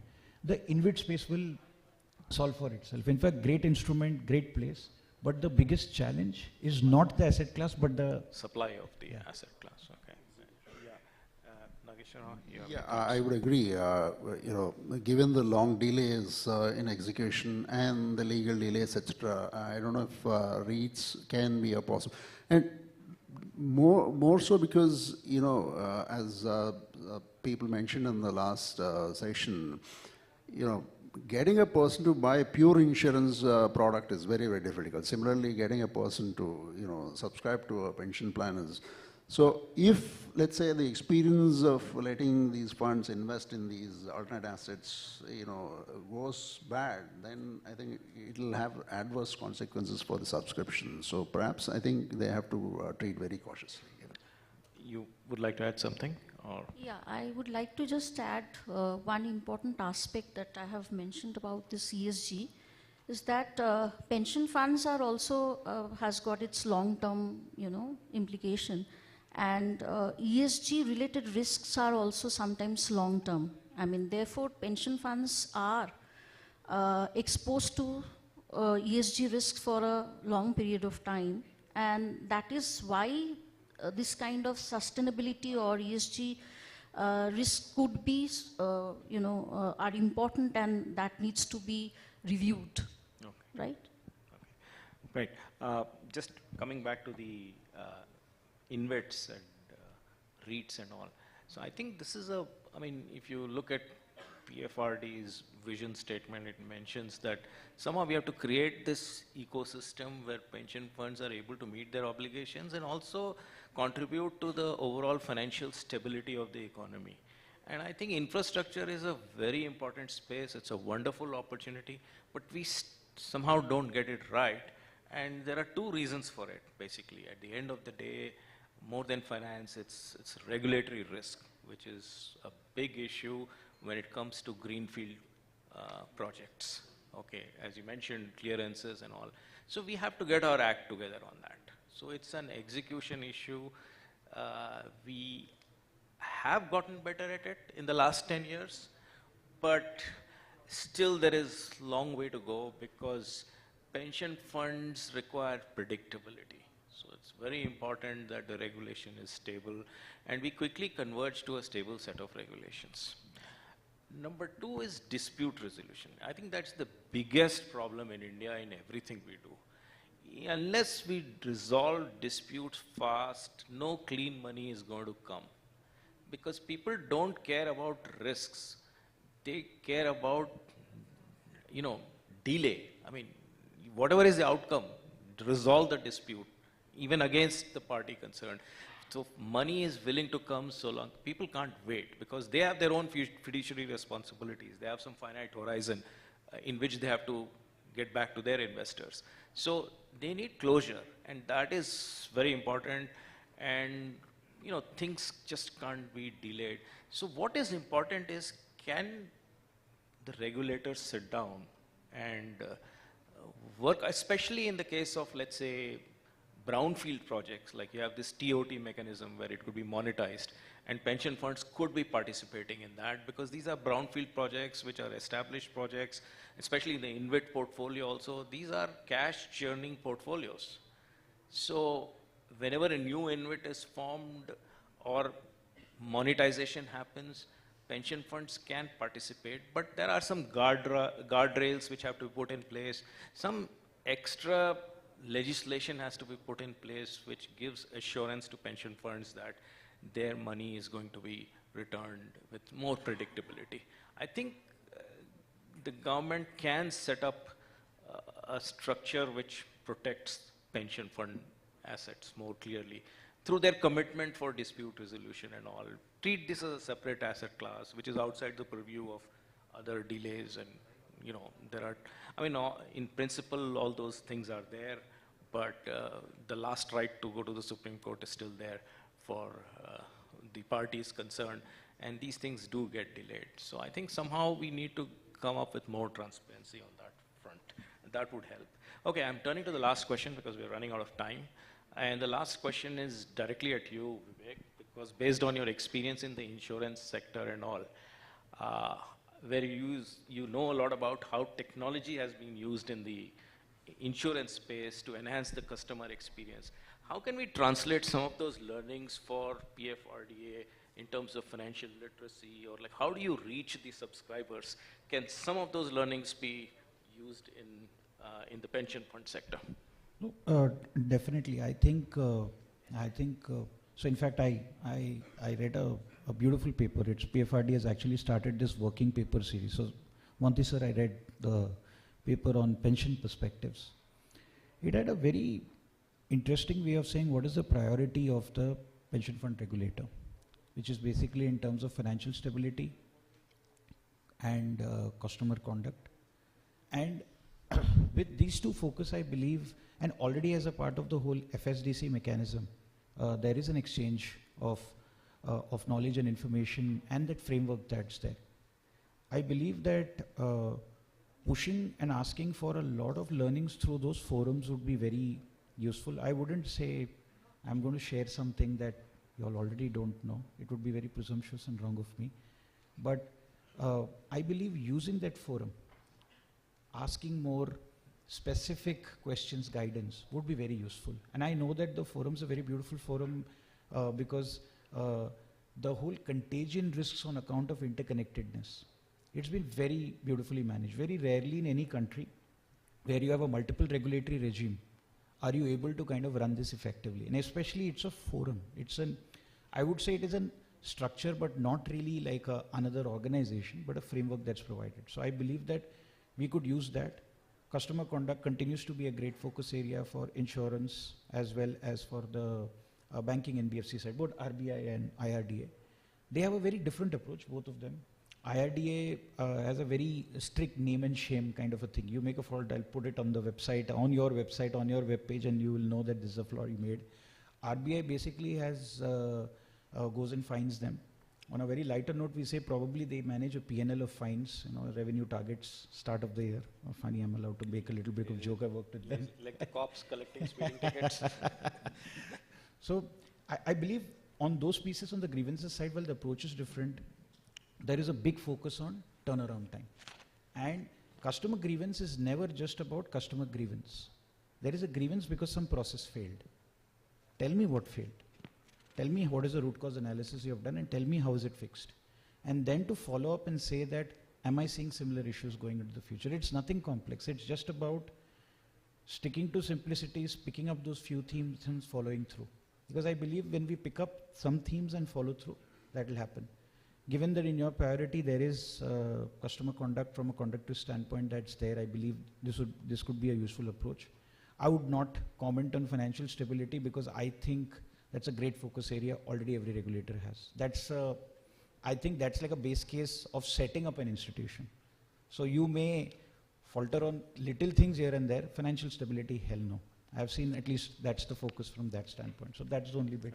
Vivek, I probably didn't make myself very clear. So you talked about customer retention practically. I mean, like how do you address grievance problems and all. But I'm talking about customer subscriber acquisition. So how could technology be used? Okay. And what are the learnings from your insurance sector experience that could be translated? Okay. Okay. So I personally think in terms of, so the problem is very similar. Insurance penetration is also low. Let me put it in a very simpler way that even when we were learning finance, the first step that was taught to us, we immediately wanted to get to acha equity market mein kaise invest kare. That was the first thing. They said, no, hang on. You first need protection. What is the first thing you need for protection? So we kept wondering. They said insurance. They said once that basic risk is taken care of, then you decide to get into investments. In this journey, as you were taught, retirement planning is something that you study as a theoretical concept. But again, these seem to be very elitist concepts. No, I think he's asking you, particularly Sorry, life insurance products, for example, let's say, mostly are sold by agents directly, right? So what is the percentage of, let's say, life insurance products sold by other channels, let's say online channels? So that's what I think is technology. Okay. Yeah. See, at least from a digital channel standpoint, I think one of the key things is, see the market segmentation that you're looking for insurance, you should also start pushing for pension products. You have bancassurance channels. You should actually look at those bancassurance channels for the purpose of pushing an NPS product. Simply just look at what all are the customer touch points from a financial services standpoint for customers and use every channel for the purpose of pushing an NPS product. We had LIC MD on IIT campus recently. For life insurance, he said, it's close to zero. Most policies are sold by agents only.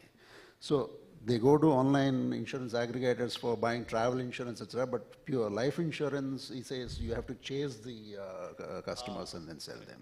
That's what he said. So I think that answers his question. Right. Thank you all on the panel, and I think I'll open it up for questions. If there is any question from the audience, we'd be happy to take it. Yeah. Yeah, my name is Ashok Soni. I'm from the PFRD only. This is regarding the AIF, Alternate Investment Fund. So we have, we allow in our investment guidelines, but we are getting feedback why we are not able to invest. But number one is the mark to market. Our entire portfolio is mark to market, where for AIF there is no organized market where we can get the value on daily basis. Number one. Number two, there is no liquid exit option actually in liquidity front. So in October 2024, actually SEBI opened some liquidity window for the debt security where investor can go to the issuer and sell the security back to the issuer after a certain time using the put option. If the similar options we get in the AIF, certainly our pension fund will able to invest in the security. Okay. No, good points you made. I mean, InvITs, I thought would be an opportunity to trade because there's trading on InvITs also. So, but the whole problem is there's not enough supply. So I think this is what I meant by some coalition of regulators and the government getting together and pushing up coordinated supply of InvITs. But good point you made. AIFs are highly illiquid. Another problem which arises is these are not mark to market, so some appraisal model is used. And if such appraisal model is used, your risk assessment goes awry completely because some component of your portfolio is based on some model, and these tend to be very sticky over time. So a lot of subjectivity also comes when we go to yeah. More importantly, there's stickiness. So there's a serial correlation, and your volatility metrics and all will be biased downward because of that. So it just gives you a false sense of security because of that. Anyway, good point you made, and I think what we wanted to say was somehow the ecosystem has to evolve. And I think what I'm saying is everybody has to chip in together, the government, the pension funds, and long-term investors like that. Anything else you might want to add? I agree. I mean, we are not denying that there are problems, but I guess how to get over the problems and move forward. I think that's what is laid out. Any other question or, yeah, I think we have time for one more question. Yeah, okay, last question. Thank you. Good evening, sir. I wanted to ask Mr. Vivek here. From a banking perspective, there was a suggestion that PFRDA can look into stress testing the pension portfolios. So stress testing predominantly comes from a banking perspective, where the regulator itself or the Basel Committee defines how much capital needs to be there, economic capital, regulatory capital, all the percentages are defined. So basis that the banks can stress and see if they are meeting those benchmarks. Now the problem with us as well as the mutual fund industry is what we observed is we have to stay invested in the market. So how do we identify these thresholds, capital thresholds, on which we can stress test the portfolio? Another follow-up question which I had was in terms of liquidity. So banks may calculate something like the liquidity VAR and the stressed VAR, which takes into factor the cost of liquidation of a equity security basis the impact costs. Now 80% of the NPS portfolio is debt investments, and if we go to find the impact cost per ISIN, we might not find data because the market itself is very illiquid. So how do banks generally overcome this challenge so that some knowledge from that aspect can be implemented here? Thank you. So see, the stress testing from a banking standpoint is more so in terms of it is basically stressing every variable and seeing how it impacts your portfolio. One is in terms of what is the impact on your banking book, okay, which is more from a loan book standpoint. One is from your investment portfolio standpoint, as well as whatever are the open positions that you can run with respect to your effects, what are the implications of these. You stress every scenario and see whether the amount of capital that you have is enough to kind of absorb the shock. If not, then you need to have a plan in place. So stress testing is usually done for the purpose of keeping the institution solvent. Same principle is basically being applied even from a pension fund standpoint, where what you're basically in terms of trying to do, it's not so much about risk weights are determined there. The risk weights are determined by the Basel Committee, not because the world doesn't know how to define it. The world is too smart. They will go and put their own framework. Everybody will say fantastic stress testing results, risk weights are low, they'll play around with it. It is for the purpose of standardization. So from a pension fund standpoint, in terms of so far as there are stress testing models that are done to see what is the impact on the portfolio, and as a result of that, do I have enough liquidity to cover that? So it's more like a solvency check. It's not necessarily an investment decision. You will continue to hold the instrument, but you will be aware much before some big disaster happens, so that you can take some corrective actions if required. Okay, I think last question, I have to give it to him because he's a dignitary from outside. I have to welcome him with a question.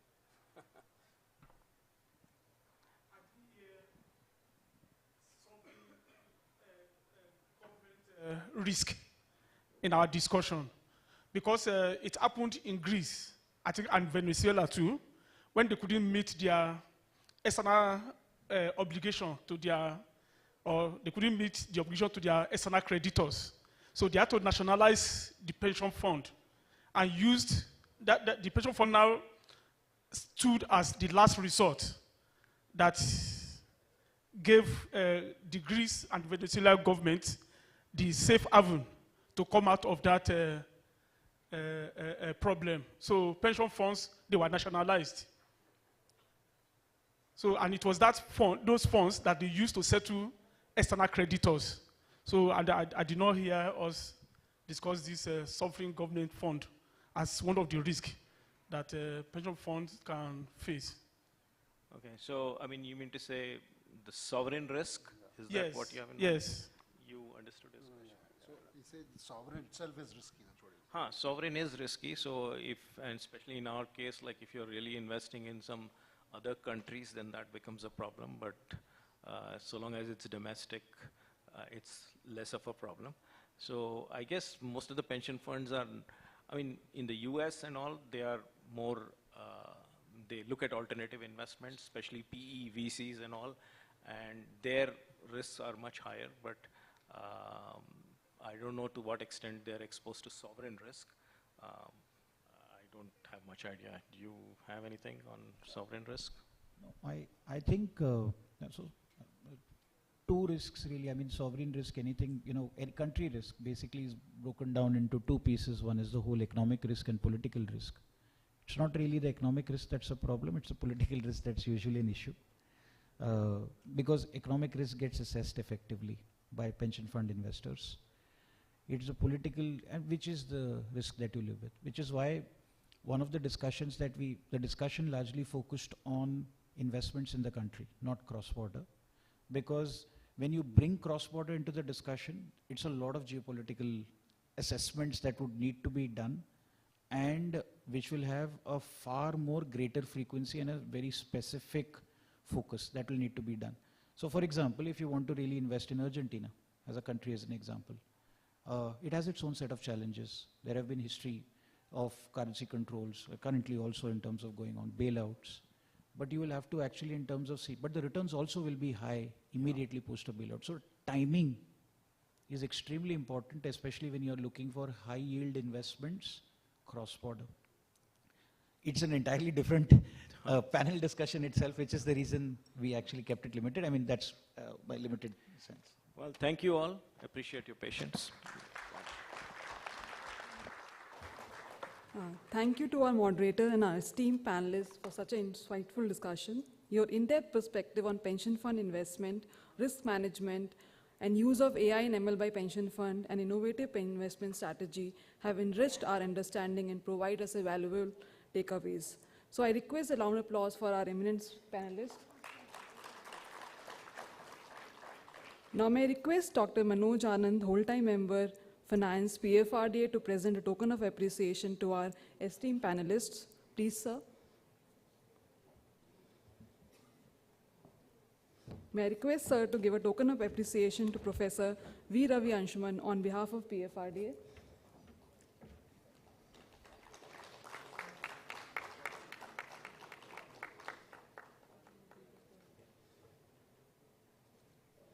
May I request, sir, to give a token of appreciation to Professor S.V.D. Nageshwar Rao.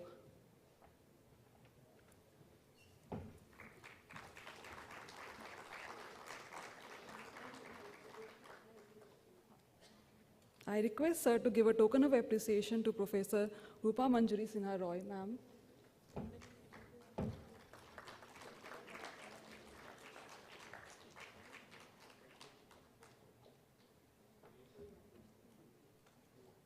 I request, sir, to give a token of appreciation to Mr. Vivek Iyer, sir.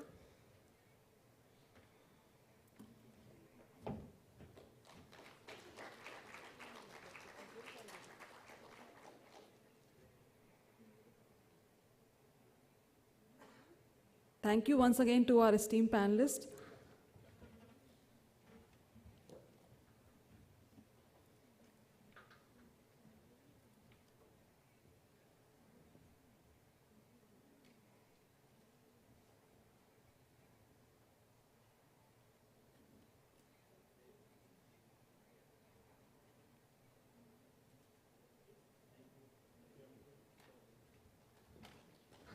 Thank you, sir. Thank you, sir.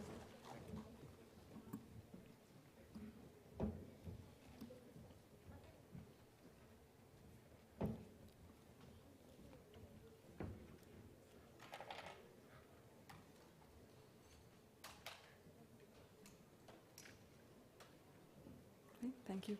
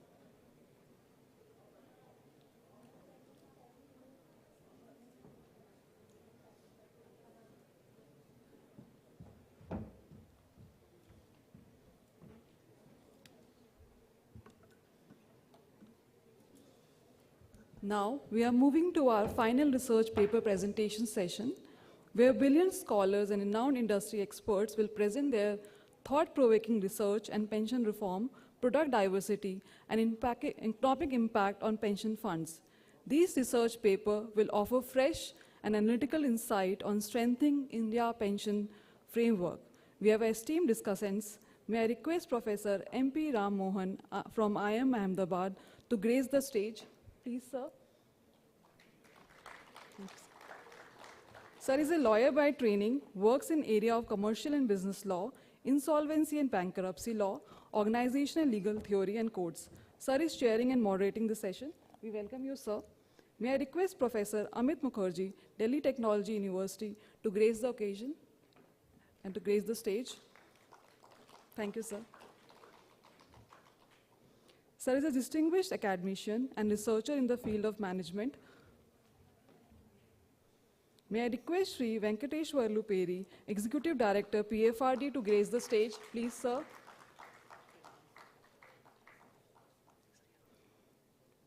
Sir has over 3 decades of experience in the insurance industry and pension sector. He has worked with both public and private sector general insurance company. We welcome you, sir. May I request Sri Akhilesh Kumar, Executive Director, PFRD, to grace the stage, please, sir. Sir has over 3 decades of experience in the financial sector, oversees key function in PFRD related to Central Record Keeping Agency, Trustee Bank, and Annuity Service Provider. We welcome you, sir. I welcome all the panelists on the stage. The discussants from both the research session will jointly evaluate the 8 selected research paper for the best paper, which would be announced during the closing ceremony session. There would be 70% weightage for 2-stage blind review process and 30% weightage is for the presentation. The parameter of the selection will include coherent and articulate communication, relevance of research question, rigor of research methodology, research finding vis-a-vis review of literature, policy implication, ability to handle Q&A. I request all the panels to submit their evaluation in the sealed envelope. Now I will invite the authors of the selected research paper to make the presentation, and the allotted time for the presentation is 10 minutes. I request all the presenters to ensure that the allotted time be adhered to. Now, may I request Mr. Pankaj Shaggi and Professor Hitesh Bhatia from Navcharan University, Vadodara, to make the presentation on research paper on strategy for expanding coverage, improving product diversity, and ensuring adequate retirement security, a focus on national pension system.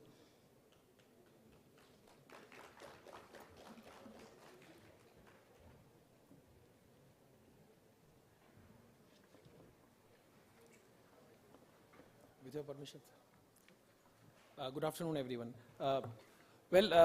None of us in this hall would dispute on the fact that NPS is one of the best pension products that we have globally.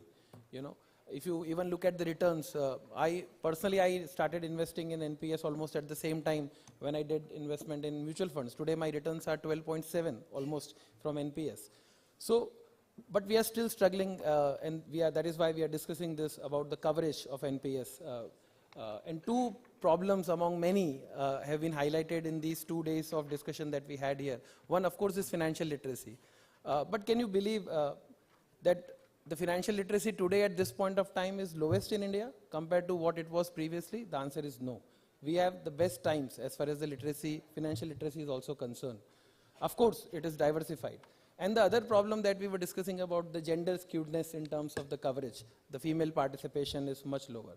I think one specific aspect of NPS that we have highlighted in this research paper as a modest attempt towards studying this issue is about the corporate NPS, and that the scope of corporate NPS we specifically believe is enormous, and we should more focus about that. And that itself will take care about a lot of coverage issue, gender issue, because if you look at the industry today, most of the employment, whether it is formal or informal employment, is there in the organized sector, and it is increasing also. And for timing, if we leave the rural and unorganized and informal employment in unorganized sector aside and focus only on organized sector, both formal and informal employment, then we find that the corporate NPS has an enormous opportunity. I will request my co-author Pankaj to take you through our presentation and the modest work that we have done. Thank you.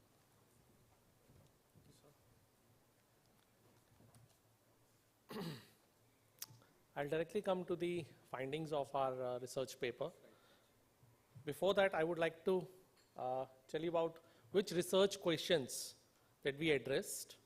The primary inquiry was that how can NPS be reformed to ensure broader, more equitable coverage, especially in the corporate sector. Specific questions that we covered in our research paper was, what are the barriers to the coverage and adequacy, particularly in the private sector and informal workers. Second was how effective corporate NPS is in bridging this gap between limited pension coverage and the growing need for retirement security.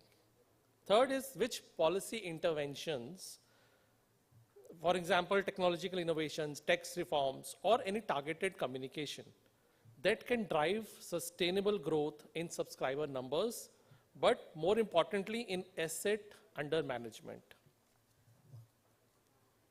Which research methodology we adopted? We adopted a mixed method approach in which we did quantitative approach. We did our quantitative analysis for the data set belonging to 2014 to 2024 from PFRDA website.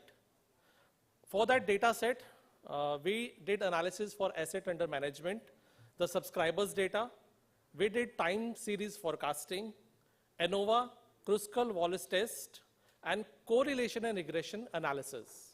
For the qualitative insights, we did relevant and current literature review, case studies, and comparative studies with international pension frameworks and policy recommendations, which was also discussed in yesterday's panel discussions also.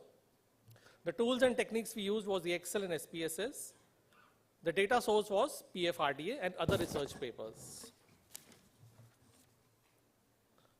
Before I begin with this, I would like to begin with very notable study that we did in this.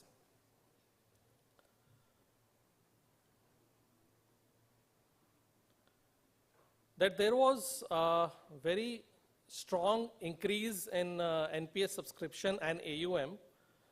And why did we focus on corporate NPS? Was that corporate subscribers surged to over 1.9 million in 2024, reflecting that there is a strong corporate adoption in NPS. APY also saw exponential growth in subscribers, not AUM. In contrast, NPS Lite, which was also a part of NPS, it was peaked in 2016, 4.48 million, but then it started declining after that. Coming more to our subscriber analysis, when we did the age and gender analysis, the 22 to 25 age group shows the highest engagement, which is followed by 26 to 30 age group. And very noteworthy is that the males consistently outnumber females across all age groups. In 22 to 25, 66.4% of males account, whereas the females is only 33.6%. This gender gap is actually wider in 18 to 20 age group, with 74.6 males participation. This participation in the NPS is actually declining after 36 to 40 age group, indicating that younger demographics are more active.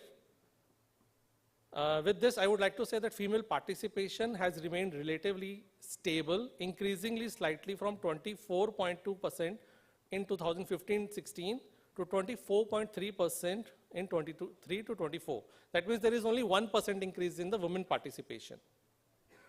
Another analysis we did was the withdrawal analysis. After COVID and other reasons also, when we found out the CAGR of withdrawal in NPS, it was a very alarming figure of 210.18% over these 7 years, from 2016-17 to 23 to 24. This is an alarming figure. We also did ANOVA and Kruskal-Wallis test to confirm our significant difference in AUM growth, various sectors. Our rigorous statistical tests reveal that not all sectors are equal. The disparities in AUM growth across sectors are both significant and actionable. Each sector for growth requires a sector-specific strategy. There is a strong correlation between corporate subscribers and asset under management, and that is why we are focusing on corporate subscribers. There is a near perfect correlation, R 0.994, between corporate subscribers growth and overall AUM, which actually underscores the impact of corporate participation. We also did forecasting analysis for 3 scenarios. One scenario is that there is no reform is done. Second scenario, some reform is done. in case of tax reforms or technological reforms, or incentivizing the corporate structure. And third, all the reforms are removed. When we did this forecast analysis, the corporate sector shows robust growth potential as compared to the other sectors, with AUM forecasted to increase significantly under the optimistic scenarios, the scenario in which we did some reforms. And there is a multi-fold increase in the AUM, which is getting 79 lakh crores by 2029. Forecasting is done considering all factors like increase in the number of subscribers, impact of each scenario, and the withdrawals. We also did correlation analysis of, by the heat map, and it shows us a strong positive correlation across sectors. Most sectors exhibit high correlation values greater than 0.8, suggesting that subscriber growth in one sector is strongly associated with growth in others. The strongest correlation are observed between the corporate, central government and state government, 0.98, and between corporate and all citizens model, 0.97. It reflects that the similar growth trend likely to influence by common macroeconomic or policy factors. This also means that there is spillover effect of one sector to the another sector.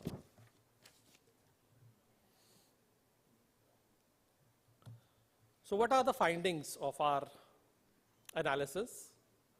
We understand that there was a low participation among informal sector, and there is a persistent gender disparity, which was again discussion of the panel members today also.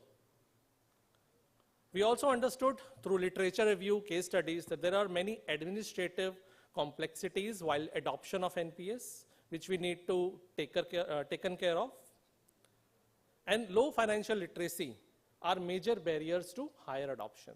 Regarding this financial literacy, I would like to say that it is not about getting information of how to invest, but rather being knowledgeable about social security.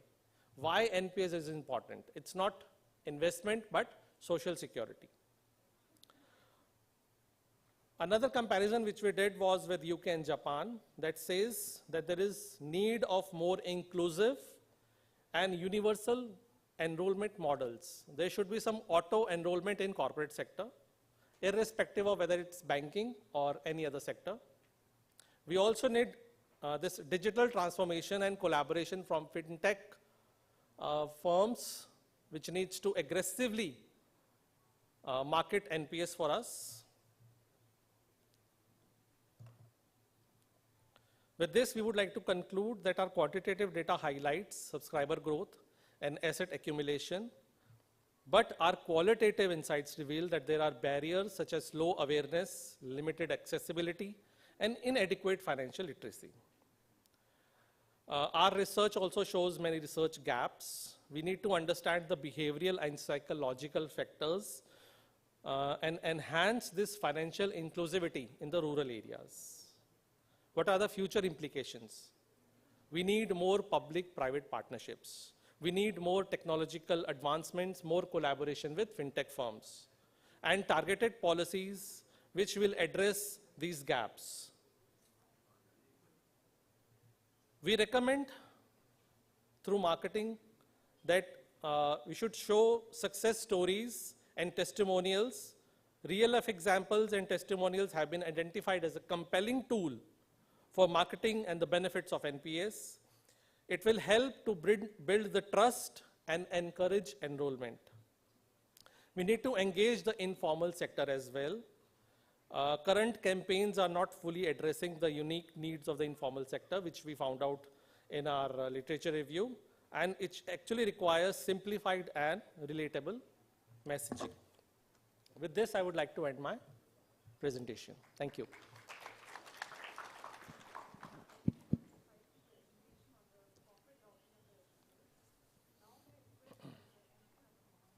To share his view on the paper and may also ask questions from the presenter. Please, sir. Thank you. Thank you for the invitation.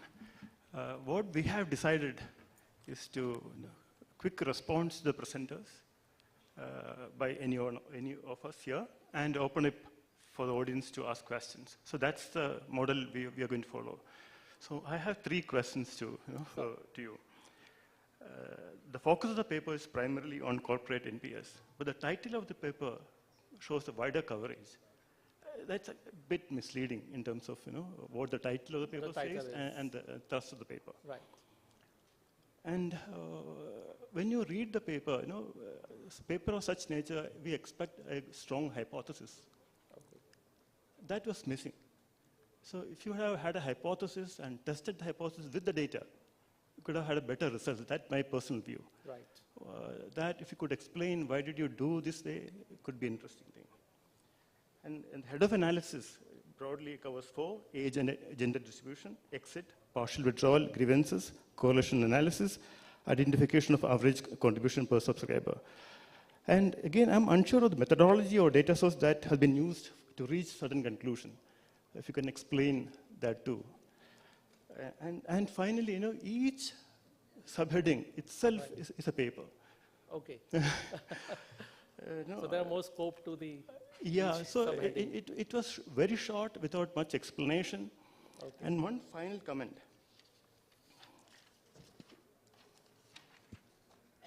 If you look at the National Strategy for Financial Inclusion 2019 to 24 prepared by RBI, they have also reached a similar conclusion.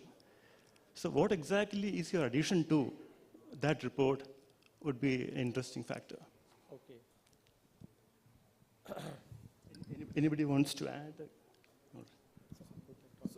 Yes, sir. So I agree that the title was more broader because that is how we started. But as we progressed in our data analysis, we found that the solution to the expansion of coverage lies in the corporate sector. And I agree that we didn't revise the title thereafter, but the conclusion derives that if we focus more on the promotion of the corporate NPS, we are able to solve this issue of expanding the coverage, right? That is one.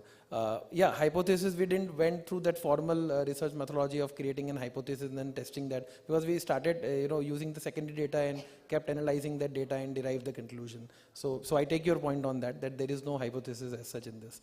RBI report, of course, there are a lot of reports, but we didn't find a lot of literature highlighting the promotion of the corporate NPS. That is why we thought that this is a some good finding that we are coming out because the existing literature was focusing more on generic financial literacy and generic awareness about it, but not specifically focusing to that particular sector where the data shows that the maximum subscribers are from.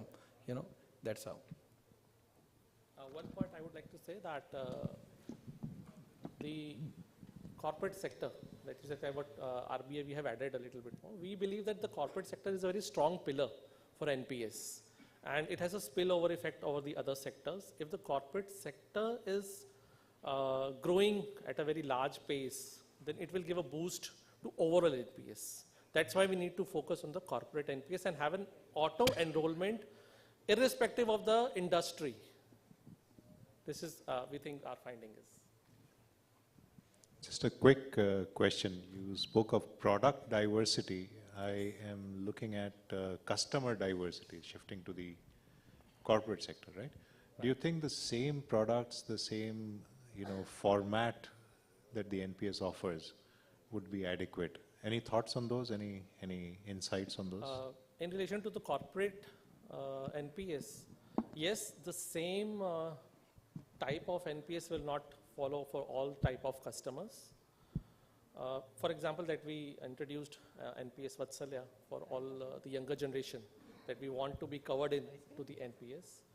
We would also like to recommend that there should be separate product under NPS for different type of corporate employees, whether they are formal employees or they are from the informal sector, gig economy.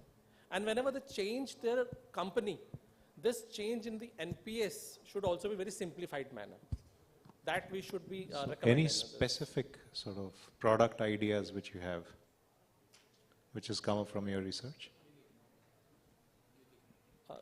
Gig economy, we can Especially for the informal sector, this could be a game changer. If at all there is a product which is accessible financially to them, accessible technologically so to as them. we see that the growing employment, what I told in my opening remark, that the informal employment in the organized sector, even in for education, for example, now we see a lot of contractual employment happens. So we need to customize the product for that. So for example, in one sector you have corporate NPS itself for formal employee in the organized sector and informal employees in the same sector. So that customization has to be done. And that, if I may say so, is a low-hanging fruit. That is doable much easily than compared to other verticals of NPS. Because this is the segment where the literacy is already there. People are aware. Only a push is required, whether it comes through persuasion or it comes through some regulatory enforcement that we have to look into. But that is doable in this segment.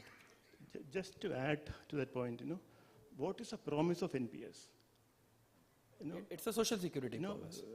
Social security of sort, very similar to PF, very similar to EPF, but that's unclear, right?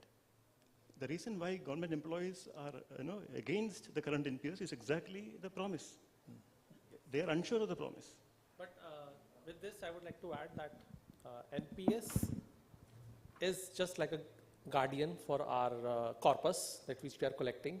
And in the end, the pension will be given by the annuity companies, which we will take after we withdraw our money after we get retired. We need to understand that there has to be less burden on the government. That is why the NPS was introduced, to be self-reliant, to be able to understand that we need to have our own social security and not dependent on others. The demographics is changing. Our parents and their ancestors used to think that we also are there to take care of them. Even then, they had a importance of savings and investment in pension schemes. But now generation knows that the other generation will move out. That should be the motto, that you should be self-reliant and not dependent on any other thing. In the best case scenario, you have shown the AUM growth to be 79.8 lakh crore by 2029. I wonder how you have come to this figure from 14 lakh to 79.8 lakh crore in 4 years. Okay.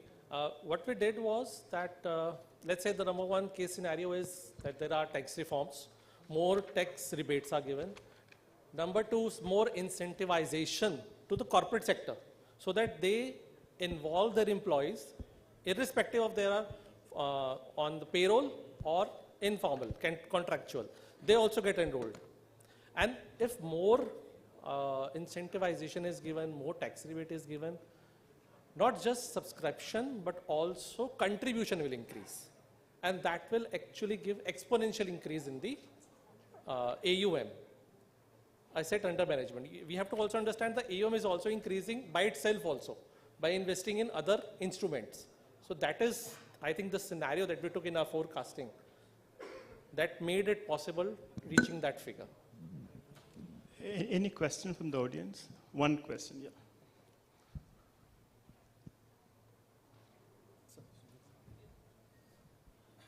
Yeah, hi, my name is Sumit Mohindra. I'm the CEO for ICICI Pension Funds. Since you've spoken a lot about the corporate sector, I have a question. See, when we talk of retirement planning, one of the most obvious segments that comes to mind is the corporate sector, because of the fact that there is a set date when people are going to retire, post which there will not be any income. However, our experiences, though there are large numbers, a large number of corporates have signed up, but the take-up rate in each of those corporates is mostly in low single digits. In our experience, wherever we've got better success, double digits or higher double digits, is where the corporate itself takes an interest in pushing NPS as an objective.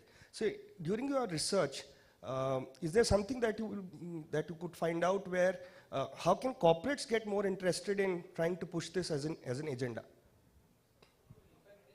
Other way around, instead of corporates taking up, it's the regulator who has to come and make corporate as a partner, either through persuasion, that is what I said, persuasion, or through a regulatory input. Only then it is going to be happen. If you leave it completely on voluntary basis, then we will struggle with the coverage. Thank you.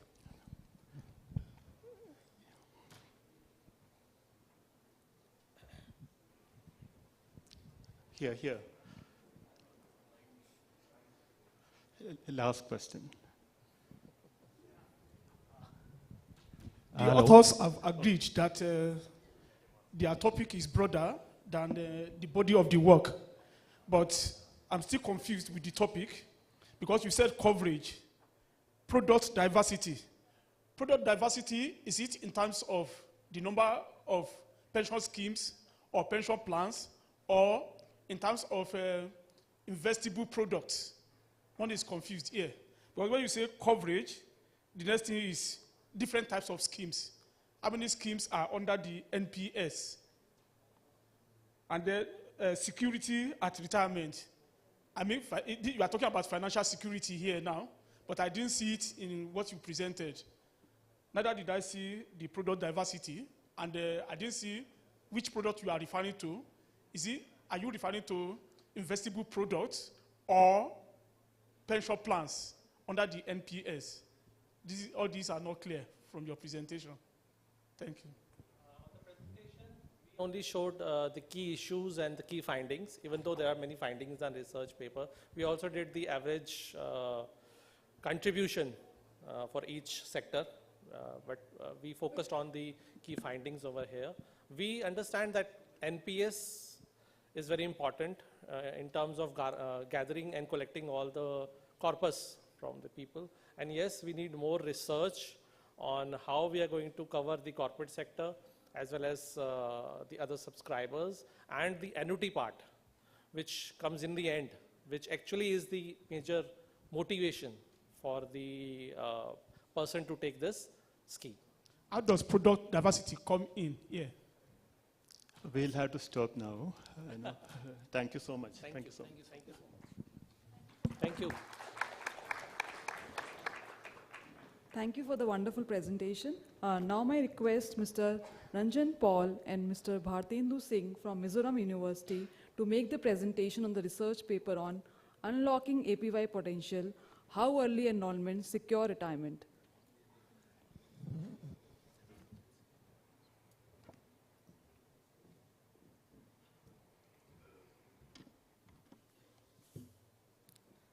Good evening, everyone.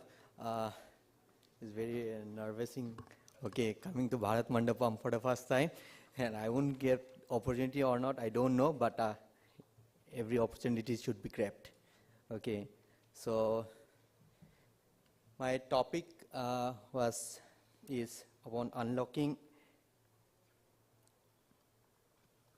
APY's potential, how early enrollment secures retirement.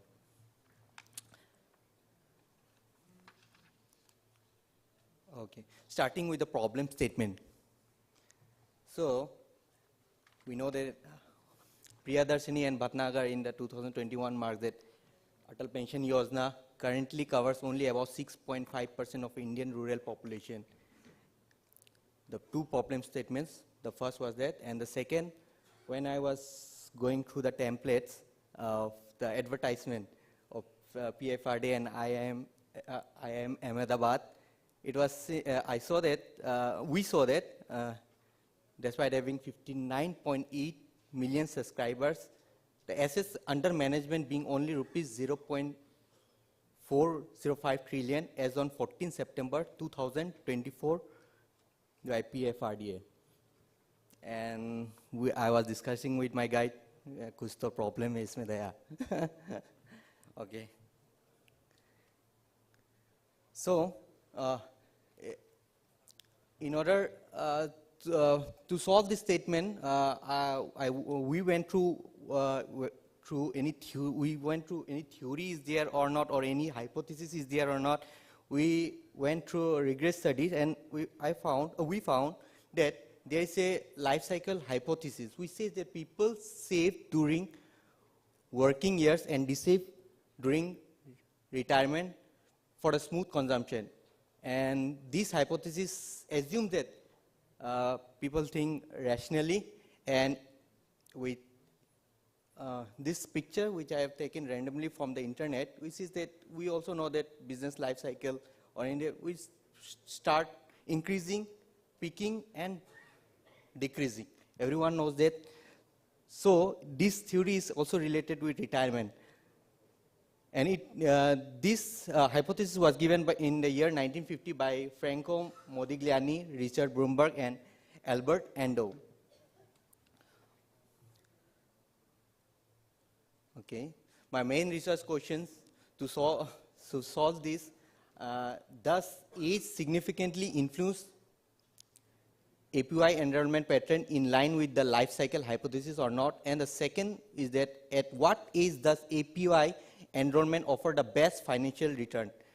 That is a break-even analysis.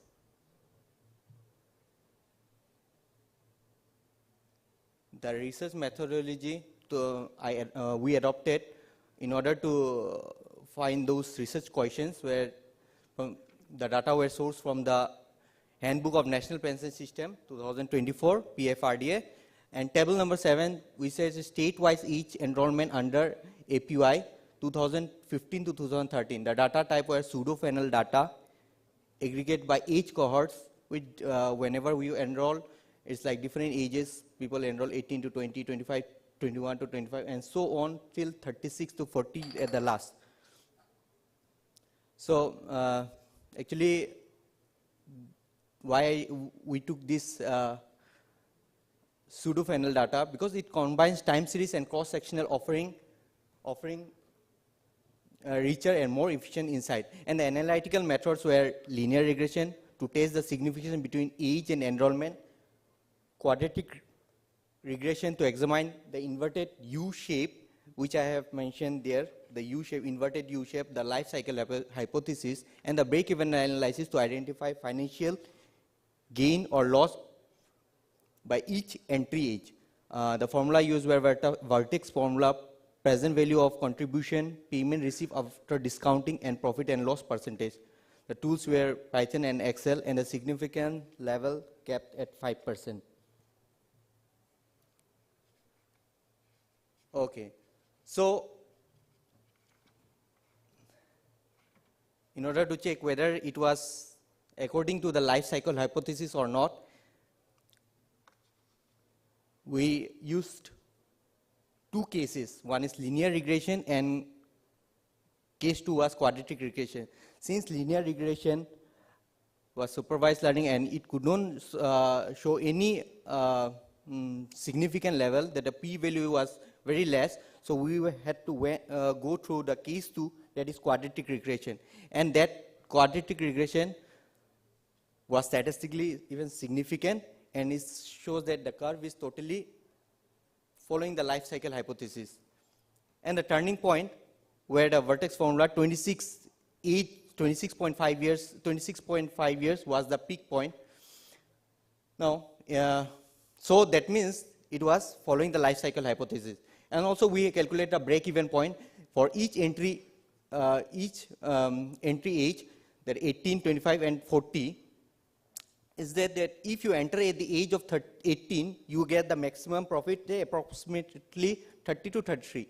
And when you go down to 40, you incur a loss. And you can see the diagram also, like how if you enter, you get the maximum, and turning on when you enter at the age of 40, it's declined to minus. The inflation assumed were 5.5% discounting, and life expectancy 72 years for rural areas, according to one of the organization as per 2023.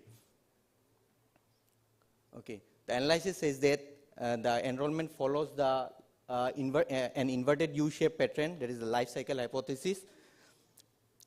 Okay, the second analysis was that the young entrants benefit the most but enroll less. Break-even analysis shows that the younger entrants gain up to 33% return but enroll less, likely due to low awareness or preference for immediate spendings.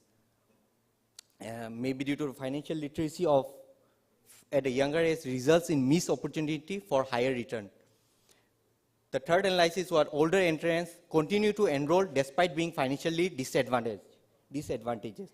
Those enrolling at a 35 to 40 may face 10% loss, yet 7.2 million enrolled, indicated limited understanding of the discounting and long-term return. And even many individuals in this group joined due to external influences rather than rational financial decision making. And the fourth analysis was that enrollment trends indicate that the need for a better financial awareness program. If younger individuals from 18 to 20 benefited the most, they should have had the highest enrollment, but they lag behind 21 to 25 and 26 to 30 age group. This suggests that the financial awareness is not reaching potential subscribers early enough. Older individuals from 36 to 40 are enrolling despite losses, showing that financial literacy program may not be effectively conveying the financial implications of the late enrollments.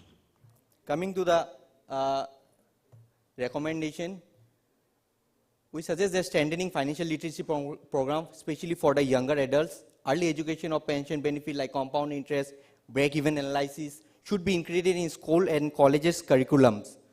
Rural awareness program should focus on explaining financial concepts in simple terms and use of interactive tools like such as mobile app, videos, workshop to improve understanding. The second analysis was that introduce incentives for early enrollment. Since younger entrants benefit the most but enroll the least, the government could introduce first-year contribution waiver for the young enrollments, people, and matching contribution. Now matching contribution has been PFRD done, have omitted that one. A matching contribution or higher interest rates for early subscriber and any gamification strategies to encourage enrollment such as milestone rewards. And the third was that increase maximum pension amount to attract older subscribers. Since older individuals continue to enroll despite potential losses, increase the maximum pension beyond 5,000, which is now 5,000, could improve attractiveness. Policymakers could introduce higher pension slab with adjusted contribution to offer better returns for late entrants. And the last is simplify enrollment and auto enrollments. You can join with the Pradhan Mantri Jan Dhan Yojana bank account to encourage early subscription. And the last, with the conclusion, well, the traditional framework of life cycle hypothesis hold the practical deviation arise due to the behavioral information or an institutional factor. Addressing these challenges through financial literacy program enrollments, incentives and policy intervention can bridge the gap between theory and real world pension participation. And even in the 115th PFRD board meeting on December 14, 2023, noted that the agenda of actual valuation of Atal Pension Yojana as of March 31st, 2023. Because as our Pradhan Mantri has said that Sabka Saath, Sabka Vikas, rural people are our frontline workers, so we have to keep importance on that. Thank you. This was all about my presentations. Thank you.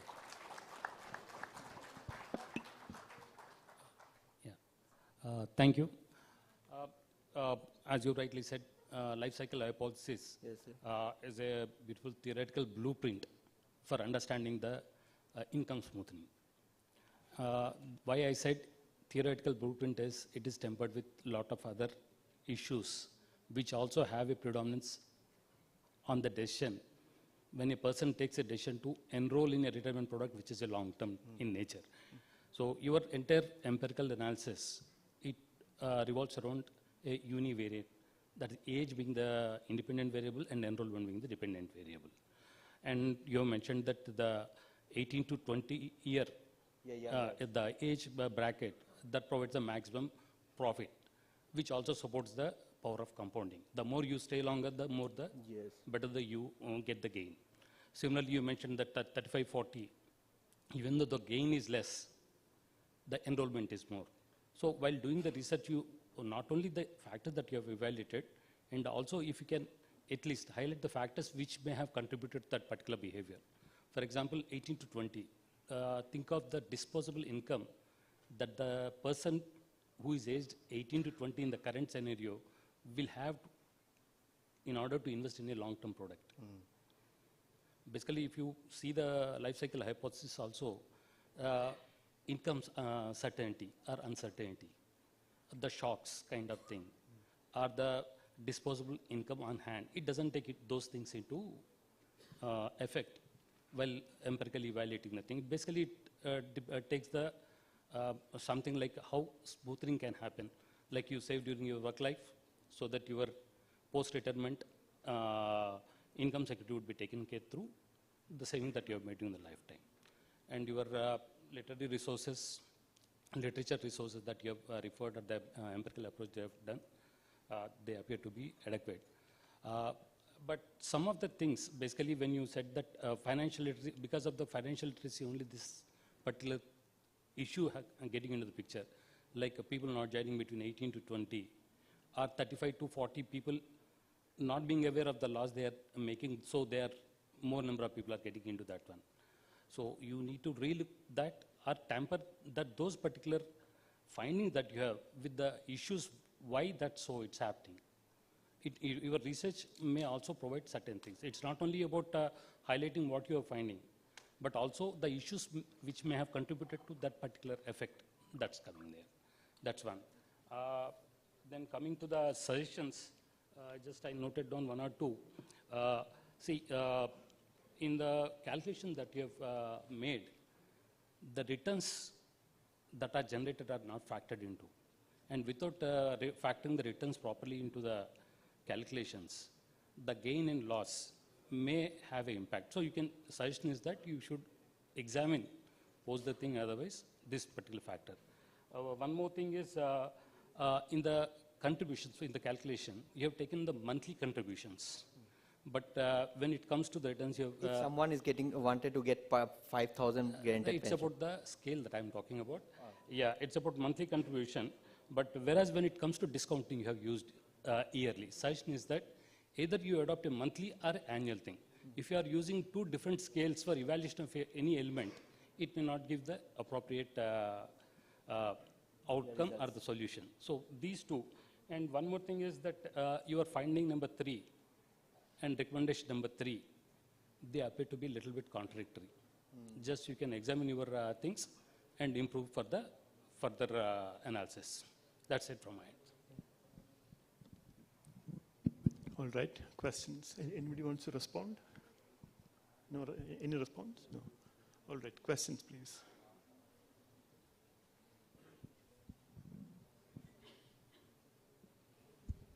Yeah, very good evening, everyone. Myself, Sudhir Singh. I'm DG PFRDA. So, sir, just wanted to ask a small question. In point 3 of your outcome, you have said, I'm just quoting this, what you have written is, those enrolling at 30 and 40 may face up to 10% of loss, yet 7.2 enrolled, indicating limited understanding of discounting and the long-term returns. Do you have any kind of a data to support it? How have you concluded this? Because this kind of a statement is like, is putting up a question, and again, simultaneously, you have also added that it may be due to the external influences, like the peer recommendation and the government promotion. So have you concluded any kind of a data, examined anything, before writing such a statement? I just would like to know. Okay, as you have mentioned that without any prior proof that I am telling about no, but just it's a very casual statement. What I could find it out from my side. If you have anything data to show something on that part. What is the reason behind that statement? That's the question. Oh, sir, yeah, I got it, sir. What sir is telling, that point number 3 about it might be a wrong information about the head. No, wrong or right, we don't know. You justify why did you write that? How did you arrive at the loss? Was that an estimation? Is there data? Because what we, just to add on, it may not be lost because, just giving an additional information on that part, because APY is something wherein your ultimate benefit is already secured. No matter how much amount you can, contribute, basing on your, the age factor, basically the amount also fluctuates. And as sir has also suggested, your contribution amount also, gets up and down when you contribute on a monthly basis and the quarterly or the yearly. My total all in all round figure is like, when you are writing something, you should have certain data before presenting some kind of research before such an audience. That's it. The total point is like this. Okay. Thank you. All right. One last question.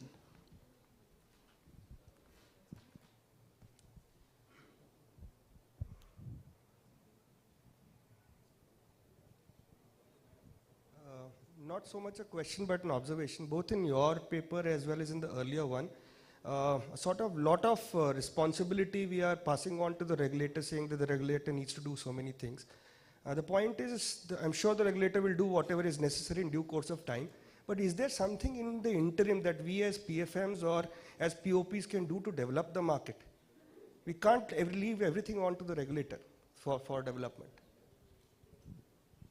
So what I feel that me basically for the first time I came to Delhi, I'm from Mizoram University. There in that place they don't know about it's a suppliers market, it's a sellers market. In the seller market you don't have like option also, and people does not know about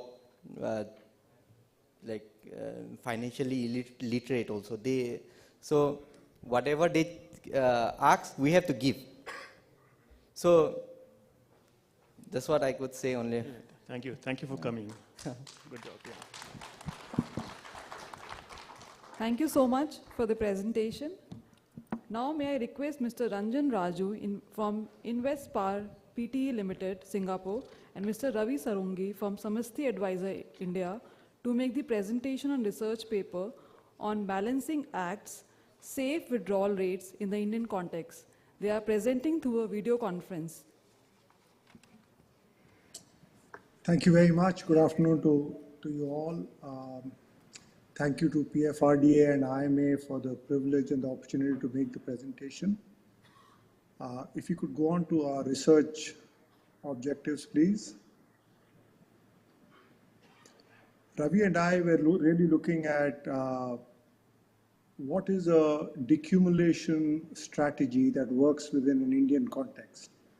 As Pushpinder had earlier referred to earlier in the day, safe withdrawal rates really is something that came out from the US by the seminal study by Bengal, followed by the study by Trinity.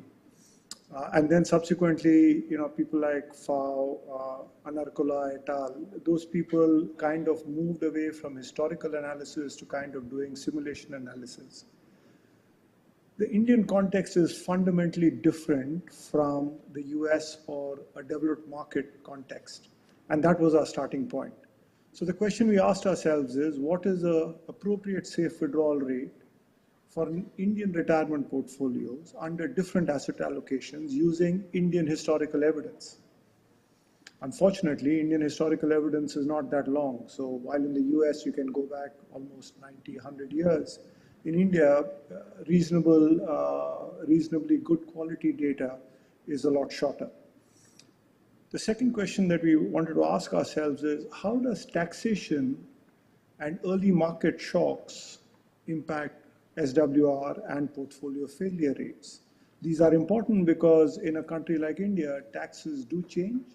And for pensioners or retirees who are looking at their portfolio to generate returns for them in what is effectively a higher structural inflation market or economy, taxation can actually act as a very significant negative drag. So you could have a high nominal return, which you get taxed on, but there's a significant real loss because inflation is high. We quickly realized that historical data for us was not that long. And so we started to look at simulation methods. The standard simulation method is the Monte Carlo. The Monte Carlo, as we all know, does have its own issues in terms of it assumes a certain distributional properties, specifically around normal distributions.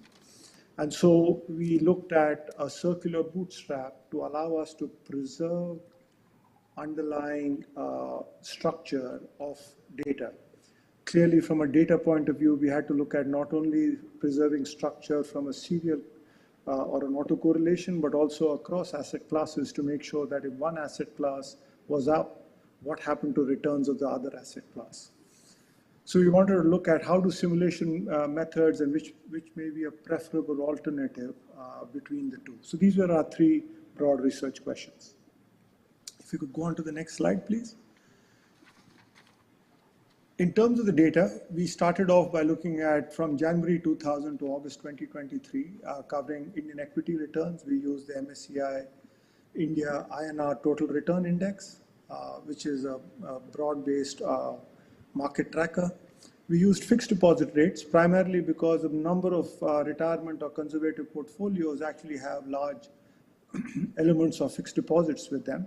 So we took fixed deposit rates and gold rates because gold is another traditionally popular asset class within the Indian household.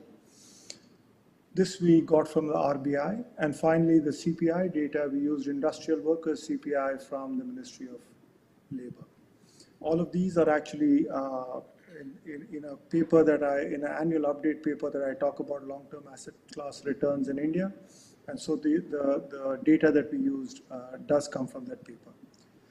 The statistical tests, the standard statistical tests, Durbin, Watson, etc., they confirm non-stationarity and also a weak co-integration of the data of returns. The way we kind of structured the simulation process was we started off with a simple Monte Carlo and a circular block. The circular block, we used an optimal block generator. So we took the data through an optimal block generator to kind of figure out how much should the block length be. And we arrived at the optimal block length depending on the actual historical evidence. To choose the number of iterations for Monte Carlo and for the circular bootstrap, we actually used the converging standard error process. We wanted to get it at a 95% confidence level. For the Monte Carlo process, it turned to be about 20,000, just under 20,000. And for the circular bootstrap, it was significantly lower. So what we did was to err on the side of caution. We said we are going to take 50,000 iterations, and that's what we used across the entire study. In terms of our broad parameters, we looked at portfolio durations, 25, 30, and 35 years. Withdrawal rates from 3 to 4% in 25 basis points increments. And then equity and fixed deposits, we did 0 to 100, which means 0% in equity, 100% in fixed deposit, and 60 to 60, 40, 60 in equity and 40 in fixed deposits in increments of 10. Our assumptions were slightly different from Pushpinder's. We actually took an annual portfolio. The reason for that was we wanted to also estimate the tax impact. And so it was more operationally reasonable to expect people to have annual rebalancing processes and annual withdrawals for their rest of the year process.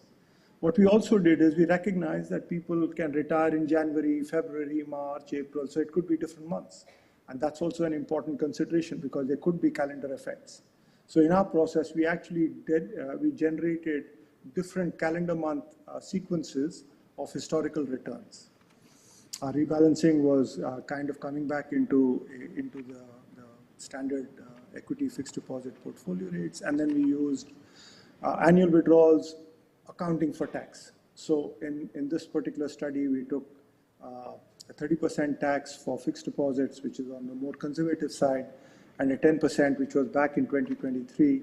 That was the long-term capital gains tax that we used. Could we go on to the next slide, please? What we did find was very similar to what Pushpinder found, which is conservative portfolios showed high failure rates. We also showed that increasing equity allocations reduces failure rates, but in a convex function. I know Professor Nagar had a comment, and I'm going to deal with that comment in the next slide. But our results were not very different from what Pushpinder had, even though he used NPS data and we are using a kind of a different data set. The reason for higher equity increases while it increases portfolio return, but also it also increases the volatility of these returns, and therefore affects the long-term sustainability of portfolios. As you can see, the circular bootstrap showed better failure rates than the Monte Carlo, which means that the preservation of inherent structure did dampen volatility, because a large part of the explanation for portfolio failures is because of the volatility drag that comes across time. And over 30 years, the volatility drag can be a significant number. And so what we found is that a 4% failure rate, 4% safe withdrawal rate in India really would not Yeah, work. Mr. Raju, if I may intervene. Yes. Can you come to conclusion in? Sure. Conclude I in just 2 have minutes? 2 minutes, please. Yeah, I can. I also wanted, sorry, could I just go across to the action button, please? Could you just click on the action button? If you could go to the last slide. So what we also did was we also extended the study for 2025. So there's an updated part of the paper. If you just click on the action button, where we increased the data set to 1992, we've got a longer data set. We've changed the tax structure to allow for the budget process. We allowed for different withdrawal strategies, but our broad conclusions remain the same. So if we come back, I'm sorry, could we go back to the main slides again? If you could quickly show table 3 and 4 as well, a very quick glimpse, and then move on. I think it gives a fairly good idea. Yeah. So if you can just go on to the taxation the part, Yes, yeah. If you can go to the next slide, please.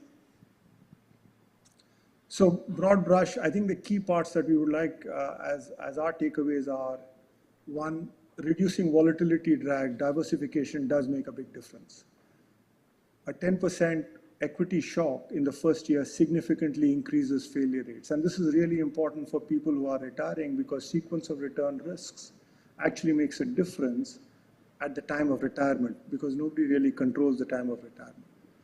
So what we found is the sequence of return risks, the volatility drag given by the higher volatility of asset class returns, and the inflation drag make retirement planning in India particularly challenging. Can we go on to the next slide, please? Behavioral biases clearly are the most important, because most people tend to use heuristic rules of thumb. So cognitive biases that rely on rules of thumb or survival biases that they have actually compound the challenge significantly within the Indian context. Now, most people, when they reach retirement age, want to go down to conservative portfolios. But unfortunately, the reliance on fixed nominal return products generate a very false sense of security, given the high inflation risks within India. Sequence risk is absolutely critical, and the larger the volatility, this actually affects our overall failure rates. Could we go on to the next slide, please? In terms of the key policy implications, first, I mean, this has been talked about a lot within the conference, is creating awareness and communication. Our angle on this is actually to talk about the mathematical processes around the retirement planning, especially for policymakers, regulators, and product planners. I think to move away from these linear heuristics, I think is really important. Having long-term investment strategies which are either tax sheltered to preserve withdrawal rates, especially for conservative portfolios, I think will be particularly important, because there is no hiding away from inflation. Multi-asset strategies with cash buffers, possibly even international diversification, do tend to reduce volatilities of portfolios, which again over the long term do make a big difference. Inflation rate retirement solutions, I think, are particularly important in countries like ours. And finally, one of the important elements of cost is actually long-term care and health insurance, and therefore finding ways to cap premiums to protect retirees from rising healthcare costs is another particularly important dimension. And if you can go on to the last slide, that's pretty much where we would conclude. I'd like to thank you all. There are links to papers, this paper as well as the follow-on paper, and a bit of detail around the volatility drag that is there within the Indian context. Thank you very much, and really appreciate any questions or guidance the discussants will have. Thank you for a very detailed examination, and I think methodologically very robust. You've looked at stationarity, looked at all of the other bugbears. If you look at the two objectives as well, I think the question of the SWR, the savings rate, withdrawal rate, seems to be answered to a certain extent, but I have two queries, and I think the paper is available to everyone. We have looked at a 95% rate in terms of policy. Can we actually look at fully secure rates? Because even at a 60% equity portfolios, there's still a failure rate at 3%. Yeah. So where would you stop, especially given, you know, much higher age expectations that we now have from the population? We are looking at 80 plus. Excellent question. Thank you very much for that. So in the subsequent update to the paper, actually I do have a sensitivity across different success rates. So you can define up to 99% and even 100%. There the safe withdrawal rates fall significantly, sir. They do that because of our volatility that is inherent within our asset classes and the way the structure for retirement portfolios are, unfortunately. So the safe withdrawal rate does fall significantly. Does it go below that 2.6 that you mentioned initially? Yes. It does. Yes, sir. Yes. If you look at the health scenario in India and health insurance, as we age, as the population ages, there's going to be a much more significant, you know, withdrawal requirement that may come up. And the earlier, you know, old pension plan, as we used to say, you did have a certain element of certain socio, you know, cultural withdrawal aspects as well, which we don't see here. Any comment on that? Because withdrawal, again, it's getting fixed at 2.6, 3, 4, whatever, but retirement doesn't really leave older people with such yes, luxury. stable requirements, if I may say so. So again, sir, an excellent question. So what we did in the subsequent paper is we actually looked at different withdrawal strategies. So safe withdrawal rate is a fixed inflation-adjusted withdrawal all through. So we looked at 4 strategies. First is obviously the safe withdrawal rate. Then we looked at foregoing inflation adjustments when the portfolio is negative. So let's say this year, inflation is there, but my portfolio turns negative, I forego inflation.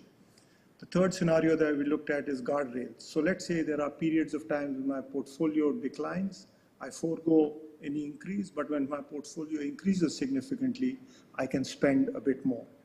And the last one that we did, unfortunately, we don't have enough studies in India, but I relied on studies in the US and international studies where we kind of took an annual reduction of about 2% in expenses from the time of retirement.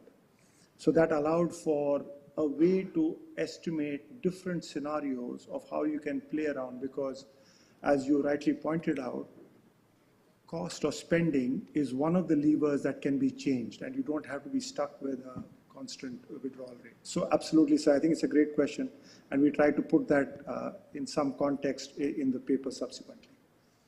All right, thank you. Any questions from the audience? Yeah.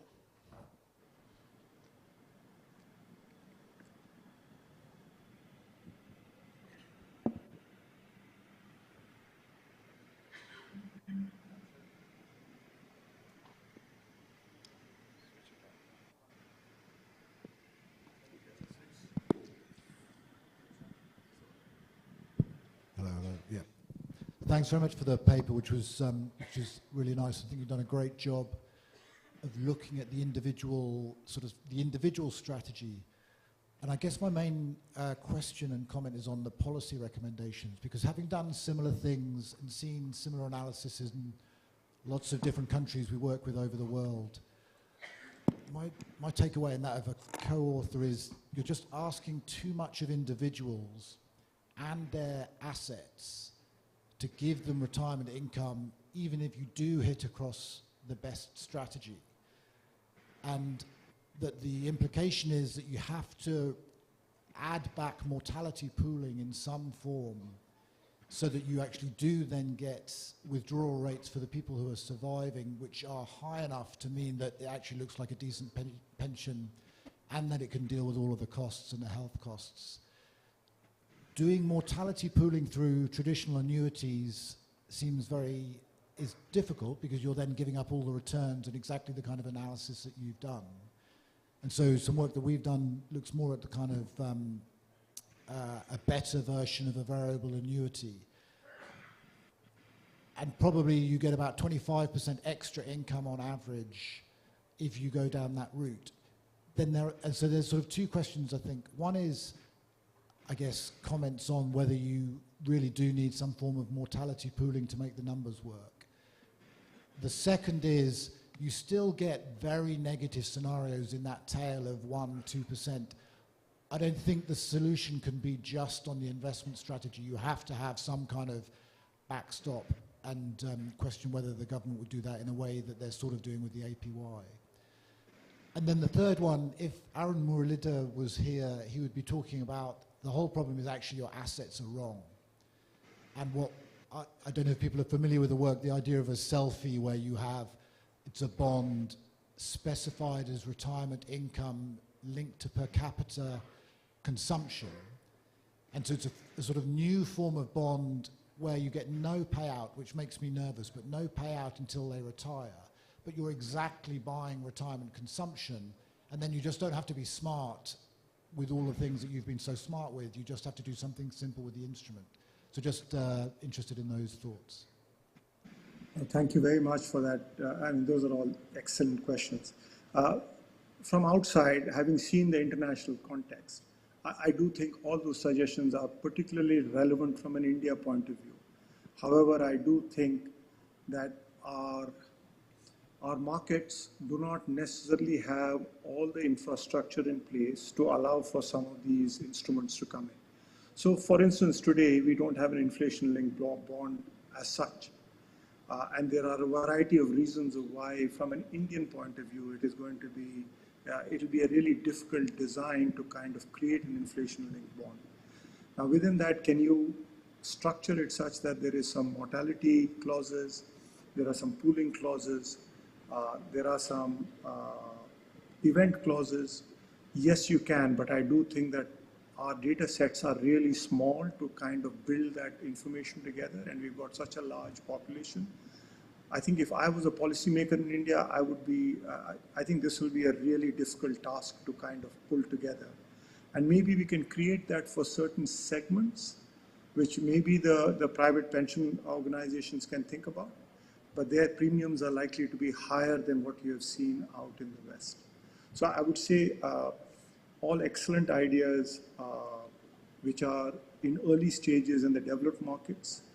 And in the Indian context, I think that the models that we would use will have a lot wider cushions and therefore potentially increase the premiums. Just the second part that I would kind of put in here is the health costs and other costs. Because of this long tail risk that is out there, I do think that there has to be a policy process around tax and how you build tax shelters such that even in those 1% or 2% kind of tail risks, it is the private person who's able to manage when inflations are high. And again, I don't think it's an easy enough or a simple enough answer.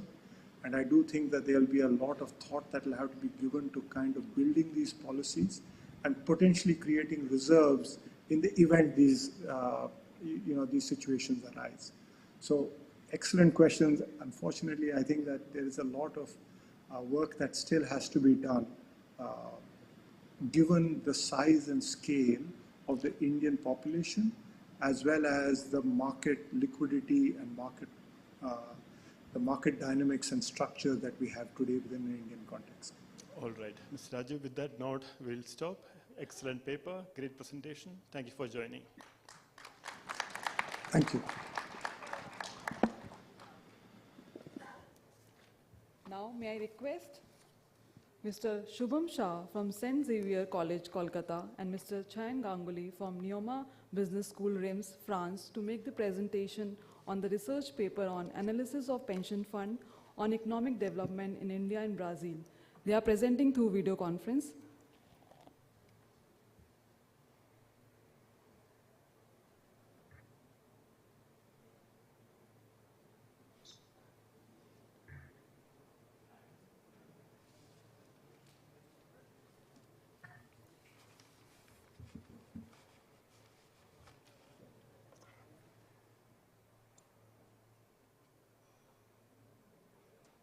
Good afternoon, everyone. We can hear you. Go ahead. Okay, sure. The slides are not still visible. Okay, I will start. So our paper is titled Analysis of Pension Funds on Economic Development in India and Brazil.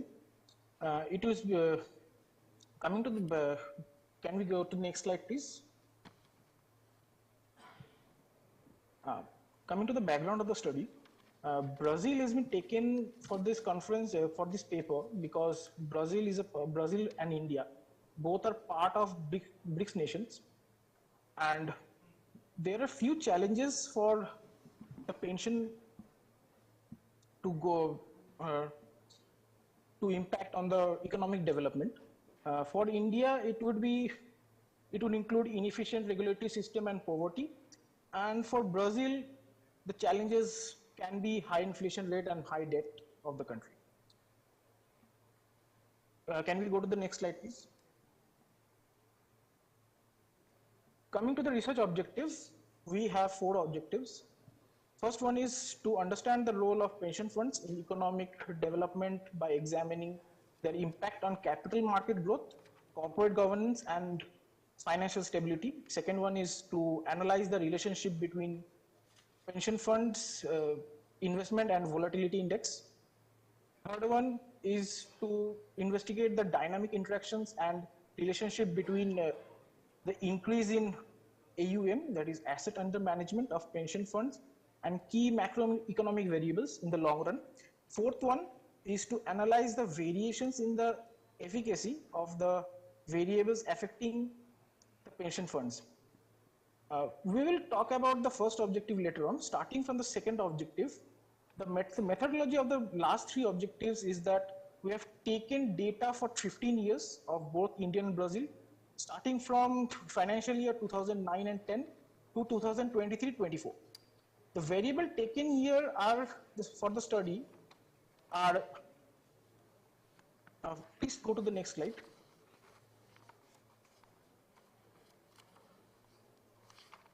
Yeah. The variables taken for the study are GDP growth rate, the percentage growth rate, pension fund asset, that is the change in AUM of the pension funds, financial market development index, that is the stock market capitalization index, stock market capitalization, percentage of GDP, volatility index, VIX, growth of inflation rate, pension funds investment. Pension fund investments, the variables are taken here are the returns from different schemes and plans in the markets. Coming to the tests, please go move to the next slide. Coming to the tests or statistical test applied, we have applied Vargranger causality test, ARDL model, which requires init-loop test to ensure stationarity of the variables. We have also conducted normality test, by which we have conducted the independent t-test and mandatory u-test as required. The software used are eViews and SPSS. Please move to the next slide. Yeah. Coming to the Vargranger causality test, we have 3 variables each countries. We have taken volatility index and the schemes of each countries. We have taken for India schemes like Scheme C and Scheme G. Scheme C indicates investment in the corporate bonds, and Scheme G represents investments in the government bonds. As we can see in the tests, if the dependent variable are kept as volatility index, only Scheme G, and if both Scheme G and Scheme C are taken together, they show a positive relationship with the volatility index, which is the dependent variable for this situation. Next, if we keep Scheme C returns for dependent variable, we can see that volatility index and both volatility index and Scheme G returns when taken together shows positive relationship with Scheme C returns. And for when Scheme G returns are taken as dependent variables, we cannot see any positive relationship with any of the variables. Coming to the Brazil part, same as we have taken volatility index and two schemes, such those are defined contribution plans and the variable contribution plans, the returns of these plans, we can see that only when dependent variable is variable contribution plan returns, we can see when volatility index and defined contribution plans returns are taken together, they show a positive relationship with the variable contribution plans. Rest, in any situation, they do not show any relationship with each other. Next slide, please. Yeah. In the ARDL model, first we have to add... Shubham, if you can hear me, can you come to conclusion? Yeah. Analysis and conclusion? Yeah, sure. 5 minutes, sir. For the ARDL model, this is they are stationary in nature. All the variables taken for this. We have found in India that only Indian variables, so that they are significant in long run relationship and co-integration exists. But for Brazil, it doesn't show any co-integration or long run relationship. Next variable, next slide, please. For this, we have taken normality tests, and for this, only inflation, Scheme G for India, and for VC plans, variable contribution plans, and stock market capitalization shows that they are normal, and t-test has been conducted. And for the rest of the variables, manual t-test has been conducted. We had come to the conclusion of this test that only in case of AUM of the pension funds, GDP increasing rate, growth rate, stock market capitalization, and for volatility index, India is efficient than Brazil. This is for my part. Next 2-3 slides will be conducted by my co-author. Thank you. Hello, good afternoon, everyone. Before I begin, I would like to make a request. I'm unable to check the slides on screen, so if Shubham could actually guide you through the slides as I go along. Due to the time crunch that we are having, please go to the next slide for the findings. Yeah. So due to the time crunch, I would straight away dive into the theoretical framework in brief. So for the theoretical framework, sorry again to intervene. If you can come to conclusion, that would be better. Sure. Of course. So, while carrying out this entire study, when it comes to the implication part, we have particularly observed that for India, the macro financial integration of pension funds underscores the development potential. However, the data also reveals persistent exclusions, particularly for workers in the informal sectors. To address this, we recommend the expansion of Aadhaar-enabled digital enrollment under the NPS, alongside the mandatory contribution enforcement for organized workers to support the informal labor segments. Further regulatory streamlining through unified oversight of EPFO and NPS may enhance some transparency and governance. In the case of Brazil, the inflationary volatility and the fiscal constraint undermines the long-term viability of pension framework. The absence of macroeconomic linkage and the weak responsiveness suggest structural inefficiencies. We propose to establishing autonomous pension management bodies, leveraging the inflation index bonds to safeguard the retirees as well as to enhance the digitalization, expand coverage. Importantly, the anti-corruption mechanism within the pension fund governance must be institutionalized.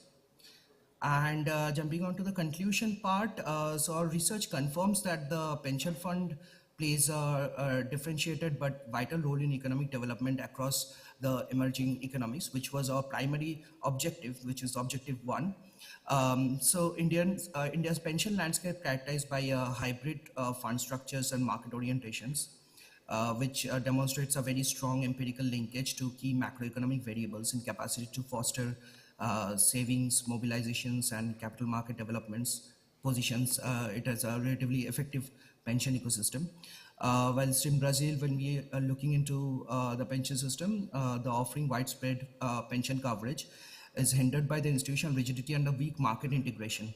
Its pension funds functions are more as fiscal tools rather than financial catalysts. So necessitating reforms toward decentralization and strategic asset management. We suggest the cross-national learning is imperative. India can benefit from Brazil's centralized inclusion policies, while Brazil can maybe emulate India's market-driven models and digital outreach mechanism. In some, a future-ready pension system must be inclusive, transparent, adaptive to macroeconomic shocks, and institutional robustness. Only then, it can simultaneously serve the dual mandate of financial growth and social security for the people of these countries. Yeah, thank you, sir. I think that covers whatever the implication and the conclusion part of the paper. Thank you, both of you, for your insightful presentation. Given the increasing aging population and the need for robust financial systems, your research is timely and relevant. However, I have some suggestions for your improvement in this research. See, your analysis says that there is no linkage you have found between the GDP and the AUM growth. So if such is the case, then you have to work out how, and see how, what implication it is having, and more can be explored in this direction. And for the Brazil part, there is limited depth on the Brazil part. You have focused on the quantitative part, but there is some more element required for the qualitative insights on your findings. And you have taken VIX as a variable to assess the risk. It would be better if you take other risk assessments like diversification, portfolio diversification, etc., to make your case more relevant. Overall, it was a nice presentation and the research. However, I would like to know from you that the findings of your research, how specifically it can support the policy recommendations made in the implications section. And the second is, how do pension funds in India and Brazil compare to those in the developed countries? One more question which I would like to know that given the findings, how can both India and Brazil enhance their pension fund systems to maximize economic impact while ensuring financial sustainability? Thank you. Sure, sir. So I would like to start with the first question that you said. So when it comes to the key findings section, so what we have primarily analyzed is that the India Pension Fund exhibits very strong integration in the macroeconomic indicators, and the responsiveness of things like scheme G to market volatility along with significant association between pension funds and variables such as inflation and stock market capitalizations, which suggests that pension funds are not just passive entities, but like active financial participants within the industry, which can directly implicate the implication part, the policy implication which we spoke about, that the integration of the digital Aadhaar enrollment scheme. And secondly, sir, when it comes to the question that you just asked, when it comes to developing countries, however, sir, we are right now not equipped to answer that as we don't have the data. And yes, sir, there was a lack on the Brazil's part because not much financial data was available in the open source platforms, or we couldn't find much data related to Brazil. And along with that, there is some there are some issues regarding the integrity of the data that is available when it comes to the financial data that is available to Brazil. Right. Any last question? Oh, sorry, sir. Can you repeat the question once? No, you will get a question soon. Please. Okay. Sorry, sir. Hi, this is Pradipto. I have one question regarding the data that you have presented. The VAR grandeur causality that you have stated. In the result, you have talked about the positive and negative correlations. But as far as my knowledge goes, it only shows you the extent where X is predicting Y or Y is predicting X. How do you come to the conclusion about the correlation positive or negative when you have used only VAR grandeur? Can you elaborate on that? Coming to the VAR grandeur causality, as we have taken the data for 15 years, starting from 2009-10 to 2023-24, only in this part of data, we find that the only in Indian part, the schemes with the VIX as dependent variable, we find that only scheme C or scheme G has a positive relationship. But due to the lack of data, this might have been wrong, but due to the lack of data, scheme C hasn't shown a positive relationship because the p-value or the sig value is less than 0.05, which is the 5% significant level we have taken. All right, last question with the lady here. Given the topic of your presentation and the overall presentation done, I observe that there is some jumbling up between your independent factors and dependent factors, because you say impact of pension funds on economic development. Now in economic development, you have taken 3 parameters: capital market growth, corporate governance, and financial stability. So for example, if we take inflation as an element of financial stability, and given your presentation, it so sounds that you mean to say that there is an impact of pension funds on inflation rather than it being the other way, which you already argued also. Then secondly, even in one of the implications, policy implications, you said the future strategies should ensure that there should be resilience against volatility and inflation. So again, that takes your argument topsy-turvy. And one final observation, right on the title of your presentation, when you say impact of pension funds on economic development. So that word economic development also leads to much ambiguity, because development is not just, economic. Economic, when you speak, I know you mean to say economic growth. So growth is always has to be your area of focus here. That is what I assume. But the impression that you give, that you are also speaking of some developmental angles. Development has to be human as well. And growth can be economic, it could be human as well.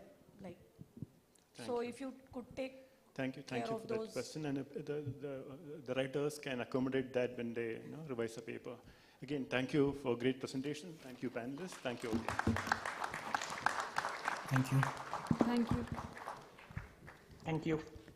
Now may I request Dr. Manoj Anand, whole-time member Finance, to present a token of appreciation to our esteemed discussants.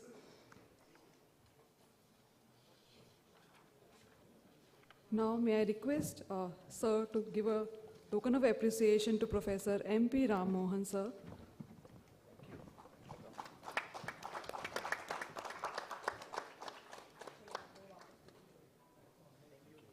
May I request Sir to give a token of appreciation to Professor Amit Mukherjee.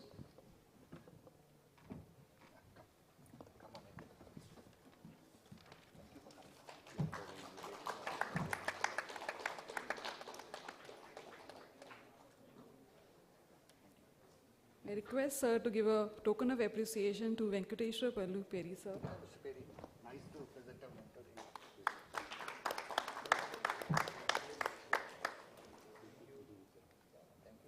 May I request Sir to give a token of appreciation to Shri Akhilesh Kumar, Sir.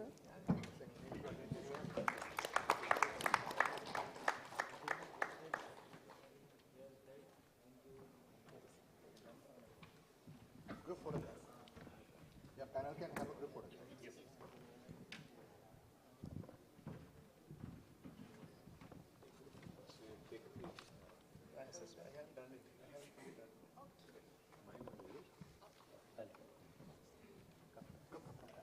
I think you should.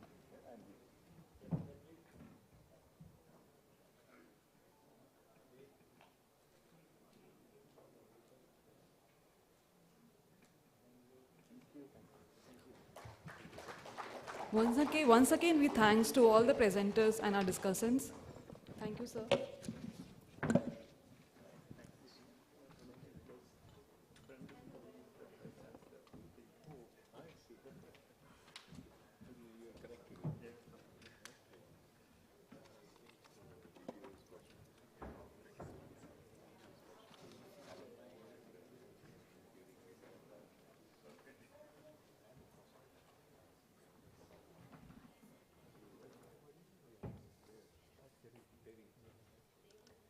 As we conclude this remarkable conference, we take a moment to reflect on the key takeaways and explore the road ahead.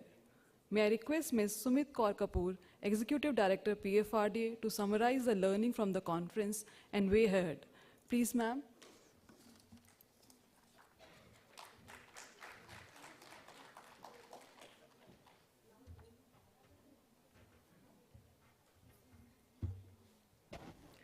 Thank you, Pooja.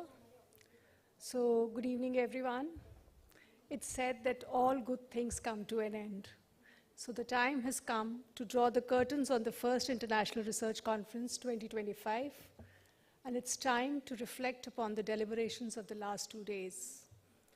The International Research Conference was actually a Mahakumbh of the confluence of ideas from economists, policymakers, industry specialists, and academia from across 4 continents, hailing from South Africa, Nigeria, UK, and Singapore. And of course, we have delegates from Nepal and Bhutan. And of course, from the audience, we also elicited some interest for SAARC collaboration.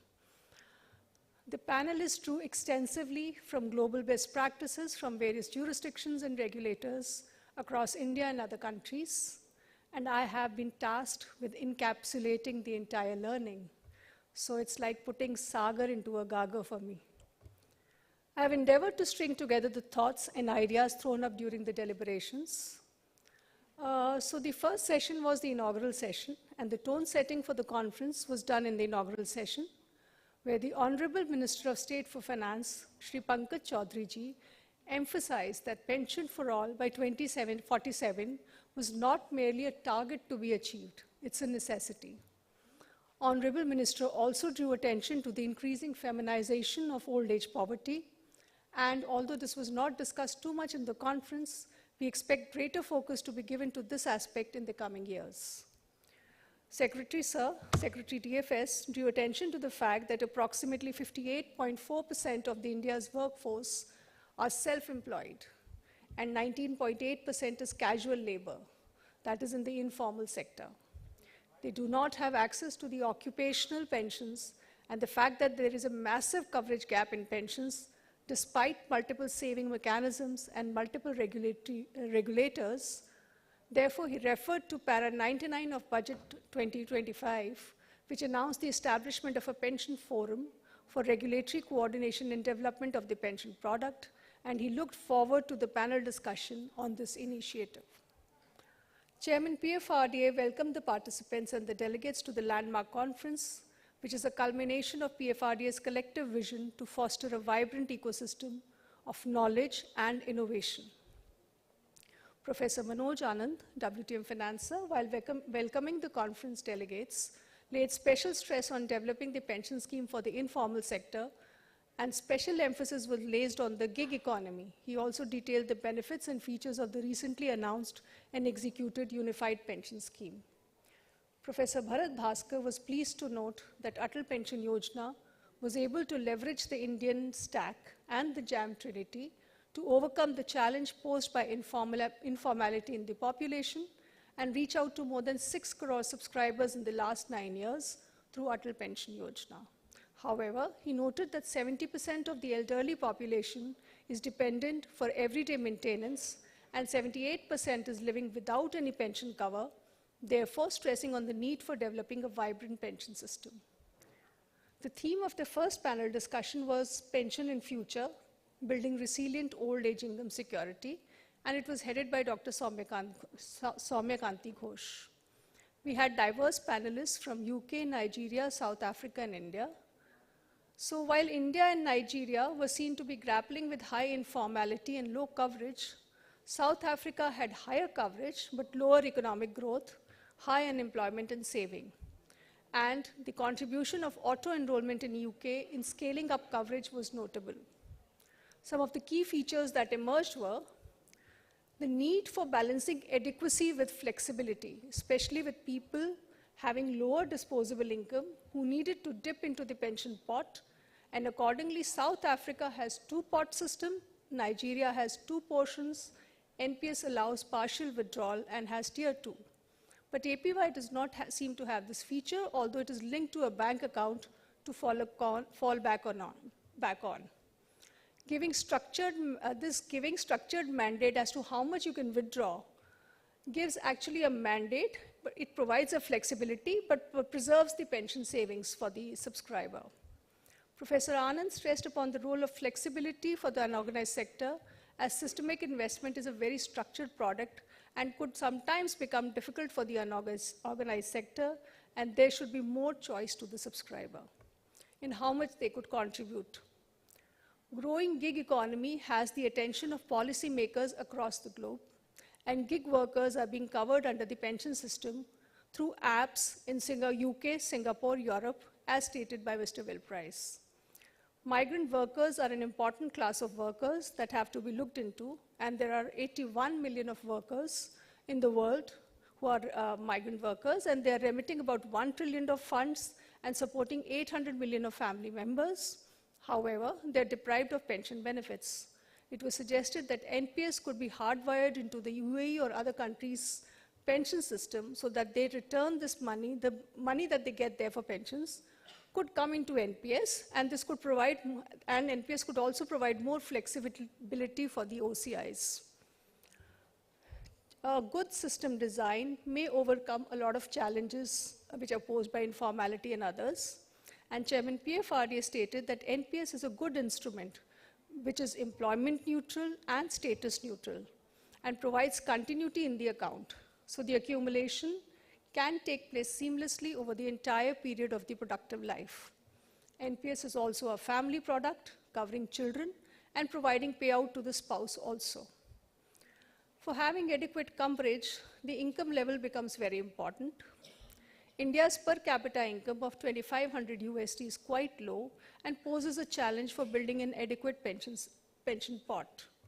So the effectiveness of tax incentive in such scenarios was discussed, and various alternatives like co-contribution, as in case of Mexico, or defining benefit very clearly like we have in case of APY, or tying up the contribution with other benefits like health insurance, as was drawn from the Indonesian experience, could also provide some alternatives. The bulk leveraging of power of the pension funds could be used to get health insurance.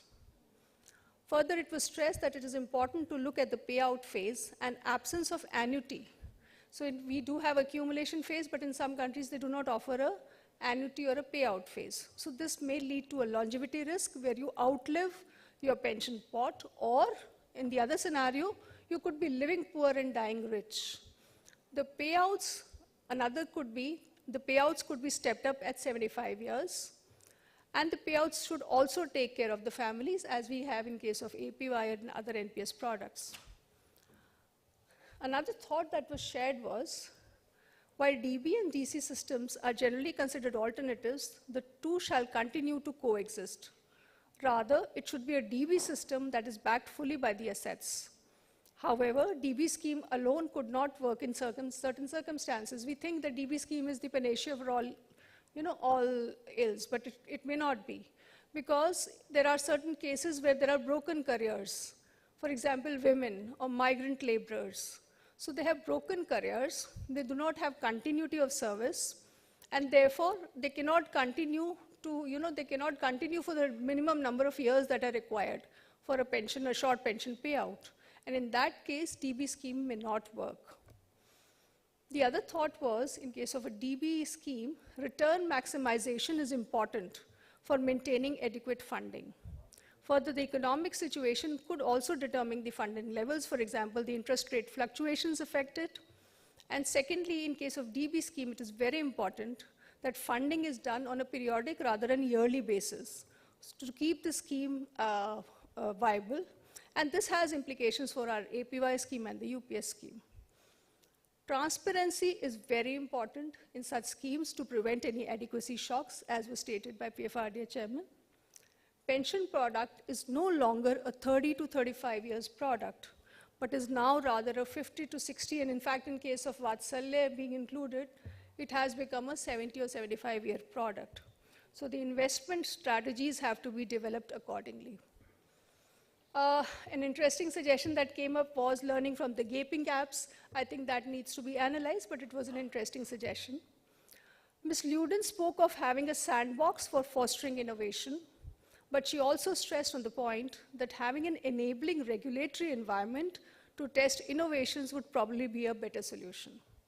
So these were all the learnings, very diverse, a lot of thoughts that came in the first panel discussion. So the best part of a conference is you can think independently together. So there's no pressure of having a solution. So a lot of independent thoughts come in, which can be analyzed, of course, later on. Panel 2 was on global lessons on new and innovative investment practices in the pension industry. And this was moderated by Professor Abhiman Das and Shri Tushar Arora from the World Bank. And the panel saw pension managers from US, Hong Kong, Singapore, and extensive discussion took place on the target date funds, which have been developed after the OECD research. Target date funds simplify the choices for the subscribers for a less engaged investor. Target date funds reduce portfolio trading and bring stability to the portfolio. They are sticky and they do not fly out easily. A number of countries have adopted it, and around $4 trillion of US dollars are globally invested in the target date funds, like in case of Mexico, Colombia, Brazil, Australia. India, in fact, NPS has 4 life cycle funds, which are life cycle funds, not exactly target date funds, but life cycle funds. And one of them has been recently introduced, that is the balanced life cycle fund. One of the important strategies that was suggested was to have a target date fund coupled with automatic enrollment and also addressing the deaccumulation needs. So bundle all of these and you have a pension product end to end. Then another suggestion was borrowing of money to be allowed against the pension funds. It was discussed that a gradual approach of opening up of investment opportunities by investing in, a lot of suggestions came in here, but it has to be gradually built up. One of them was inflation index bonds. A suggestion came that the regulators probably needed to open up the markets and not focus overtly on the short-term volatility. Then thought was that the pension funds are patient capital and therefore they're quite adept for the infrastructure funds, and we all are aware of this fact. Mexico was quoted as an example where innovative instruments like CKDs have been introduced by CONSAR. Namibia has created SPV Trust for Infrastructure Funding, and they have independent managers to oversee these SPVs. And as of now, 1.75% of the PFM, the pension fund money, is to be invested in these SPVs. PFRDA has also allowed REITs and InvITs, although the supply of these instruments is limited. So these were some of the discussions that were thrown up in the panel 2. The third panel deliberated upon the pension forum for regulatory coordination and development of pension products, and had the benefit of intellectual capital from PFRDA, SEBI, IDAI, EPFO, and the Government of India, which are very important stakeholders for the pension industry. Clearly a vision, a very quantified vision for 2047 was laid down during this, and what came up was an astounding number of 1,000 trillion of investing funds, investable funds being available, and the target was quantified having 50 crores of pension accounts. This is roughly the amount of Jan Dhan accounts that we have in the country, so all of them to be leveraged so that every household has at least one pension account. So 50 crores of pension accounts, and thereby we would be reaching 30% of GDP as pension assets. With this kind of investable resources, very new avenues of investment would obviously be required. So what was suggested was as follows. The universe of existing assets like equity, corporate bond may have to be expanded. Innovation of financial instruments would be required. Going beyond domestic markets was also suggested. Direct investing in infrastructure came up. Professor Manoj Anand expressed the view that appetite for infrastructure would be huge and would provide investing opportunity to pension funds. The capacity building of the pension funds in the primary market investment needs to be built up. Then investment in climate finance, inflation index bond, hybrid and hedging instruments. It was suggested that more liberal approach is required for return maximization. Another important point of discussion was the pension forum and what could be the possible TORs for the pension forum, because pension sector has different regulators and administrators. And the EPFO representative stated that with the passage of Code of Social Security, there is a need to cover informal sector, gig workers, platform workers, and the universal coverage has become a legislative mandate. And how this will pan out is yet to be seen.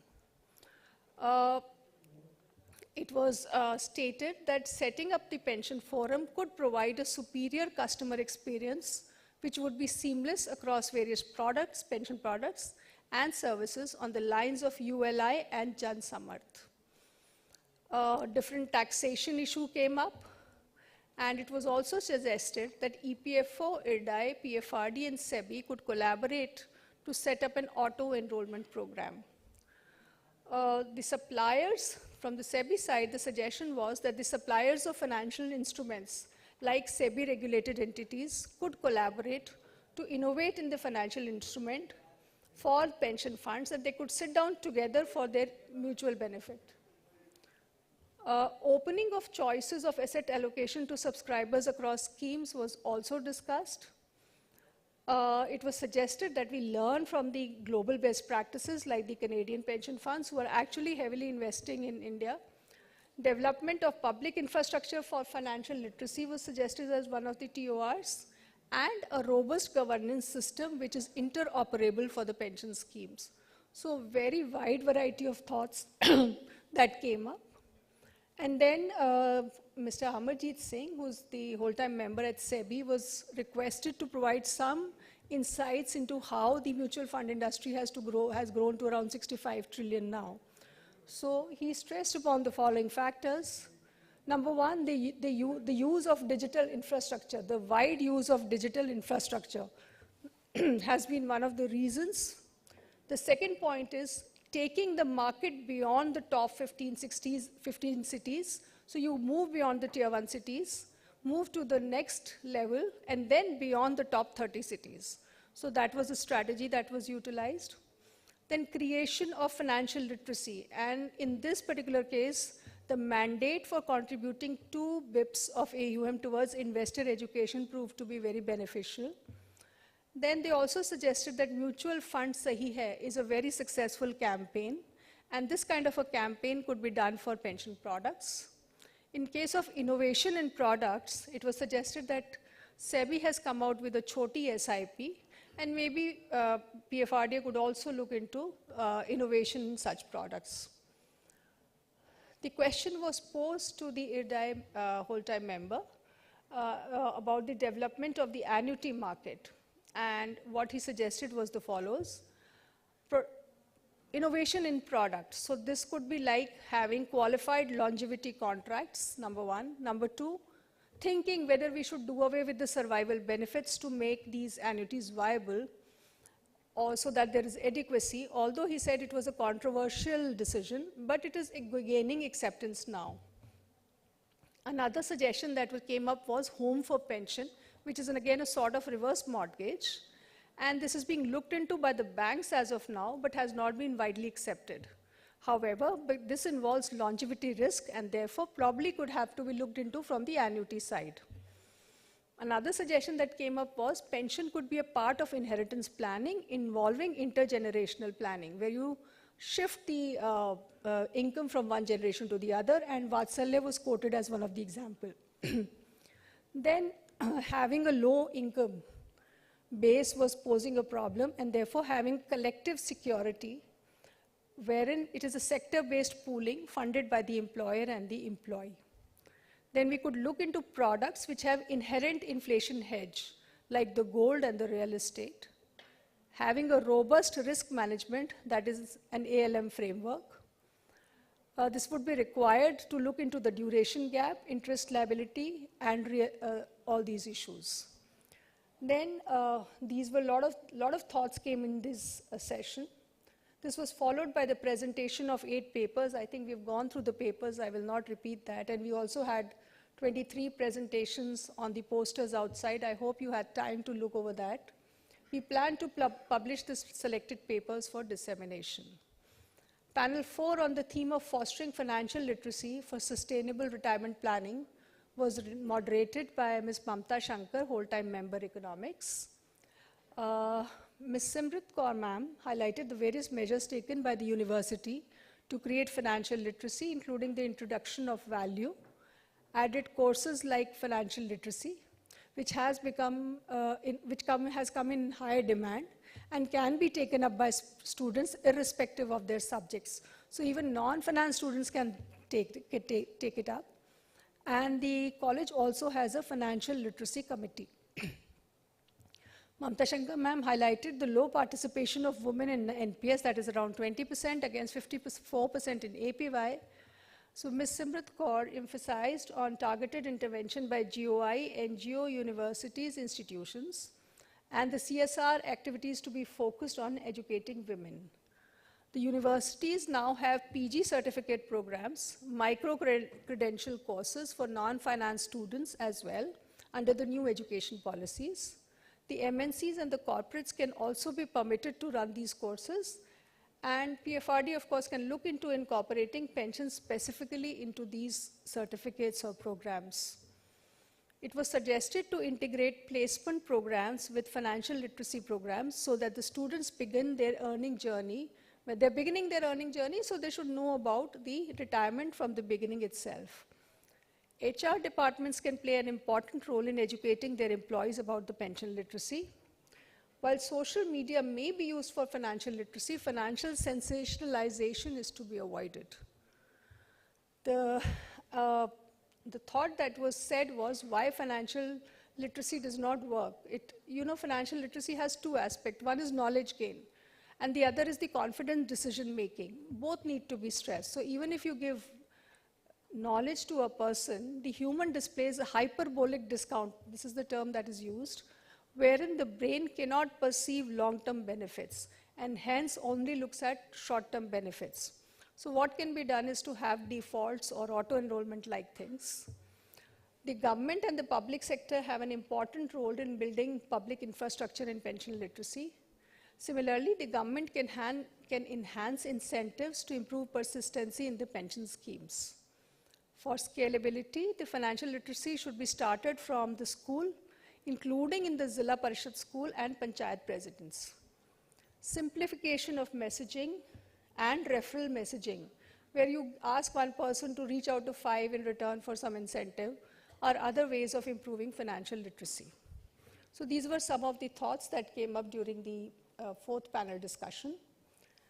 The fifth panel discussion was on the theme of pension fund investments with a focus on risk and return, moderated by Professor V. Ravi Anshuman.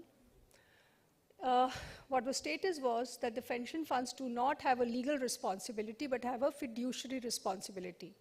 Safety and inflation protection is desirable. Equity is generally able to give more returns than to hedge against inflation, but increased frequency of SWAN events pose a risk to equity performance also. And also when the interest rates are lowered, the performance goes down, and hence the alternative investments are important.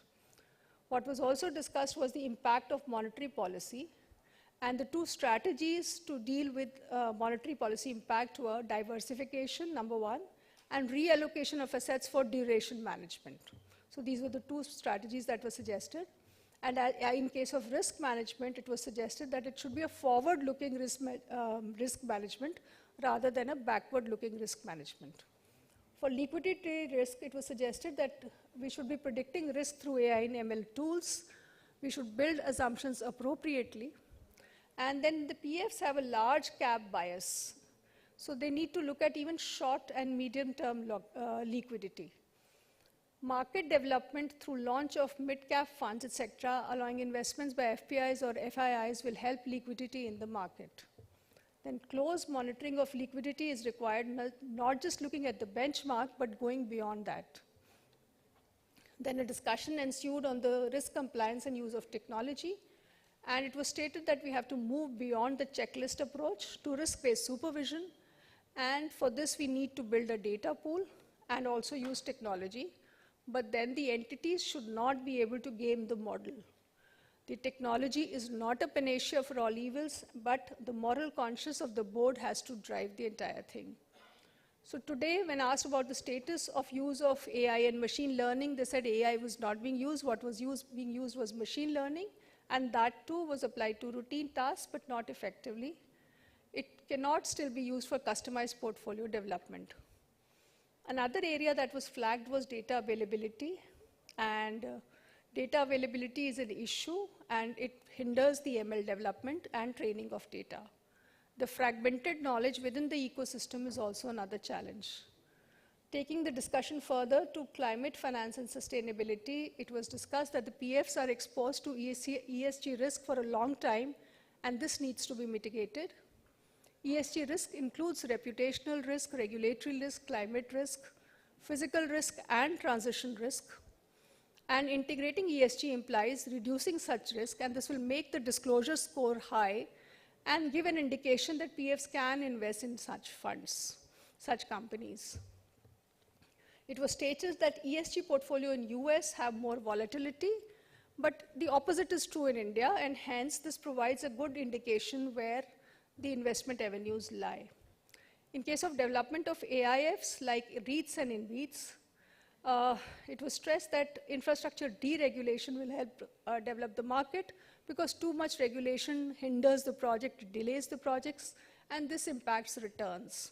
And therefore, the infrastructure market and InvITs market would develop with increased deregulation, and reference was made to the theme of deregulation in the budget para this time. Stability in regulation and speedy dispute resolution will help development in the infrastructure instruments. Valuation, it was stated from the audience that valuation of AIFs is not possible in the mark-to-market scenario, and liquidity is also an issue, and therefore the investment is not happening in them. And some discussion took place on the technology in the insurance space. So these were all the discussions and thoughts. These are not in any particular order, but in the way they came up during time to time.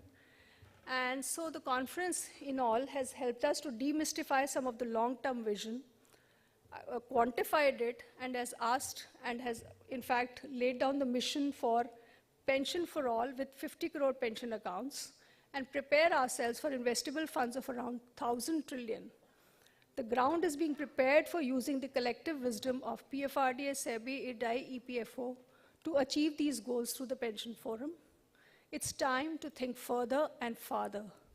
While the task seems daunting, it offers immense potential to contribute to the economy through unlocking saving potential and channelizing them productively, thereby creating a virtuous cycle. We are in for exciting times ahead for the pension sector. I end with the words of Robert Frost. The words are lovely, dark and deep, but I have promises to keep, and miles to go before I sleep, and miles to go before I sleep. Thank you.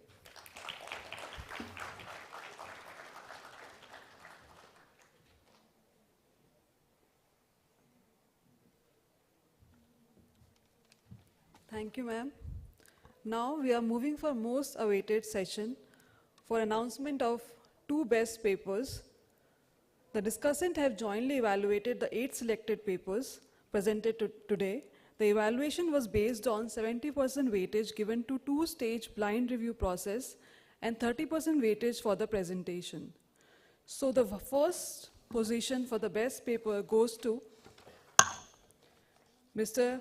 Ranjan Raju and Mr. Ravi Sarungi for paper presented on Balancing Act, Safe Withdrawal Rates in the Indian Context.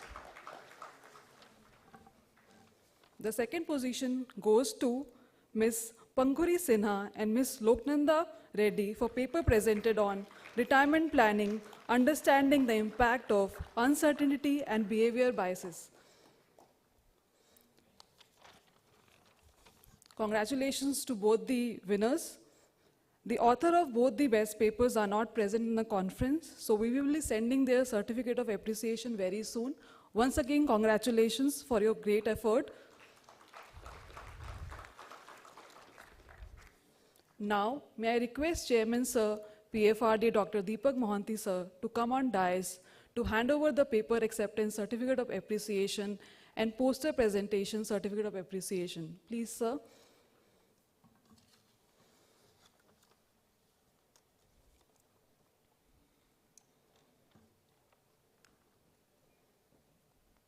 May I request Mr.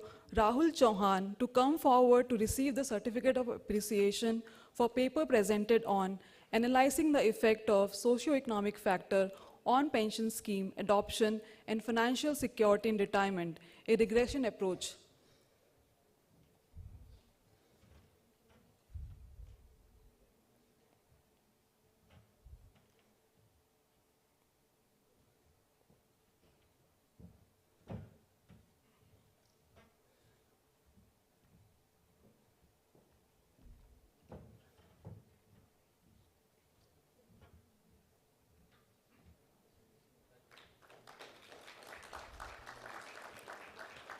Now, may I request Mr. Pankaj Sanghi to come forward to receive the certificate of appreciation for the paper presented on strategies for expanding coverage, improving product diversity, and ensuring adequate retirement security. And Mr. Hitesh Anand, who is a co-author, I request also for him to come forward to receive the award.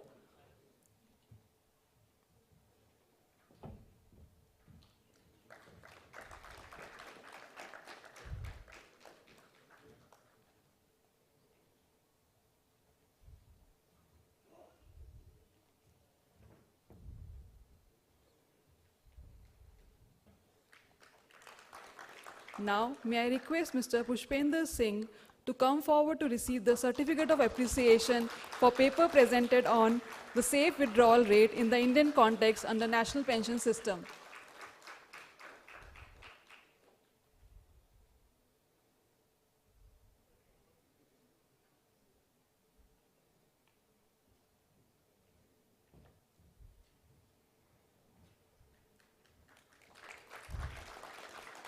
Now, may I request Mr. Ranjan Paul and Bhartendu Singh to come forward to receive the certificate of appreciation on the paper presented on Unlocking APY Potential, How Early Enrollment Secure Retirement.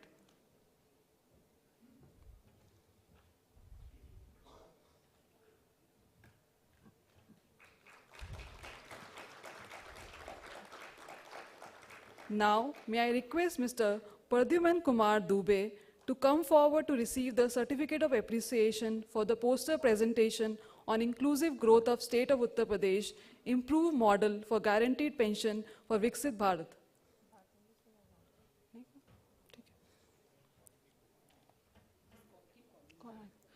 May I request our own Aru sir and Ms. Kavita Singham Xavier to come forward to receive the award of paper certificate of appreciation for artificial intelligence in the pension system, formulating future strategies.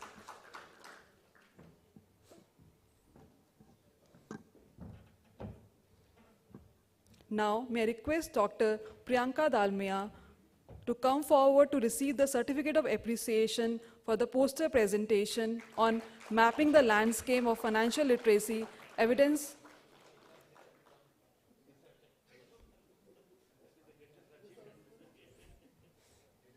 May I request Dr.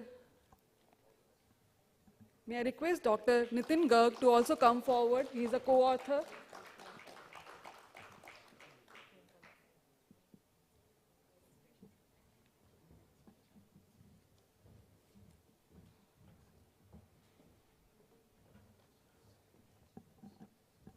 May I also request Mr. Abhijit Chatterjee, he is also co-author.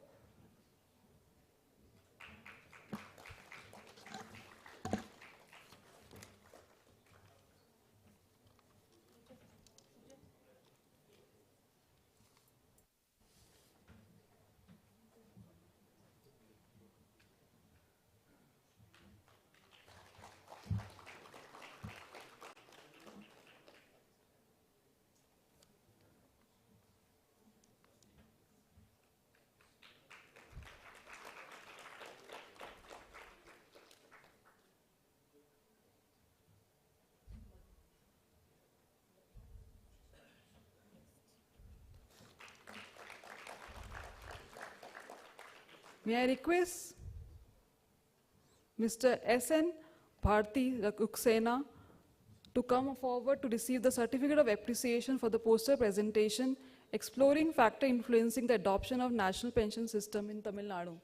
Sorry, miss.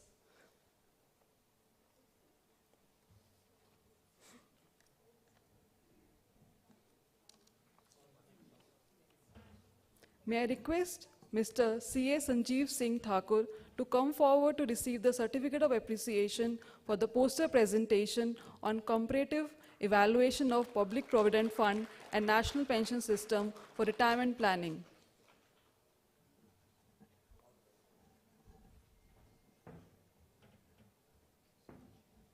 May I request Ms. Priyanka Pai to come forward to receive the poster presentation on regulation review, prudence, and proactiveness.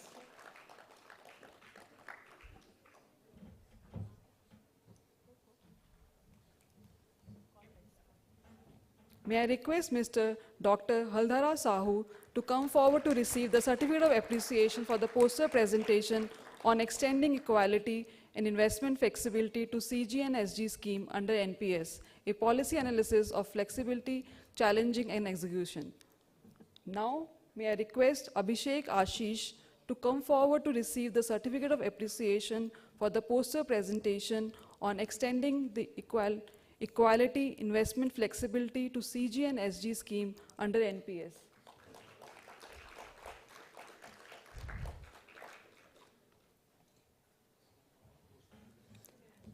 Now, may I request Pradipto Chatterjee to come forward to receive the Certificate of Appreciation for the poster presentation on 9 years of APY, a comprehensive analysis of the Government of India defined contribution guaranteed pension scheme.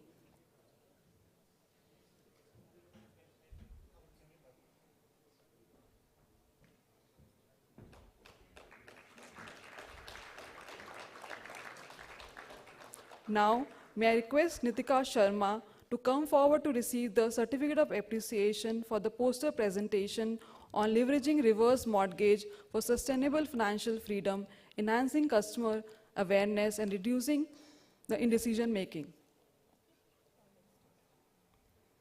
Now, may I request Dr. Pooja to come forward to receive the Certificate of Appreciation for the poster presentation on investment in the future, exploring the dual role of pension fund in infrastructure growth.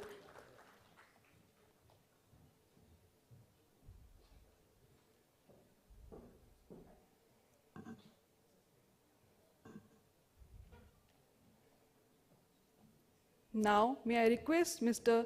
M.D. Naim to come forward to receive the Certificate of Appreciation for the poster presentation on the role of financial literacy in shaping retirement saving and investment choices in the Shark Nation.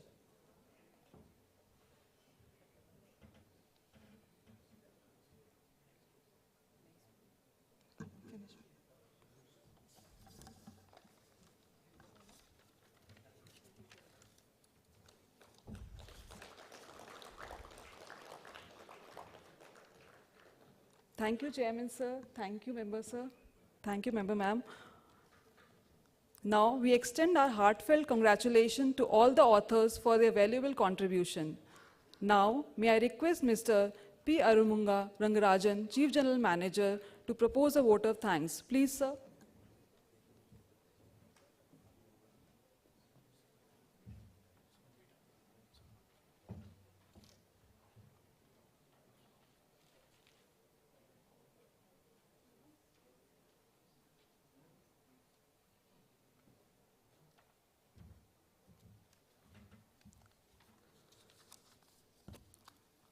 So first prize, Best Paper Award prize is rupees 10,000 rupees, and second Best Paper Award prize is rupees 7,500.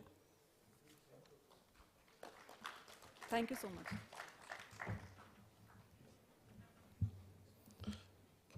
Thank you, Pooja. Good evening, everyone. I am pleased to be standing before you on behalf of PFRDA to convey our gratitude to all through whom the conference is made possible.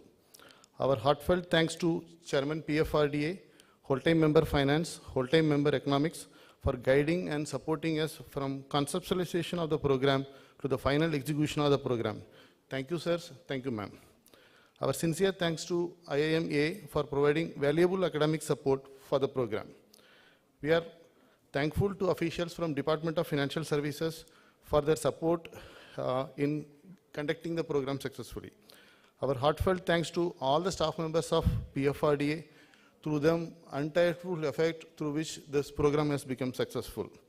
Our sincere thanks to all the research scholars who have submitted 122 papers for the event and traveled a long distance to present their papers in the conference as well as to attend the program.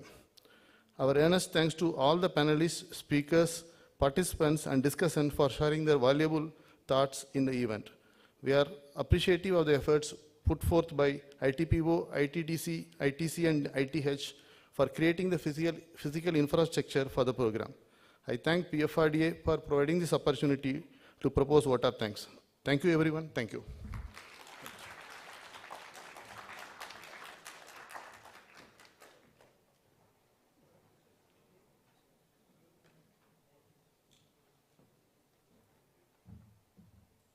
Thank you, sir. With that, we officially conclude the International Research Conference on Pension, IRCP 2025.